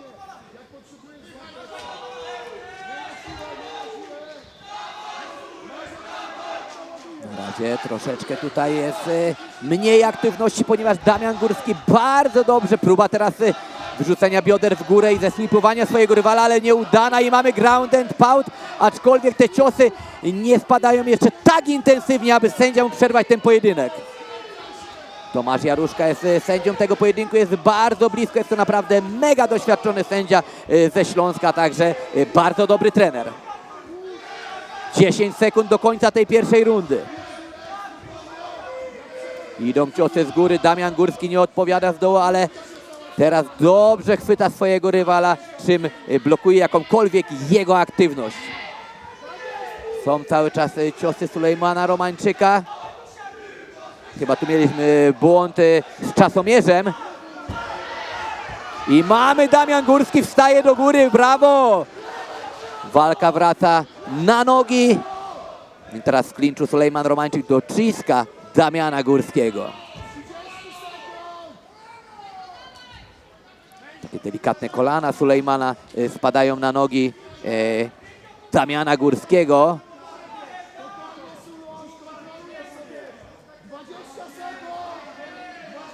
20 sekund do końca tej rundy. Słyszymy tutaj z narożnika Sulejmana Romańczyka. Ostatnie 10 sekund właśnie wybrzmiał ten dźwięk. Tutaj mamy już pierwsze oznaki krwi na twarzy Damiana Górskiego. No i koniec tej pierwszej rundy. Naprawdę bardzo dobrej rundy w wykonaniu zawodnika z Game House Kędzierzyn-Koźle. Zobaczymy teraz, jakie podpowiedzi tutaj pójdą ze strony narożnika Animal Zawierście do Damiana Górskiego. Widzimy tutaj już porozbijana twarz Damiana. No naprawdę tutaj Sulejman sprawił dużo kłopotów Damianowi. Mamy tutaj ten piękny właśnie rzut na powtórce zapaśniczy, kiedy tu Damian Górski wylądował na macie plecami. Tutaj właśnie próba tych ciosów ground and pound, ale aczkolwiek tutaj Damian Górski bardzo dobrze bronił się z dołu. Znowu próba tego zapaśniczego, powtórka tego zapaśniczego rzutu. Naprawdę Sulejman Romańczyk jest tutaj zawodnikiem, który przyjechał po swoje. Za chwileczkę rozpocznie się druga runda tego pojedynku. Już widzę, że narożniki są wypraszane, a więc zaraz zaczniemy dalej nasze sportowe emocje w pięknym Ustroniu, w którym dzisiaj naprawdę pogoda dopisuje. Tak, klatka zamknięta i zaraz rozpoczniemy rundę numer 2. Lecimy. Damian Górski teraz mocno wystartował do przodu. No i Sulejman Romańczyk na razie orbituje po klatce, ale odpowiada dobrym low kickiem. Damian Górski rozpuszcza swoje ręce. Mamy tutaj naprawdę bardzo dobrą walkę. Mamy Sulejmana na deskach, ale wstaje teraz. I mamy obalenie ze strony Sulejmana Romańczyka. Proszę Państwa, co tutaj się dzieje? Naprawdę ten pojedynek nabiera na tempie w każdej sekundzie. Teraz troszeczkę walki w parterze. Próba ustabilizowania pozycji. I znowu Sulejman Romańczyk z góry, ale na razie to nie będzie na pewno punktowane z tego względu, że no nie zadaje żadnych ciosów, nie ma próby tutaj jakiegoś zakończenia, także Sulejman musi tutaj wrócić aktywnością, ale mamy teraz dosiad. No i jest powtórka z pierwszej rundy. Bardzo ładnie znów to zrobił Sulejman Romańczyk. Można powiedzieć, że uśpił czujność swojego rywala.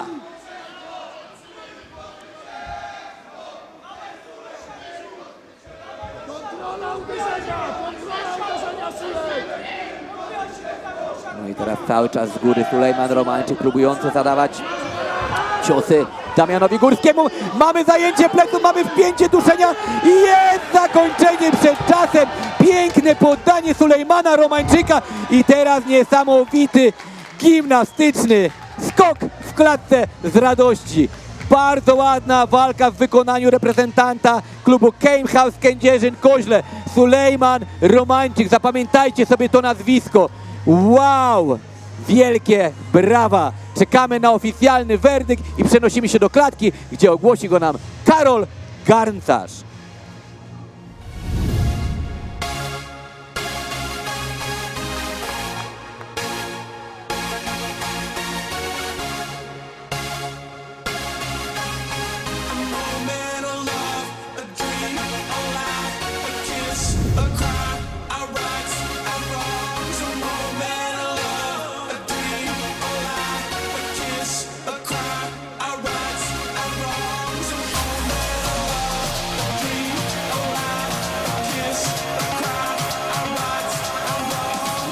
Szanowni Państwo, mocnym uderzeniem rozpoczęliśmy kartę Silesian MMA 22.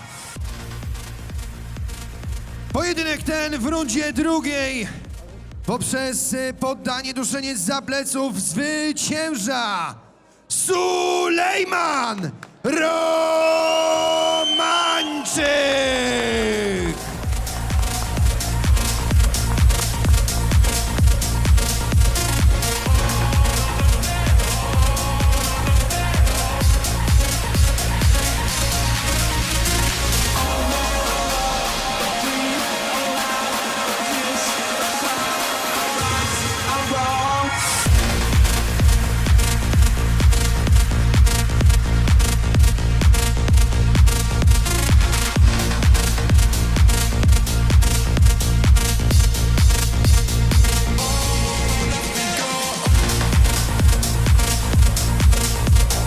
A ze mną już Sulejman Romańczyk.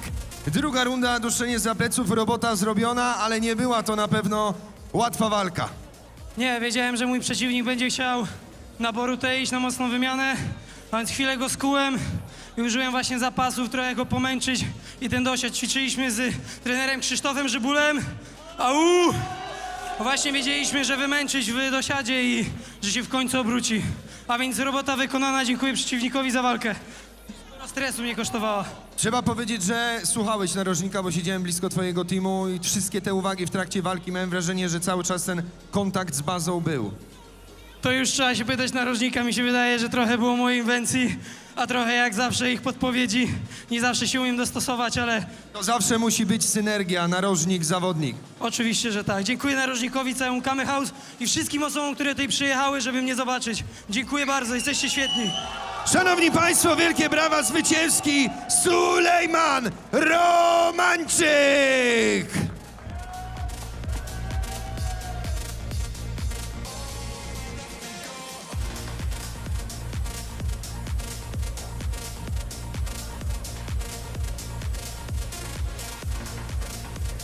Szanowni Państwo, a my zwiększamy limit wagowy, tym razem 84 kg, walka semi-pro. Przed nami 8. pojedynek dzisiejszego wieczora i drugi na karcie Silesian MMA 22, 24 dzień maja, Ustroń. A zmierzą się w nim. Jako pierwszego do klatki Silesian MMA zapraszam przedstawiciela klubu Rybnicki Ośrodek Walk. Przywitajcie! Przed wami Szymon Wuwer! Piści twardy niczym głaz. Krąg pierwsze starcie uderzenia nadszedł czas. Nadfundarny ciosów brak, piści twardy niczym głaz. Zmęczone dłonie drżą, krew smakuje niczym stal w wietrze. Siła zaczyna się tam, gdzie kończy strach. Pod zalewą oczy, a twój wróg nieczysto gra. Weź wdech, siła zaczyna się tam, gdzie kończy strach. Przyparty do lin, na gardę bierzesz ciosów krat. Pamiętaj, że siła zaczyna się tam, gdzie kończy strach. Nie masz wyboru, walcz, albo on wykończy cię. Twoja siła zaczyna się tam, gdzie kończy strach. Pierwsza zasada, by być kimś, musisz zostać sobą. Stój na nogach twardo, idąc nawet krętą drogą. Za wysoką gardą kryją się tygrysie oczy. Ma swój cel, idź do swego celu, nie możesz zboczyć. Trzeci pot, wytęż wzrok, jeszcze tylko jeden krok. Ciężko harowałeś na to, dzień w dzień, rok w rok. Ból nie dawał zasnąć, skurcze budzą w nocy. Nogi szybkie niczym kot, szybki strzał jak z procy. Opanuj szok, nie ma ludzi niepokonanych. Zadaj cios, zadaj ranę i pogłębiaj rany. Dzisiaj jest twój dzień, ten dzień należy do wygranych. Anioł stróż czuwa na tym, kto ma myśli ze stali. Gdy zmęczone dłonie drżą, krew smakuje niczym stal w wietrze. Siła zaczyna się tam, gdzie kończy strach. Pod zalewą oczy, a twój wróg nieczysto gra. Weź wdech, siła zaczyna się tam, gdzie kończy strach. Przyparty do lin, na gardę bierzesz ciosów krat. Pamiętaj, że siła zaczyna się tam, gdzie kończy strach. Nie masz wyboru, walcz, albo on wykończy cię. Twoja siła zaczyna się tam, gdzie kończy strach. Ten pot na treningu doda ci siły. Ulice pełne krwi, jakbyś podciążyły. Sport, walka, a nie stanie po klatkach. Droga jest jedna, jak mówiła moja matka. Po dziś uniesiona garda, cios u nich petarda. Żyjemy w świecie szybkiego harta. Ja trzymam się, ma postawa nie jest starta. Nie licz na fart, zaufaj intuicji. W tej grze przetrwają tylko nieliczni. Ile dasz siebie chłopak, tyle otrzymasz. Adrenalina trzyma, teraz twoja chwila. Pokaż na co ci stać, bo o swoje trzeba walczyć, lecz nie zawsze się wygrywa. Musisz to pamiętać, sport fair play i podana ręka. Przyparty do lin w tej sytuacji nie... Melduje się już w klatce Silesian MMA reprezentant Rybnickiego Ośrodku Walk Szymon Wuwer. A do klatki Silesian MMA zapraszam jego przeciwnika, którym będzie reprezentant klubu Das Berserkers Team Bielsko-Biała. Przywitajcie! Przed wami Dawid Wiesner!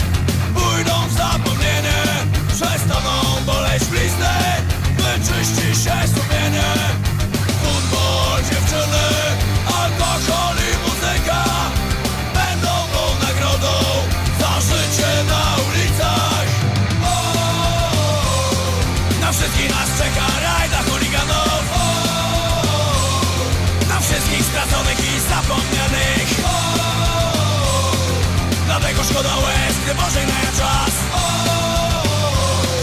Niedługo wszyscy razem spotkamy się i tak. Nie płaczcie, braciszkowie, moi siostrzyczki. Takie to już życie, że szybko jest. I przed nami drugi pojedynek na gali Silesian MMA 22, MMA Semi-Pro kategoria średnia do 84 kg. Szymon Wuwer z Rybnickiego Ośrodka Walk kontra Dawid Wisner z Das Berserkers Team Bielsko-Biała. Rok starszy Szymon, waga praktycznie identyczna, ale 6 cm wyższy Dawid Wisner, który wchodzi właśnie teraz do klatki. No i sam tutaj, proszę Państwa, jestem ciekawy, kto wyjdzie zwycięsko z tej walki. Obaj panowie naprawdę niesamowici stójkowicze, waleczni, także możemy tutaj spodziewać się niesamowitych wymian w klatce. Szymon Wuwer kontra Dawid Wisner.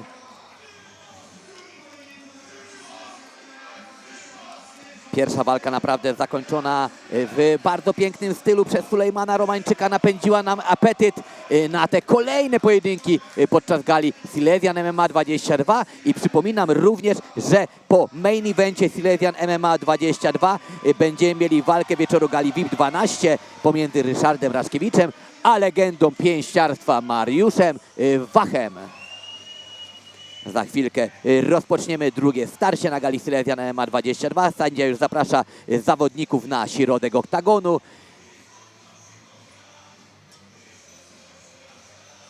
Trener Herczyk w narożniku u Dawida Wisnera, także to jest naprawdę bardzo dobry trener i takiego trenera mieć w narożniku to już jest +1 do przewagi w tym pojedynku. No ale zobaczymy.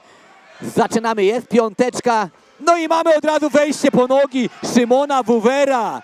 Bardzo ładne obalenie, ale Dawid tutaj wstaje i znowu ląduje, tylko tym razem.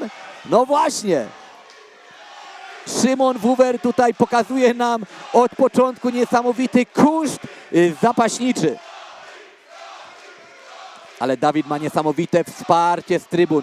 Kibice tutaj wręcz krzyczą, szaleją i jednak nie udaje się wprowadzić do końca, ale teraz za drugim razem już Szymon wykonuje pracę i Dawid Wisner znajduje się na plecach na macie Silesian MMA w Ustroniu. Próba teraz tutaj skontrolowania tej bocznej pozycji przez Szymona. Sędzia patrzy cały czas z bliska, co tam się dzieje. Na razie tutaj troszeczkę też i jest dosiad, mamy dosiad i ground and pound z góry oddaje plecy Dawid. Czy wpepnie się dobrze tutaj Szymon? Ale tu ciężko będzie założyć to duszenie, ponieważ jest siatka blisko i to przeszkadza, aby Szymon mógł wpiąć swoje długie ręce pod szyję Dawida Wisnera. Mamy teraz znowu dosiad. Czyżby tu była próba duszenia trójkątnego rękoma, ale chyba nie. I mamy ground and pound. Mocne ciosy spadają na głowę Dawida Wisnera. Publika tutaj niesamowicie ożywiła się podczas tego pojedynku i Szymon raz za razem trafia z góry swojego rywala. I będzie tu próba wpięcia duszenia trójkątnego za pleców. Chyba tak. Chyba ta ręka jest przełożona, ale to jest bardziej uciskówka. Bardziej uciskówka. Jeszcze nie ma pełnego wpięcia, ta ręka nie jest pod szyją. Także dobrze robi Szymon, że po prostu nie wchodzi na siłę, bo mógłby spompować te ręce. Ale teraz jednak te ręce są wpięte, ale czy to jest pod szyją, czy to jest jeszcze uciskówka? Nie za bardzo to widzę. Koniec! Mamy poddanie! Szymon Wuwer wygrywa przez duszenie trójkątne rękoma w pierwszej rundzie. Rybnicki Ośrodek Walk. Bardzo zadowolony. Widzę, jak teraz trenerzy zmierzają tutaj do oktagonu, aby pogratulować swojemu zawodnikowi, który zwycięża w tym pojedynku swoją nieustępliwością, swoimi zapasami, a także techniką kończącą rodem z brazylijskiego jiu-jitsu. Widzimy teraz powtórki najlepszych akcji z tej pierwszej rundy i zaraz na pewno też zobaczymy to wspaniałe poddanie, które wykonał Szymon Wuwer na Dawidzie Wisnerze. Piękne ringi wchodzą do oktagonu, wchodzi również Karol Garncarz, także przenosimy się już do konferencjera dzisiejszego wydarzenia.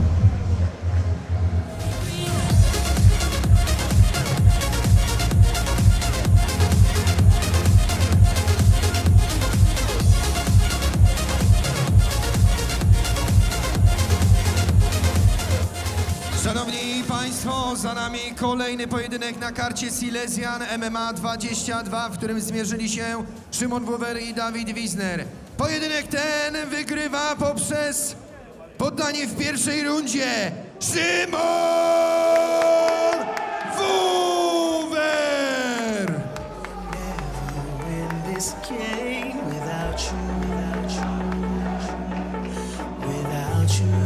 Zapraszamy przedstawiciela firmy Rentu, pana Dariusza Trojana, o wręczenie pucharów. Mamy już.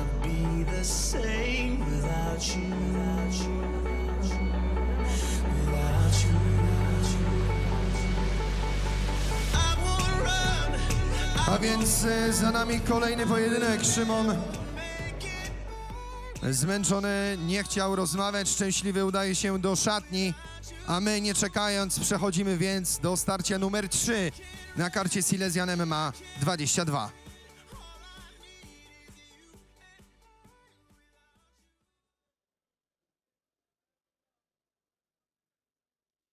A w pojedynku tym na zasadach MMA Semi-Pro w limicie 77 kg zmierzą się. Jako pierwszego do klatki Silesian MMA zapraszam przedstawiciela MMA Solo Team Namysłów. Przywitajcie go. Przed wami Bartłomiej Mikołajczyk.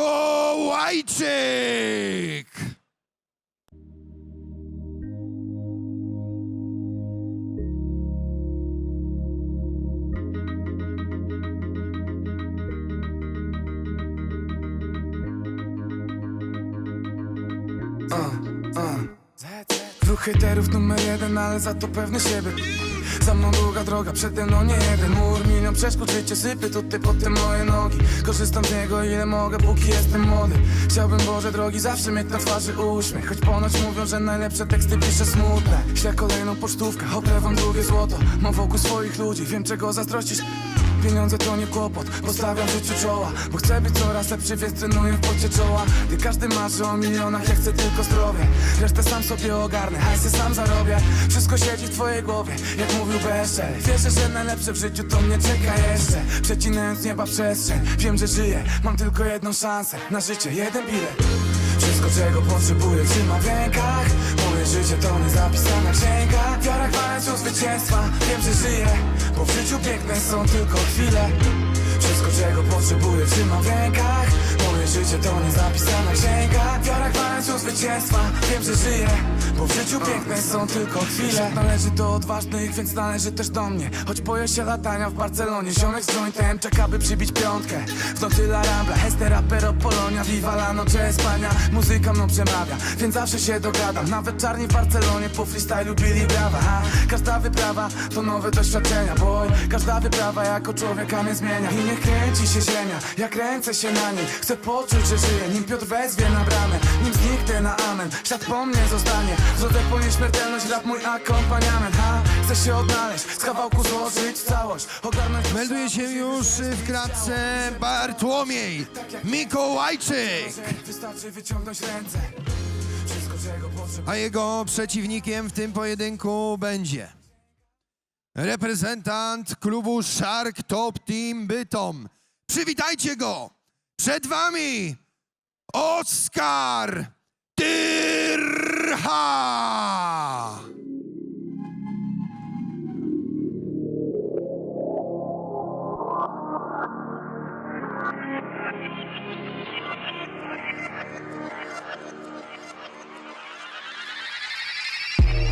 Czas na rozpierdol, to nie czas na melanż.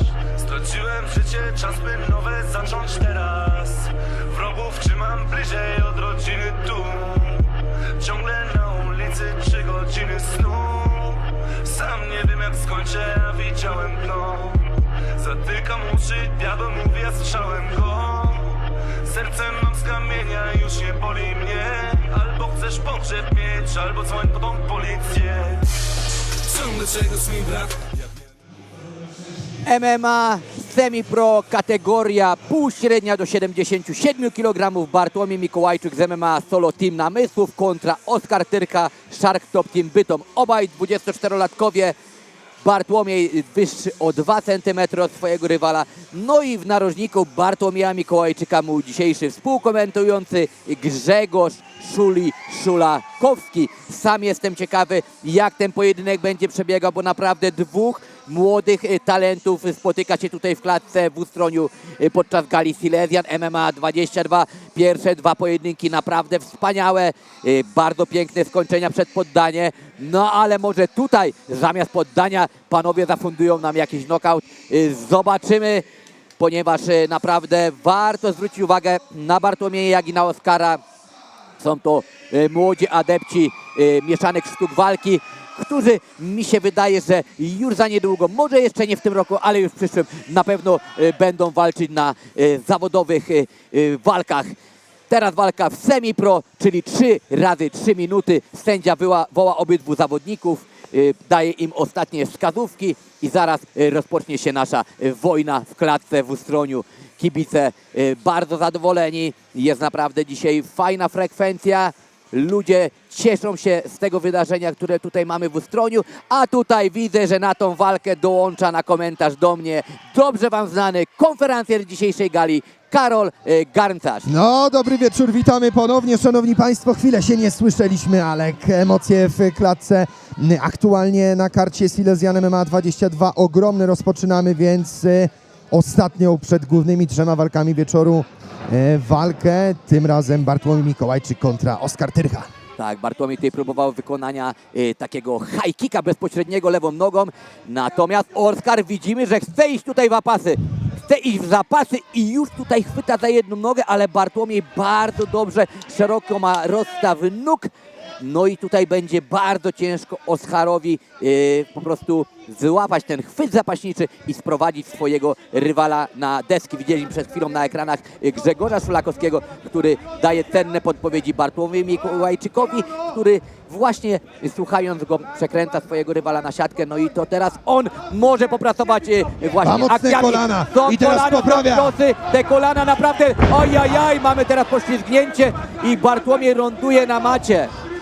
Takie poślizgnięcia czasami mogą być bardzo złe w skutkach dla zawodnika, ale wybrnął z tego. A miał już naprawdę Bartłomiej, można powiedzieć, swojego rywala w bardzo dobrym położeniu, ponieważ bardzo mocne kolano weszło tam na korpus Oskara. No i Oskar znowu po tą jedną nogę po dwie i będą, ale mądrze odrzucił biodra Bartłomiej i nie dał się sprowadzić. Narożnik podpowiada, obróć go, ale nie jest to takie łatwe, chociaż... Tak, i bardzo dobrze teraz zrobił. Czyżbyśmy mieli duszenie trójkątne rękoma? Jeszcze nie, ale ma pozycję dominującą Bartłomiej Mikołajczyk. Bartłomiej Mikołajczyk cały czas w pozycji dominującej i Grzegorz Szulakowski tutaj razem z narożnikiem Bartłomieja dają cenne podpowiedzi.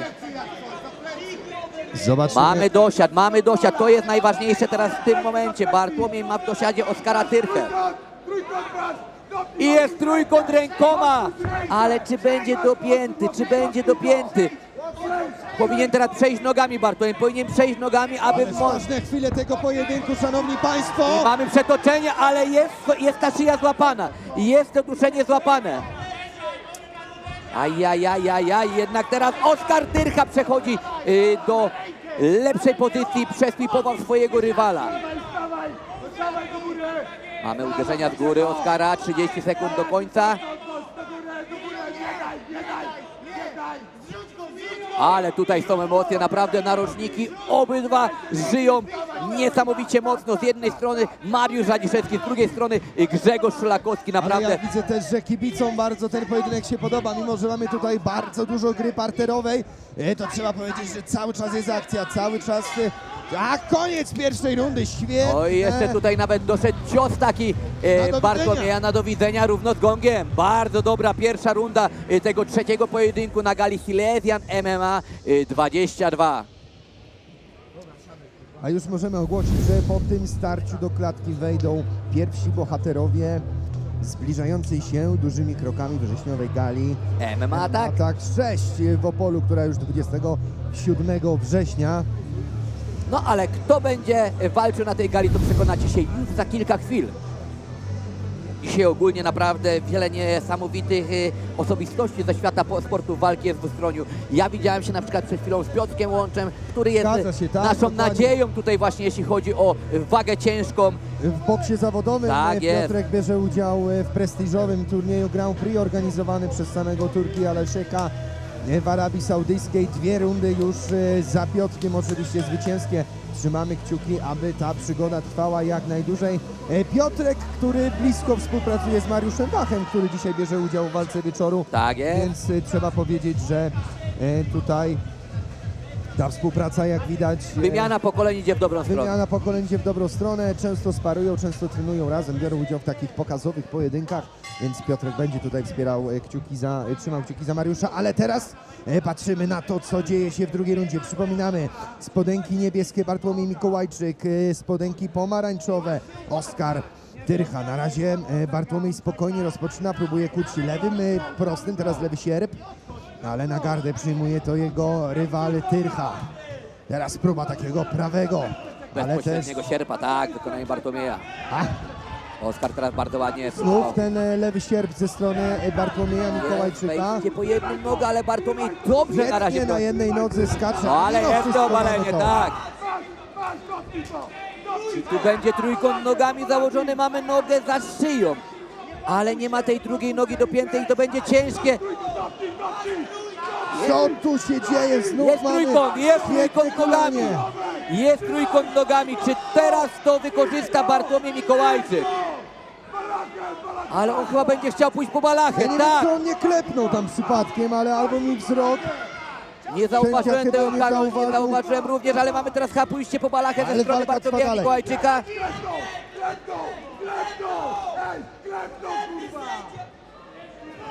Klepnął, tak, tak, tak.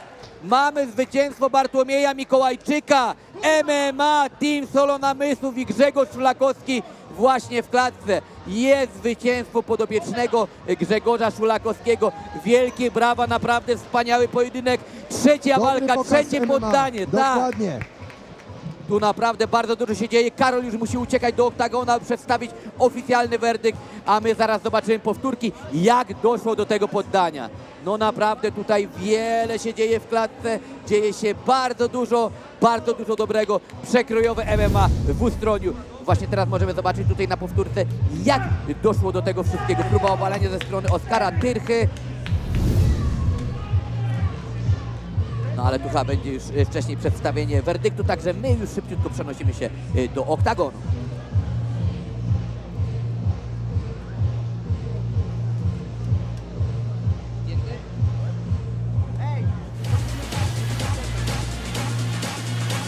Szanowni Państwo, za nami trzeci pojedynek karty Silesian MMA 22.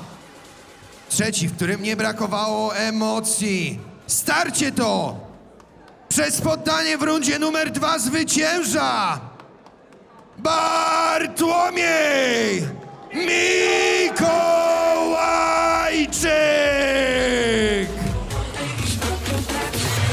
Puchar wręczy przedstawiciel firmy MG Customs, pan Miłosz Szygórny. Zapraszamy do klatki.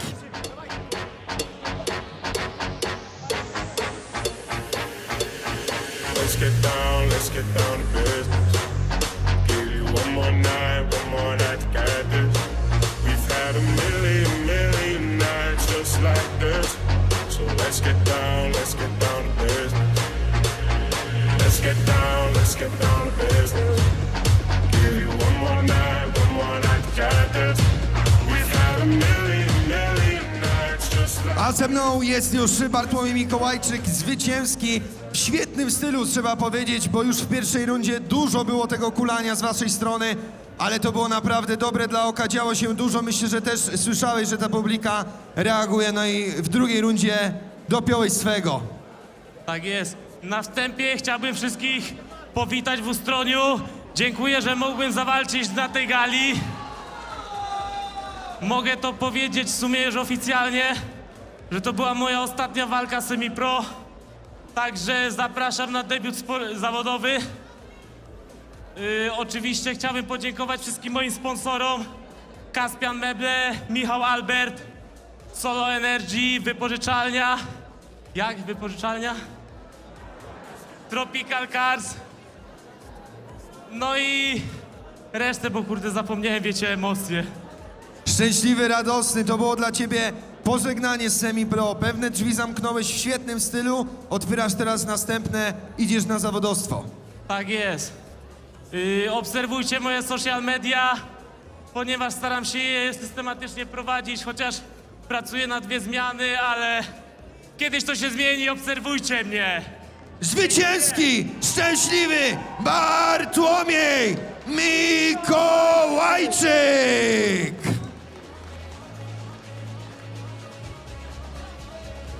Szanowni Państwo, a przed nami już 3 ostatnie walki dzisiejszego wieczoru. Co-main event Silesian MMA, walka wieczoru Silesian MMA oraz walka wieczoru dzisiejszej gali Walczy Pomagaj 12 to przed nami.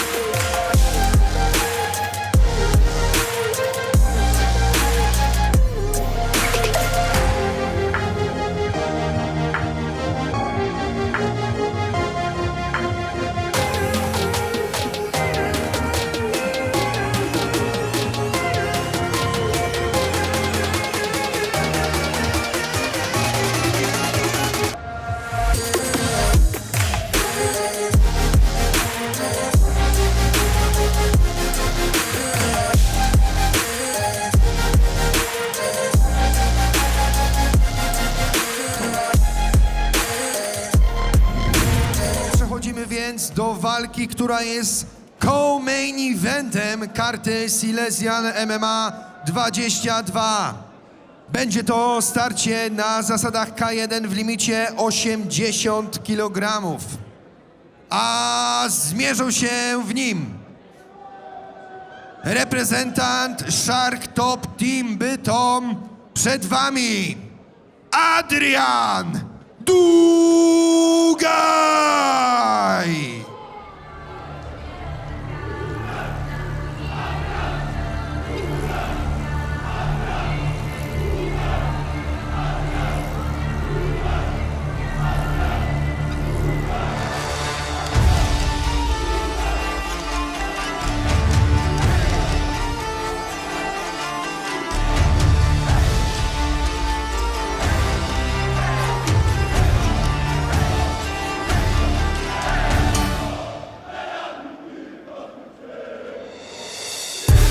Skazany na walkę, mam w kurwie energii i gniew.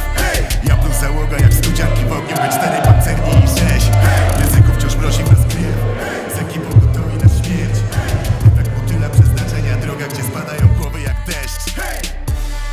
Ja, moi ludzie, same agresywne świry, pełne szeregi szaleńców. Morda do podłogi jak podostrze gilotyny. Nie proś nas o przebaczenie, bo my nie bierzemy jeńców. W oczach szubienice widać tobie przerażenie, jakby przeczucie podpowiadało, co wisi w powietrzu. Krwawe ślady wojny, pole bitwy to nasze ręcieka. Linia frontu, koniec, jeden strzał się nie ma leszczu. Jeden za wszystkich w triumfie uniesiona pięść. Zimna relacja, myśliwy, ofiara, krew topnieje w dłoniach jak śnieg. Przeszywa jak w horrorach szept. Przenika przez słowa jak stres. Idziemy tam granicę odwagi i strachu i wszystkie działa na cel. Zameldował się już w klatce Silesian MMA Adrian Dugaj. A na arenę starcia wywołuje jego rywala, którym będzie reprezentant klubu Góral Żywiec. Przywitajcie go. Przed wami Dominik Struzik.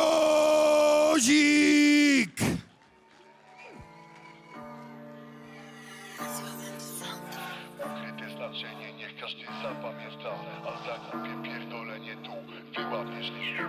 Jedno ćwiczenie, 4 serie ma, potem powtórzenie, 1, 3 i 1, 2. Ukryte znaczenie niech każdy zapamięta, a za głupie pierdolenie tu wyłapiesz liściu. Jesteś kickbokserem, jesteś dobry w te klocki.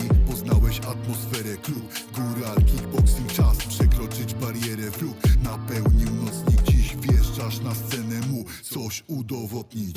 Jedno ćwiczenie, 4 serie ma, potem powtórzenie, 1, 3 i 1, 2. Ukryte znaczenie niech każdy zapamięta, a za głupie pierdolenie tu wyłapiesz liścia. Jedno ćwiczenie, 4 serie ma, potem powtórzenie, 1, 3 i 1, 2. Ukryte znaczenie. Co-main event gali Silesian MMA 22, K1 małe rękawice, kategoria wagowa do 80 kg. Adrian Dugaj, Shark Top Team Bytom kontra Dominik Struzik z klubu Góral Żywiec. 28 lat, Adrian 25, Dominik. Waga bardzo podobna, no ale aż o 11 cm wyższy Adrian Dugaj. Ale Dominika Struzika pamiętam z jednej z gali Silesian MMA, a także VIP, gdzie po prostu znokautował swoich rywali i to w naprawdę pięknym stylu. To K1 w małych rękawicach, tak jak wcześniej rozmawialiśmy tutaj z Grzegorzem Szulakowskim, jest naprawdę bardzo widowiskowe. No a tak notabene, Grzegorz, bardzo gratuluję zwycięstwa twojemu podopiecznemu. Świetna walka Bartłomieja, no i świetne poddanie, chociaż ja tam widziałem, że te klepanie było dużo też wcześniej. Już do Was wróciłem, dziękuję Ci bardzo. Walka poszła po naszej myśli, na szczęście. Aczkolwiek tak, no, zdarzają się takie sytuacje, że no, sędzia po prostu nie widział tego klepnięcia. Ja akurat miałem vis-a-vis, to klepnięcie widziałem, dlatego wyskoczyłem z tego narożnika. Sędzia nie przerwał, aczkolwiek po chwili jednak Bartek, mój zawodnik, docisnął tą balachę i wygrywamy walkę. Tak, wygrany pojedynek, no i czekamy na kolejne walki Bartłomieja Mikołajczyka na galach Silesian MMA. Ale teraz wracamy tutaj do co-main eventu Silesian MMA 22 w Ustroniu. Adrian Dugaj kontra Dominik Struzik. No i zobaczymy, czy tutaj te warunki fizyczne pomogą Adrianowi, ponieważ jest bardzo wysoki, no ale Dominik Struzik to żywca zawodnik, który trenuje z samym Mario z Gromdy. I zaczynamy. Bardzo głośny doping na trybunach dla zawodników. Jak zresztą Zmienia pewnie- pozycję Dominik tutaj, warto zauważyć, raz normalna, raz zmańkuta. O, Bardzo mocne. piękna łydka. Tak, bardzo mocne low kicki, bardzo Na pewno mocne bolesne. ciosy w wykonaniu Adriana Długaja. Kolejna, ale przestrzelona. Ale Dominik teraz odgryza się takim samym low kickiem, tyle że wewnętrznym. No teraz przestrzelił tym takim bezpośrednim sierpowym, przestrzelił też low kickiem. Dominik coraz lepiej czuje swojego rywala. Gdyby to było MMA, to już mogłoby być sprowadzenie. Tak, jak najbardziej. No widać tutaj Adrian ma bardzo, bardzo duże warunki, predyspozycje do tej walki stójkowej. Ale teraz tutaj wycięty Tak chyba jest. przez Dominika Adrian. Wykorzystują te swoje długie nogi do zadawania tych ciosów. W szczególności O, właśnie próba tej sidekicka łydki. w wykonaniu Dominika.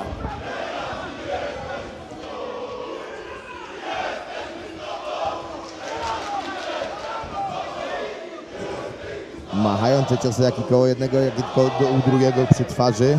Tutaj pachnie nokautem, bym powiedział troszkę. Tak, pachnie nokautem. Już teraz takie dwa sierpy weszły na głowę, na szczękę Adriana Długaja, aczkolwiek nie były może tak czyste, ale zobaczymy, Dominik naprawdę ma bardzo silne ręce, to już pokazywał na wcześniejszych galach Silesian i VIP.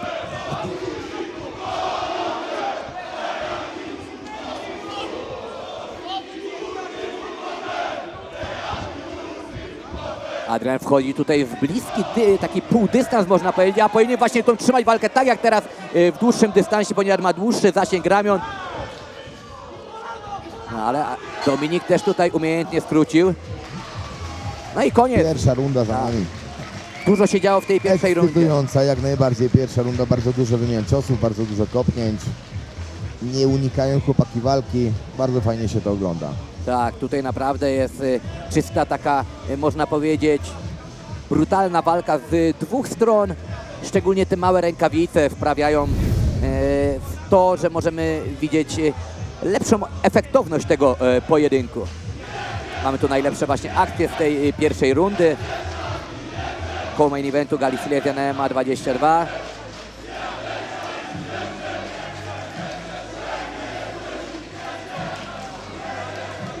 Kolejne gale Silesian MMA to 11 października, Mosir Chorzów i gala z numerem 23, a gala VIP 13 września w Myszkowie. Natomiast MMA Atak już 27 września w Opolu.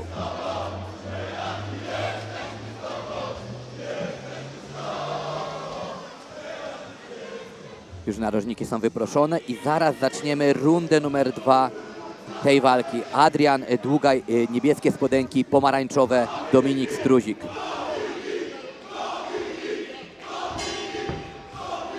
Zaczynamy drugą rundę. Jak na razie panowie spokojnie podchodzą do tej rundy.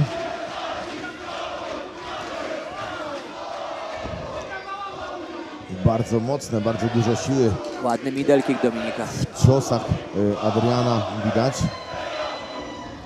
Kolejny czysty low kick wchodzi na udo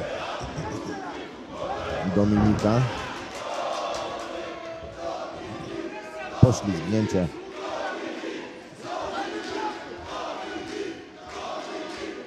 Teraz trochę walki na środku oktagonu. Doszedł tamten lewy.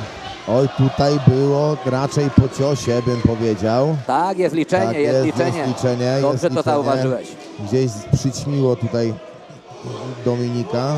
Przepraszam, Adriana. I znawiamy walkę od środka. Adrian już troszkę naruszony jest. Piękne wymiany ciosów. Oj, Adrian mocno naruszony już. Tak, Pląta się na nogach błędnik, już widać tam delikatnie szwankuje.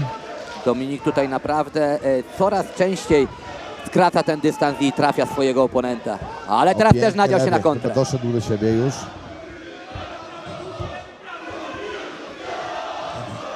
Ach, pięknie Piękny ulokował te lewy. dwa ciosy. Dosztukował prawym prostym. I teraz widzimy na wykończeniu kolanko na tułów.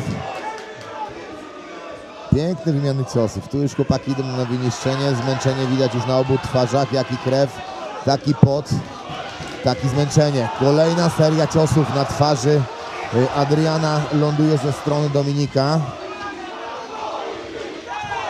Piękne, czyste kolanko pod siatką. Nie wiem, czy żeście to zaobserwowali. No naprawdę bardzo mocna runda. Dobrze ogląda się ten pojedynek. Bardzo wyczerpująca runda, jak widzimy w narożniku. Adrian już bardzo mocno zmęczony, ale oczywiście Dominik równie. Aczkolwiek uważam, że zachował troszeczkę więcej sił na odsłonę numer 3 tej walki.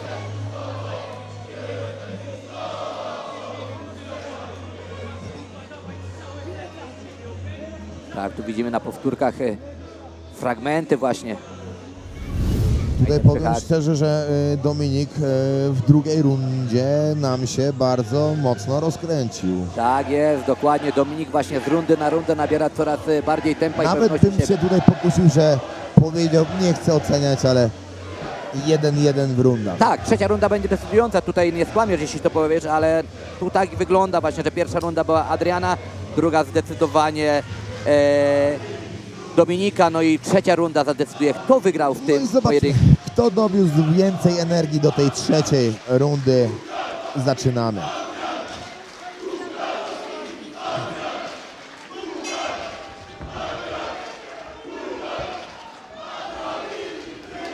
Spokojne rozpoczęcie tej rundy, przestrzelny low kick. No teraz bardzo ładnie zmienił pozycję, zaatakował dwoma ciosami prostymi Adrian Długaj.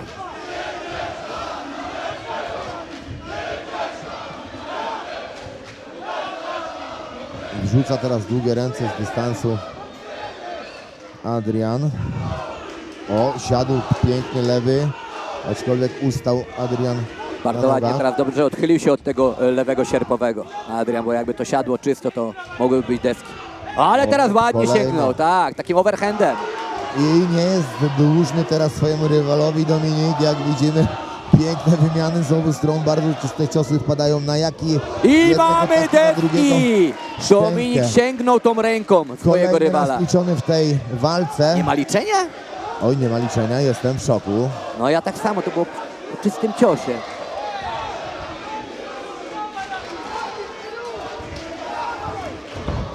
No teraz nie, teraz tu liczenia na pewno nie będzie, ale...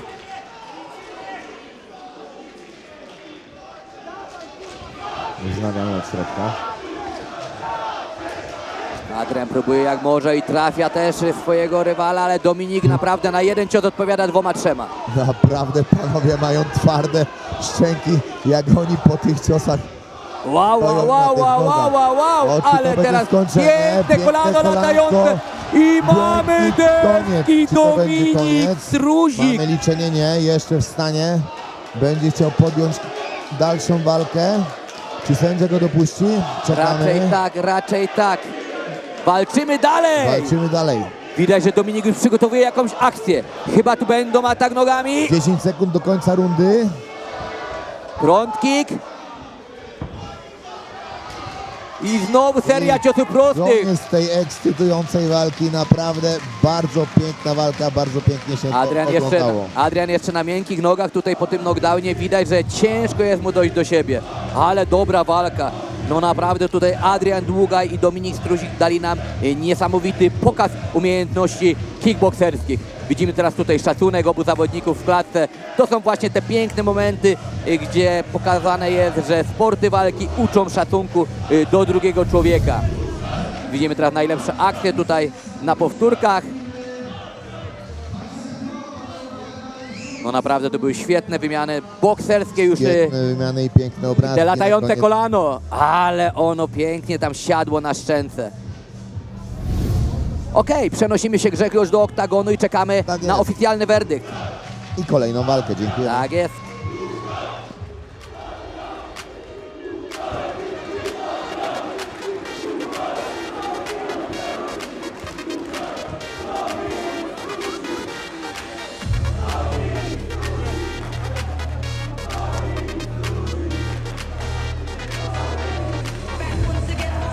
Szanowni Państwo, za nami co-main event karty Silesian MMA 22.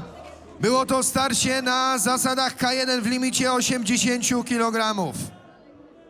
Po emocjonujących 3 rundach sędziowie jednomyślnie wybrali zwycięzcę, którym zostaje Dominik Struzik!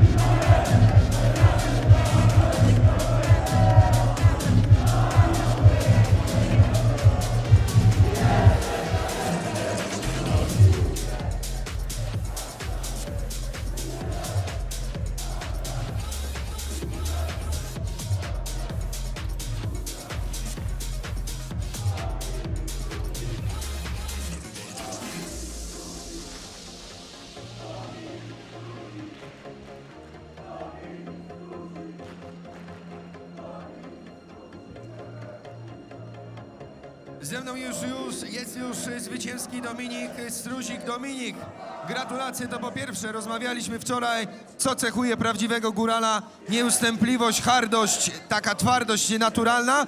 Mam wrażenie, że początek tej walki to twój rywal wykorzystywał lepsze warunki fizyczne, ale mam wrażenie, że z każdą sekundą, z każdą minutą ty to przełamywałeś. Finalnie pewnie zwyciężasz na punkty. Faktycznie było tak, że ta pierwsza runda nie mogłem strzelić się w dystans. Miałem plan na niego, który nie wypaliło mnie od początku. Chciałem mu po moich blokach, żeby wyłączyć mu nogę. On mimo wszystko dobrze kopał i nie mogłem wyczuć tego dystansu, ale od drugiej rundy było już dobrze. Górale walczą do końca. Bardzo szybkie, mocne ciosy wyprowadzałeś ze swojej strony. Jak się czułeś dzisiaj w klatce, gdy już złapałeś ten dobry rytm? Jak dzika zwierzyna, która jak zostaje raniona, odpala się. I tak samo było teraz. Miałem dobre przygotowania, podczas których sparowałem naprawdę mimo że nie umieszczam Adrianowi, z jeszcze lepszymi zawodnikami i po prostu wiedziałem, że co by się tu nie wydarzyło, muszę walczyć do końca i dowieść zwycięstwo. Co dalej w takim razie, bo powiedziałeś, że ta walka jest tylko przystankiem na ten szczyt, który sam sobie założyłeś. Gdzie on jest? Gdzie zmierza teraz Dominik? Jest to pytanie, na które będę całe życie szukał odpowiedzi i dopiero jak skończę karierę, o ile mogę to nazwać karierą, dowiem się, gdzie jest mój szczyt. Taki jest mój cel, żeby się dowiedzieć, a gdzie to będzie, nie wiem. Szanowni Państwo, zwycięski, szczęśliwy Dominik Struzik!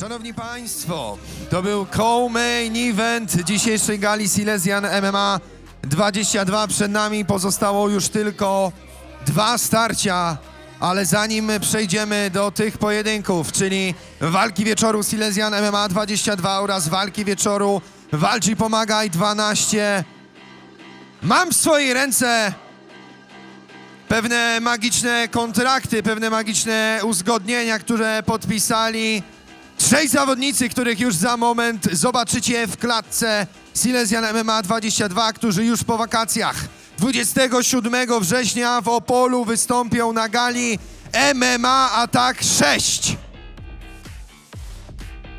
Jako pierwszego zapraszam do klatki Silesian MMA.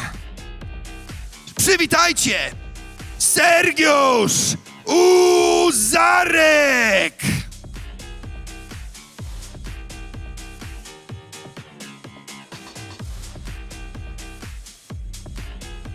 Nie słyszę braw, szanowni państwo!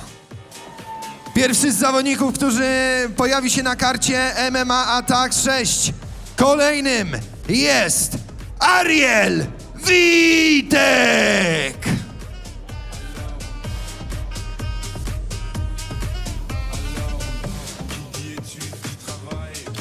A trzecim nazwiskiem, które doskonale znacie, które od początku dzisiejszego wydarzenia też bierze w nim udział, komentując to, co dzieje się w klatce, był też w narożniku. Wystąpi na MMA Attack 6 27 września w Opolu. Przywitajcie Grzegorz Szuli Szulakowski!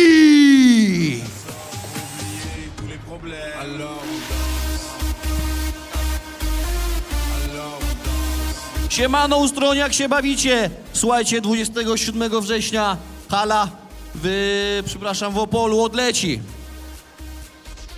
Grzegorz, teraz słowo od ciebie. Ja to na początku chciałbym serdecznie pozdrowić cały Namysłów i całe solo team Namysłów, czyli mój klub. Kłaniam się nisko, jak i tutaj przed wami wszystkimi.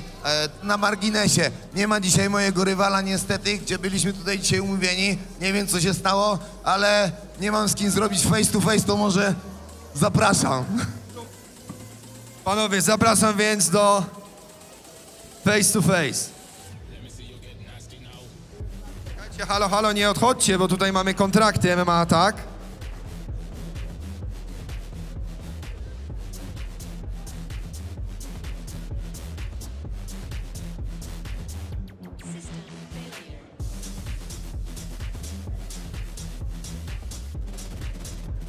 Mamy to.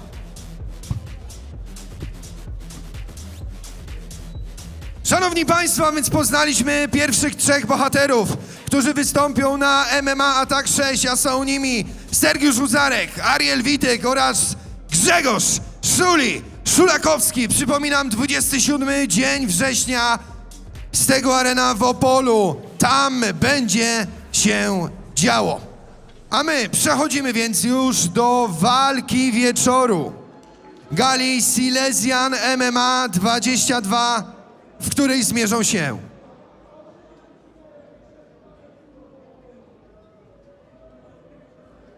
pojedynek odbędzie się na zasadach MMA Pro w limicie 61 kg. Jest to co-main event dzisiejszej gali. Silesian MMA 22. Jako pierwszego zapraszam reprezentanta klubu Czerwony Smok Poznań. Przywitajcie przed wami Władysław Pererwa!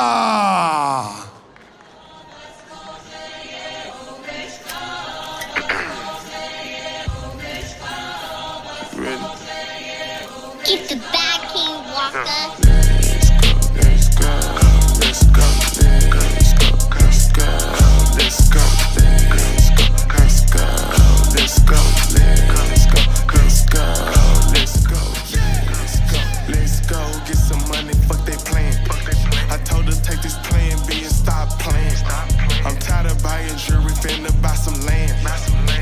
Trying to figure out who I am, who I be. Pillow talking to these hoes, that shit weak. They say money talk, put diamonds in my teeth. I be Louis down with Jordans on my feet. Niggas messed up in your yard like trick or treat. You better play your cards right, you better not ever reach. For this chain over here, I put you underneath. Yeah, I ripped it 5, but I put you 6 feet. Hey, nigga, let's go. A więc zameldował się pierwszy z dwóch bohaterów walki wieczoru. Silesian MMA 22, Władysław Pererwa.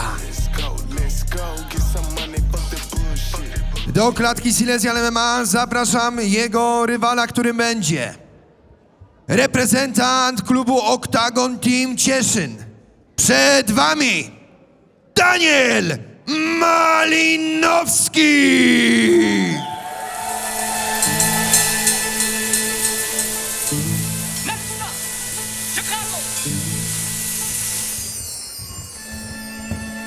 Such a long train ride. Such a long, long ride back home.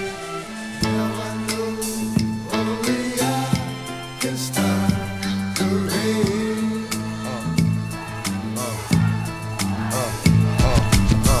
I know only I can stop the rain. It's not that we gotta do what we do, it's what we know. So to me it ain't nothing but being true. But Now I know only I can stop the rain. it doesn't have to be the way it is. You say it is just because for the past 20 years every day it is. Now I know only I can stop the rain. I wanna be able to walk out my front door without worrying about coming in conflict with the law. Cause Now I know only I can stop the rain. if I follow him, they'll follow me. And I'll speak life into the word that you can see. Cause Now I know only I can stop the rain. we get away with everyday shit, but everyday shit catches up to you. When it does, you can't say shit. Now I know only I can stop the rain. If I don't, you will.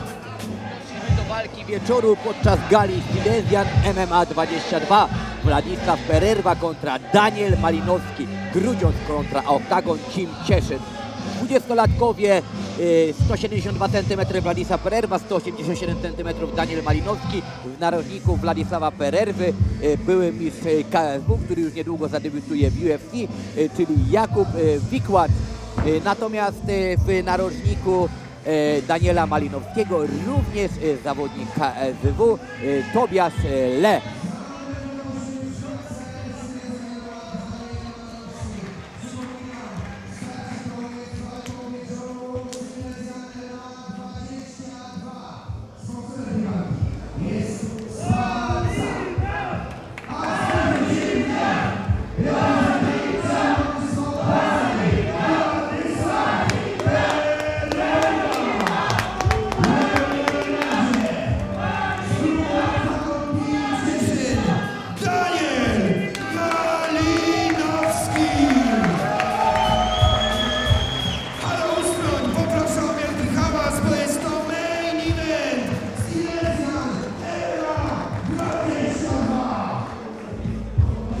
Karol Garncarz zapowiedział walkę wieczoru na gali Silesian MMA 22, ale pamiętajcie, po tej walce jeszcze nie kończymy, bo jeszcze będzie przed nami gala, walka wieczoru gali VIP 12.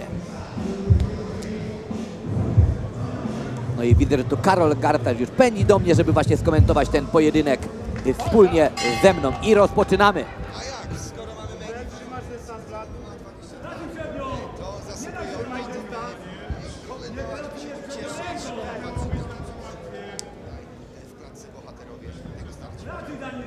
Na razie spokojny początek tego pojedynku. Mamy tutaj, pamiętajcie, 3 rundy po 5 minut, ponieważ jest to walka zawodowa. Dobry teraz prawy na dół, taki kąśliwy, Bardzo ładny z front obniżonej pozycji. Teraz tak, Pererwy. tutaj Sebastian na pewno zwraca uwagę, że w narożniku Władysława świetny zawodnik Jakub Wikłacz, były mistrz KSW, aspirujący tutaj zdecydowanie do największej ze scen, czyli do UFC. No a w narożniku Daniela Malinowskiego, znany z KSW Tobiasz Le. O proszę, a więc mamy tutaj znów zetknięcie takich Dwóch światów, tak jest. najpoważniejszego MMA w Europie. Spokojny początek, ale tak jak wspominaliśmy, jest to jedyna walka zawodowa w MMA na tej gali, więc tutaj trzeba odpowiednio rozkładać siły. Limit wagowy co prawda 61 kg, ale każde czyste uderzenie może tutaj posłać rywala na deski. Bardzo ładnie tutaj tym high kickiem zaczepił Władysław Pererwa swojego oponenta i mamy ładny podbródkowy również. Świetny też lewy prosty, prawy taki krótki ze strony Daniela Malinowskiego. Oj, bardzo ładna wymiana, siadł ten sierp. I zobacz, Daniel Malinowski wyższy o praktycznie 16 cm od swojego rywala, ale Władysław Pererwa bardzo dobrze łamie ten zasięg. Tak, nie widać tej różnicy, też pozycja Daniela, obniżony, troszkę taki zgarbiony, tak bym to nazwał. Wydaje się, że są podobni wzrostem, gdyby pewnie się wyprostowali, no to ta różnica byłaby bardziej widoczna, ale też myślę, że troszkę dłuższe ręce ze strony tutaj zawodnika z pomarańczowego narożnika. Tak, tutaj znowu Władysław próbuje trafiać tym front kickiem, co udało mu się na początku pierwszej rundy. i mamy zejście po nogi. Piękne obalenie. Widać, że tutaj szkoła Jakuba Wikłacza weszła bardzo mocno.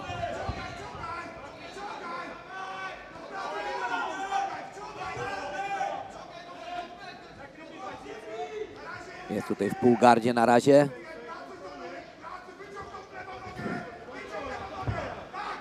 I czy będzie tutaj zapięcie nogą? Taka gumowa Łokcie, garda. wchodzą nam tu łokcie też. Mimo, że na plecach jest Daniel Malinowski, to mam To jest wrażenie, bardziej aktywny, tak. więcej wykorzystuje tę pozycję, w której aktualnie się znajduje. To na górze jest Władysław Pererwa.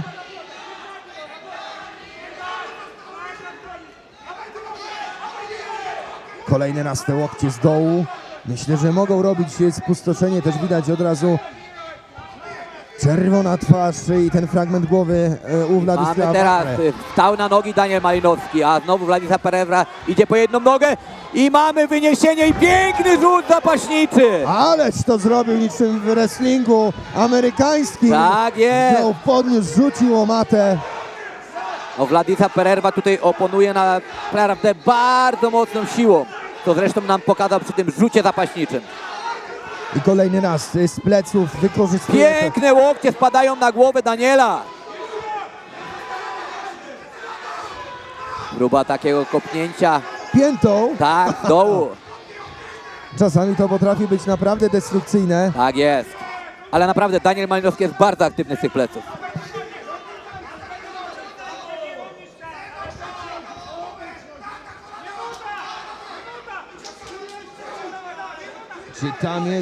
Czy tam coś mamy teraz? Nie, wyrywa. Próba wpięcia gilotyny, ale czy ona siedzi ciasno? Tak! Jest! Władysław Koniec Pererwa pojedynku. wygrywa przez poddanie w pierwszej rundzie. Jakub Wikłacz się bardzo cieszy, wskakuje do klatki i bierze swojego podopiecznego na ręce. Naprawdę widać tutaj wielką radość. Mogliście mieć 3 razy po 5. Skończyło się to wszystko w pierwszej rundzie. Władysław Pererwa będzie wracał do Poznania w dobrym nastroju. Tak jest, w dobrym nastroju i na pewno z uśmiechami na twarzy. Karol już pędzi, aby ogłosić ten wynik w oktagonie. No a my już teraz czekamy na walkę wieczoru gali VIP 12, czyli Ryszard Draszkiewicz kontra Mariusz Wach w boksie kategoria Open.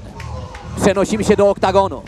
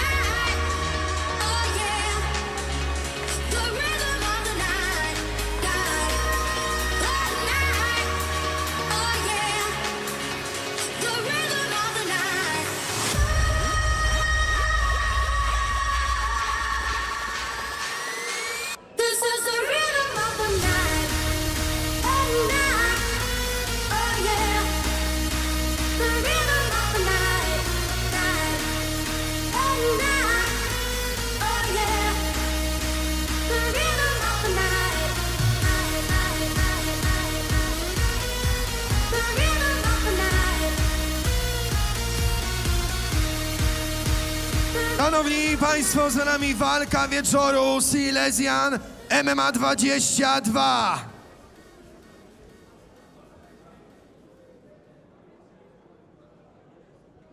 Pojedynek ten zakończył się w drugiej rundzie poprzez duszenie gilotynowe.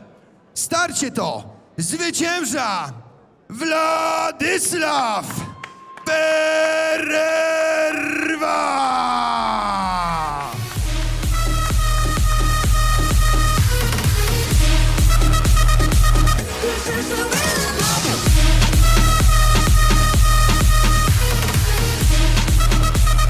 Puchary wręcza przedstawiciel firmy Spapsa, który jest sponsorem walki wieczoru.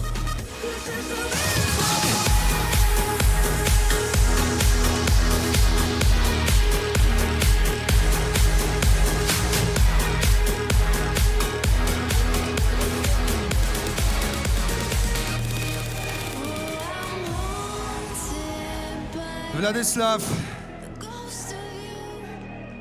zwycięski, szczęśliwy to na pewno. Nastawialiśmy się tutaj na możliwe 3 rundy po 5 minut, bo ten pojedynek na zawodowym tempie, ale ty to sprawiłeś maksymalnie szybko już w pierwszej rundzie. Jesteś szczęśliwy, twój team jest szczęśliwy, będzie dobry powrót do Poznania. Oczywiście będzie dobry powód do Poznania. Przede wszystkim chciałbym bardzo podziękować mojemu narożnikowi. To jest najlepszy team. To jest najlepszy team w Polsce. Bez nich bym tego nie osiągnął. I oczywiście bardzo dziękuję mojej kobiecie, że zawsze mnie wspiera. Kocham ją bardzo. Jak się dzisiaj czułeś tu w klatce Silesianów w walce wieczoru Silesian MMA 22? Bardzo mi się podobało, bardzo fajne emocje. I to wszystko. Plan realizowany był krok po kroku, jak tak możesz powiedzieć na gorąco? No można powiedzieć, że krok po kroku. Ogólnie to, szczerze mówiąc, chciałem go podać w pierwszej rundzie i tak się udało. Miałem taki plan w głowie po prostu. Szanowni Państwo, wielkie brawa! Zwycięzca main eventu gali Silesian MMA 22 Władysław Pererwa!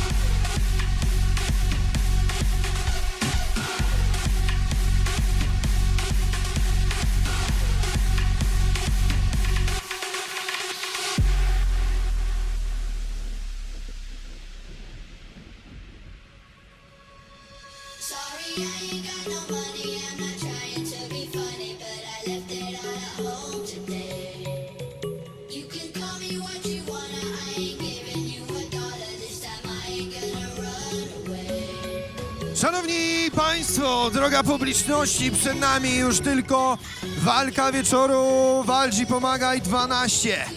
Ale zanim wystąpią dwaj świetni pięściarze, serdecznie zapraszam. Wystąpią przed wami Monika Kliś i Kacper HTA. Wielkie brawa, szanowni państwo, dla naszych gwiazd wieczoru. Zróbcie wielki hałas!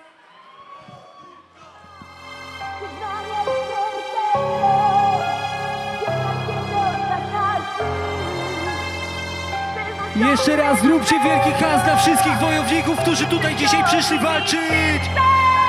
Na niebach śni firmamencie, chcę najjaśniejszą być gwiazd, mieć kasę, szmal i szczęście, chcę tak naprawdę być. Mam sposób na nieśmiertelność, wiem jak się dostać na szczyt, sukces osiągnę na pewno, nic nie przeszkodzi mi w tym, chcę na nieba śnić w firmamencie, chcę najjaśniejszą być gwiazd, mieć kasę, szmal i szczęście, chcę tak naprawdę być. Umrę, to będę tu żywą legendą. Mam sposób na nieśmiertelność. Ona wam jedna zostanie po mnie tu, kiedy przyjdzie mi zdechnąć. Muza mówi, że wszystko mi jedno jest. Ze mną kiedy jest piekło, jest ze mną kiedy jest pięknie. Będzie z tobą ziomek na pewno. Imperium rośnie w siłę, lecz na wodzie my jak czarna perła. Przez życie ciągle płynę, nawet kiedy tylko mróz Syberia. Słuchaj ci na winę, zawsze może trafić gorsza seria. Ghetto music jak rebelia, szczęście czasem to loteria. Miejsce znaleźć swoje własne, lepsze swoje nawet ciasne. Robię rap nim zgasnę, ziom, leci dym nad miastem.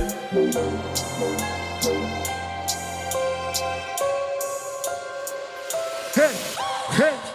Mam sposób na nieśmiertelność, wiem jak się dostać na szczyt, sukces osiągnę na pewno, nic nie przeszkodzi mi w tym, chcę na nieba śnić w firmamencie, chcę najjaśniejszą być gwiazd, mieć kasę, szmal i szczęście, chcę tak naprawdę być. Serc w połowie sto, żyły zamienią się w lód. Czasem nie wiesz co jest to, czasem lądujesz na bruk. Choćbym miał jutro zniknąć, razem ze mną czarny kruk, to zostawi coś na zawsze. Parę płyt i milion słów, parę szczyt i robię rap w studiu. Parę lat muza jest ze mną, wiarę daj, że to nie pudło. Z tego więcej chcę niż trendą, a ty daj wiarę tym wersom. Chcę zostawić złoto królewną, chcę by miały moje wspomnienia, chcę by wzięły mi nieśmiertelność. Moje życie, parszywe życie, tylko wy wydajecie mi sens. Więc jak umrę, proszę kochanie, niech ta muza tu płynie do serc. Niech ta muza płynie do serc, póki ziemia kręci się.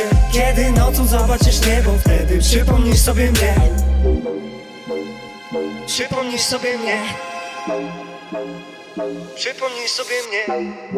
Mam sposób na nieśmiertelność, wiem jak się dostać na szczyt, sukces osiągnę na pewno, nic nie przeszkodzi mi w tym, chcę na nieba śnić w firmamencie, chcę najjaśniejszą być gwiazd, mieć kasę, szmal i szczęście, chcę tak naprawdę być. Dziękujemy bardzo. Dziękujemy. Wielki hałas dla Moniki Kliś!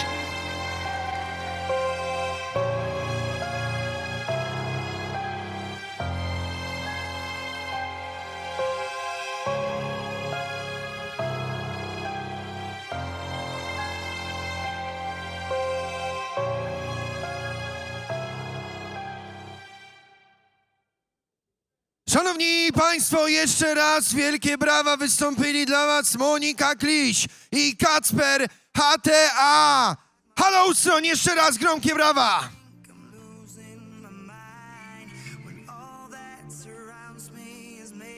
Szanowni państwo, dobrze wiecie, że przed nami już ostatni pojedynek dzisiejszego wieczora. Jest to walka wieczoru gali Walgi Pomagaj 12. Ale zanim przejdziemy do niej, jeszcze raz chcę podziękować naszym partnerom i sponsorom, którzy przyczynili się do tego, że dziś jesteśmy tutaj w pięknym amfiteatrze w Ustroniu. Fundacja Silesia, organizator gali, a nasi partnerzy i sponsorzy to Monostal Silesia, Spa Psa, Pasja TV, MG Customs, Rentub, Beamer Kings, DBX Bushido, Lumaro Sport, CPS Cięciała Protection Services, FHU for Cars Ustroń, Mirko Ustroń, Terapia Manualna Ali Nurbagandow, Wąsaty Drań, Deep Energy Conner Events oraz Browar 16.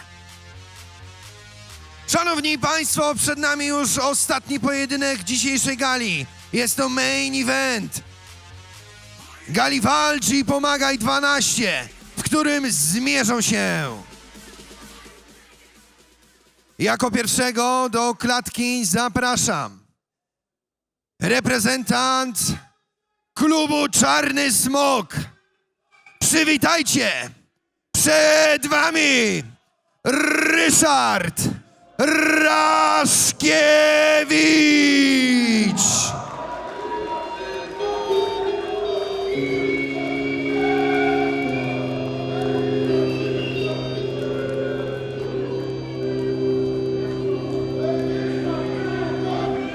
Dziwny jest ten świat, gdzie jeszcze wciąż mieści się wiele zmarł. I dziwne jest to, że od tylu lat człowiekiem gardzi człowiek. Dziwny ten świat,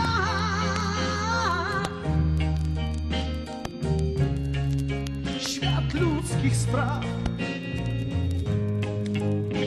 Czasem aż wstyd przyznać się, a jednak często jest, że ktoś słowem złym zabija, tak może. Zameldował się już w klatce Walcz i Pomagaj Ryszard Raszkiewicz. Jest więcej i mocno wierzę w to. A jego rywalem będzie były pretendent do pasa mistrzowskiego w wadze ciężkiej. Doświadczony i doskonale znany polski pięściarz. Przywitajcie, przed wami Mariusz Wiking Wach!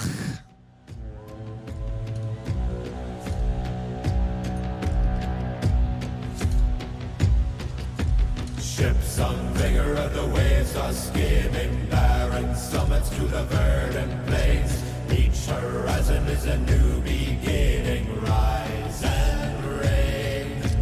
Far from the fjords and the ice-cold currents, ravens soar over new frontiers. Songs and sagas of a fate determined, shields and Przed nami ostatnia walka podczas dzisiejszego wieczoru.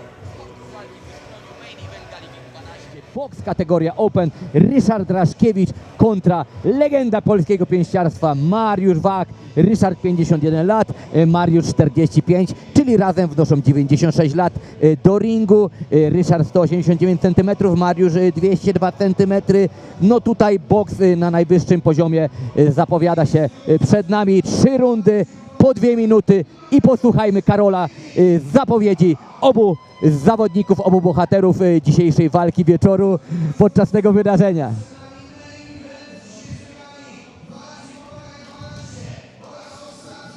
Starcie na dzisiejszej łączonej gali, tutaj w amfiteatrze w Ustroniu. Ladies and gentlemen, it's time for the main event of the evening. I wiecie co panowie, podsumowania może nie będziemy robić, bo jest strasznie zimno, ja tylko pożegnam się później przed werdyktem i puścicie powtórkę, zapowiem, dobra? Sponsorem tej walki jest firma Dzięki. Monostal Silesia, a w walce wieczoru, w main evencie, w ostatnim pojedynku zmierzą się reprezentant klubu Czarny Smok, Ryszard Raszkiewicz, a jego przeciwnikiem były challenger do pasa mistrzowskiego w wadze ciężkiej. Przywitajcie, Mariusz Wiking Wach!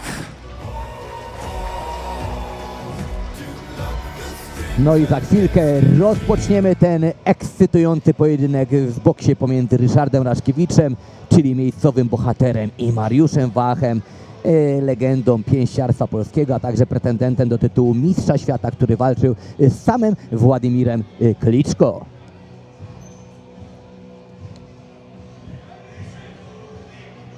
Tutaj widać Mariusz w bardzo dobrym humorze, Ryszard troszeczkę zestresowany, ale nie dziwię się, bo stać naprzeciwko tak wielkiej legendy jak Mariusz Wach, no to stres musi być duży. No i Ryszek tutaj ma bardzo mocne wsparcie z trybun. Dużo kibiców przyszło właśnie na jego pojedynek, aby obejrzeć tą walkę, i rozpoczynamy pierwszą rundę.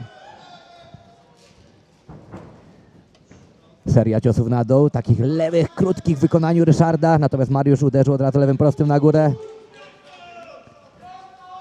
I lewy sierpowy w wykonaniu Mariusza Wacha. Mariusz na razie spokojnie.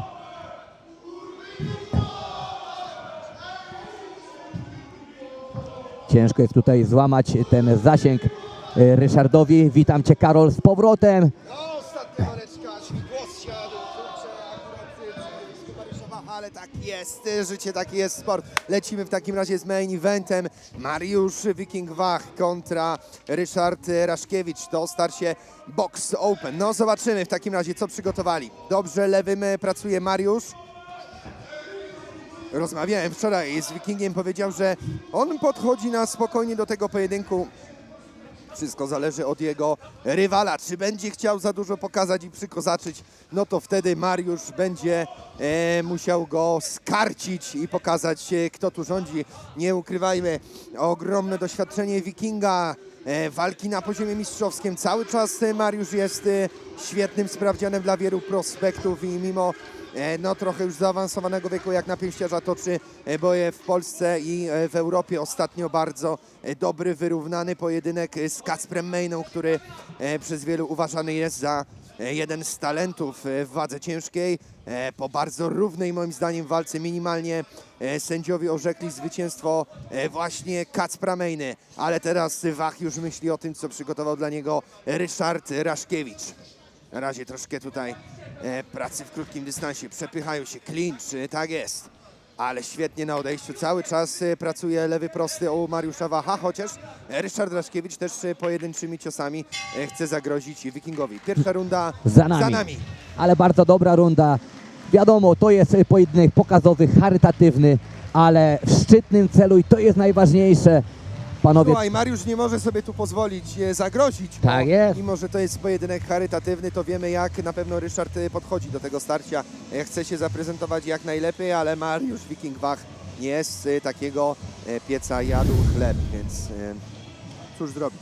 Może się coś napić, przepukać gardełko, bo jeszcze przede mną ostatni werdykt dzisiejszego wieczora. Tutaj widzimy powtórki z tej pierwszej rundy. Mariusz Wach często lokował ten lewy prosty.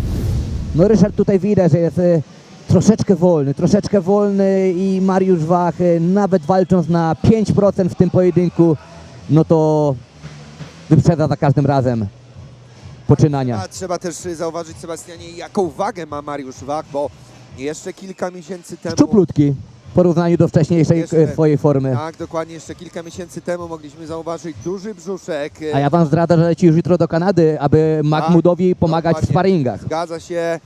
Oglądałeś chyba mój wywiad w takim razie. Przed chwilą robiłem właśnie ja z Mariuszem.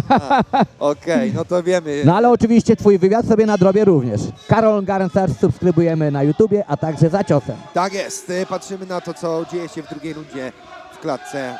W walce wieczoru walczy, pomaga. Jest doping ze strony Ryszarda, kibiców. Partnerka Mariusza Wacha tutaj ogląda z bliska, pijąc sobie kawkę.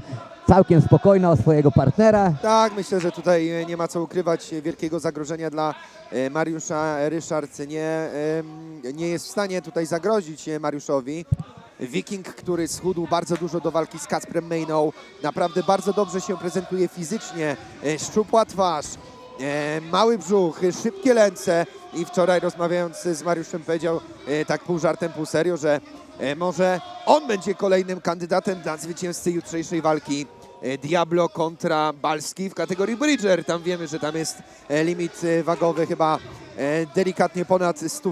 No a powiem wam taką ciekawostkę, że panowie wnieśli dużo poniżej limitu, ponieważ Adam Balski ważył 95,5 kg, a Krzysztof Diablo Włodaczyk 94,3. O proszę, no nie zawsze trzeba zbliżać się do tego limitu. Wiemy, że to są zawodnicy, którzy na co dzień walczą w kategorii junior ciężkiej, Tak jest. gdzie limit to tam 90 kg z groszami. No a ogólnie limit Bridger to jest chyba 101,6 kg z tego co Tak, się nie mylę. dokładnie. Nie byłem pewny, wiem, że 101 i coś po przecinku, ale zobaczymy w takim razie, czy Mariusz będzie chciał jeszcze zrzucać, bo wczoraj wniósł na wagę, jeśli dobrze pamiętam, 112 kg, więc no myślę, że tę dyszkę przy dobrej pracy, przy dobrym rozplanowaniu byłby w stanie zgubić. Szybki, krótki prawy tutaj waha. Rozmawiałem z Mariuszem, to właśnie mówię, jest jeszcze w stanie zaatakować ten mistrzowski pas, ale Europy. No i trzymamy kciuki, aby to się udało.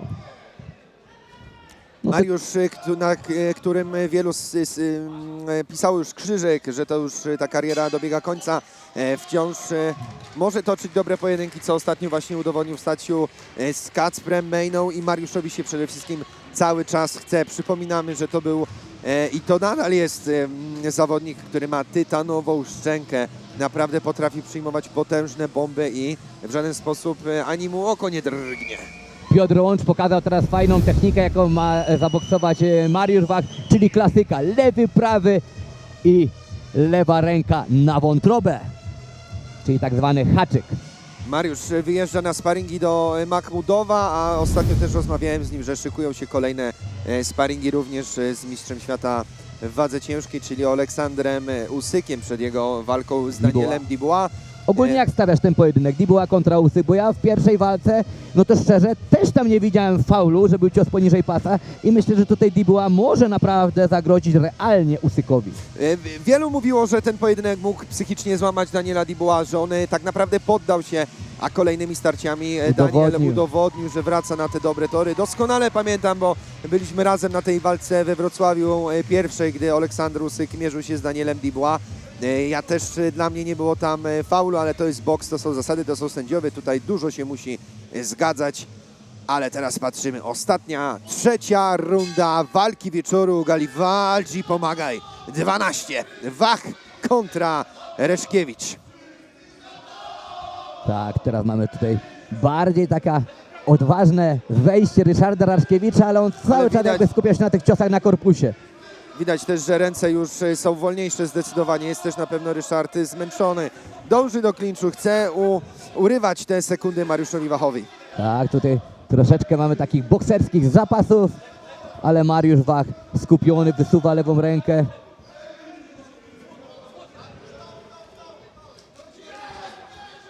No i Mariusz trafia na dół i trafia na górę bardzo ładnym sierpowym, ale Ryszard Raszkiewicz teraz też się troszeczkę odgrywa akcją kontrującą. Ciekawe doświadczenie, gdy zawodnikom para idzie z ust, bo nie ma dzisiaj absolutnie...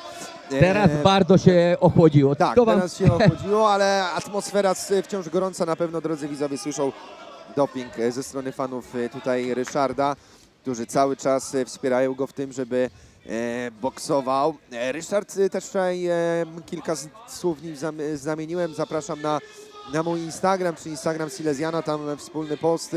Ryszard mówi, że coś tam w życiu boksował, jeździł za granicę, sparował, więc to nie jest tak, że... Nie jest po prostu żółtodziobem w tym sporcie. Tak, dokładnie, aczkolwiek na Mariusza Wacha tutaj zdecydowanie za mało by zagrozić. Świetny lewy teraz na dół ze strony Mariusza Wacha. Chce chyba przyspieszyć jeszcze na koniec, choć widzi już po kilku No ale teraz siadło to pod lewą rękę. Siadło na wątrobę. Ryszard pokazał grymas bólu na swojej twarzy.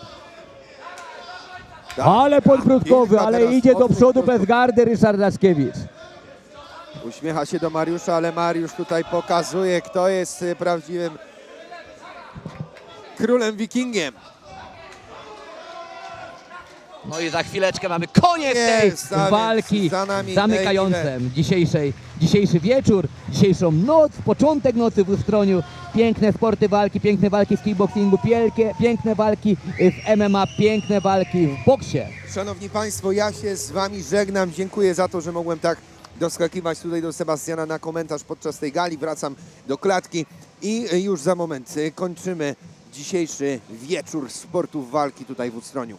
Dziękuję tak, bardzo. Kończymy za moment dzisiejszy wieczór sportów walki w Ustroniu. Ja Wam dziękuję serdecznie, że byliście dzisiaj tutaj razem z nami. Pamiętajcie, VIP 13 września w Myszkowie, natomiast Silesian MMA 23 11 października w Chorzowie, a 27 września w arenie w Opolu MMA Atak 6.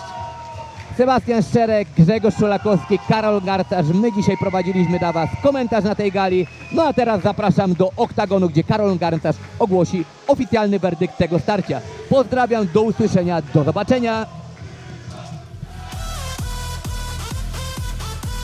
Szanowni Państwo, za nami main event dzisiejszego wieczoru sportów walki tutaj w Amfiteatrze w Ustroniu, a w walce wieczoru gali walczy Pomagaj 12 zmierzyli się Ryszard Raszkiewicz i Mariusz Wiking Wach. Zapraszam do werdyktu.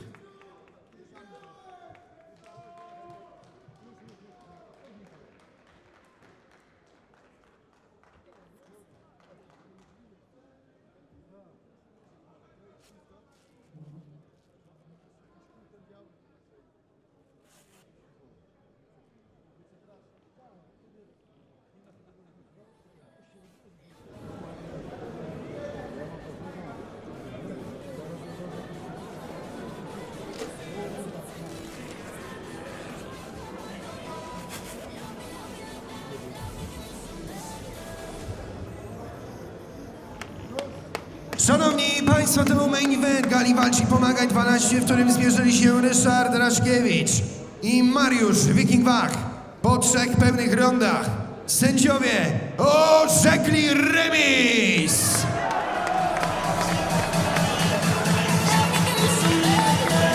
Zapraszamy przedstawiciela firmy Monostal Silesia, pana Dawida Dziad, o pojawienie się tu w klatce i wręczenie zawodnikom pucharów.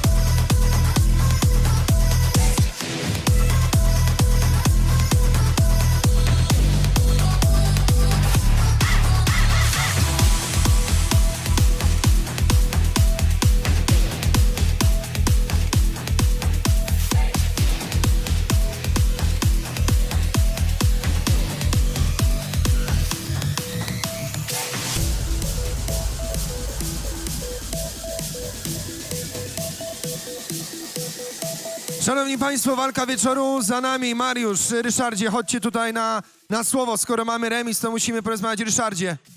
Ryszardzie.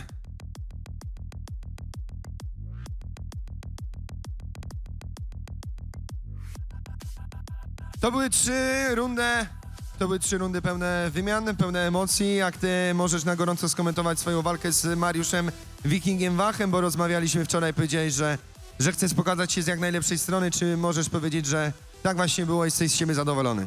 No tak, ja jestem z siebie zadowolony. Pokazałem się od najlepszej strony, jaki mogłem. No, takie miałem przygotowanie w miarę dobre, jeżeli chodzi o Mariusza. Dziękuję kibicom moim, dziękuję kibicom Mariusza.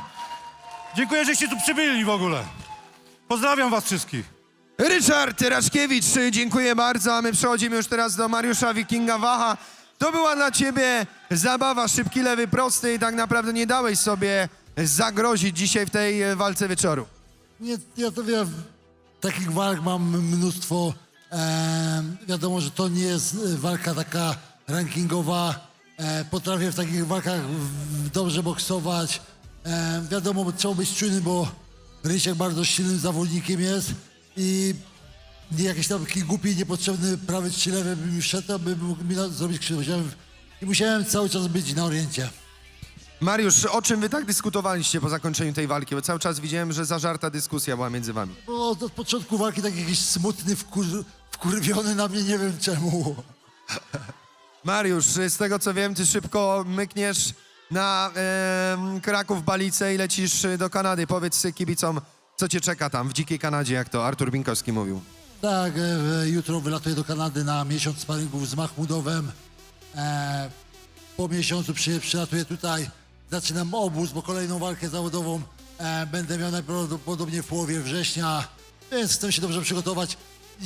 I tak jak mówiłem na wczorajszym wywiadzie, chcę naprawdę zrobić sobie jeszcze na koniec tej kariery jakąś formę życia po prostu. Miałem pytać, jaki plan dalej na Mariusza Wacha? Mówisz, w połowie września powrót zawodowy w boksie, rozumiem, tak? Tak, w boksie jeszcze nie jest nic podpisane, ale wstępne słowne dogadanie było, więc myślę, że ta walka się odbędzie. Wiadomo, to będzie w Polsce, to nie będzie jakiś bardzo wymagający rywal. Po prostu... Wrócić, żeby za zielono się zaświeciło w Boxreku. Dokładnie. Zaboksować. Może rdze nie zmazać tej rdzy, ale po prostu, żeby poczuć tę walkę, prawdziwą walkę w ringu. Szanowni Państwo, dziękujemy za to, że byliście z nami. To był main event Gali Walczy Pomagaj 12. Ryszard Raszkiewicz kontra Mariusz Wiking Wach.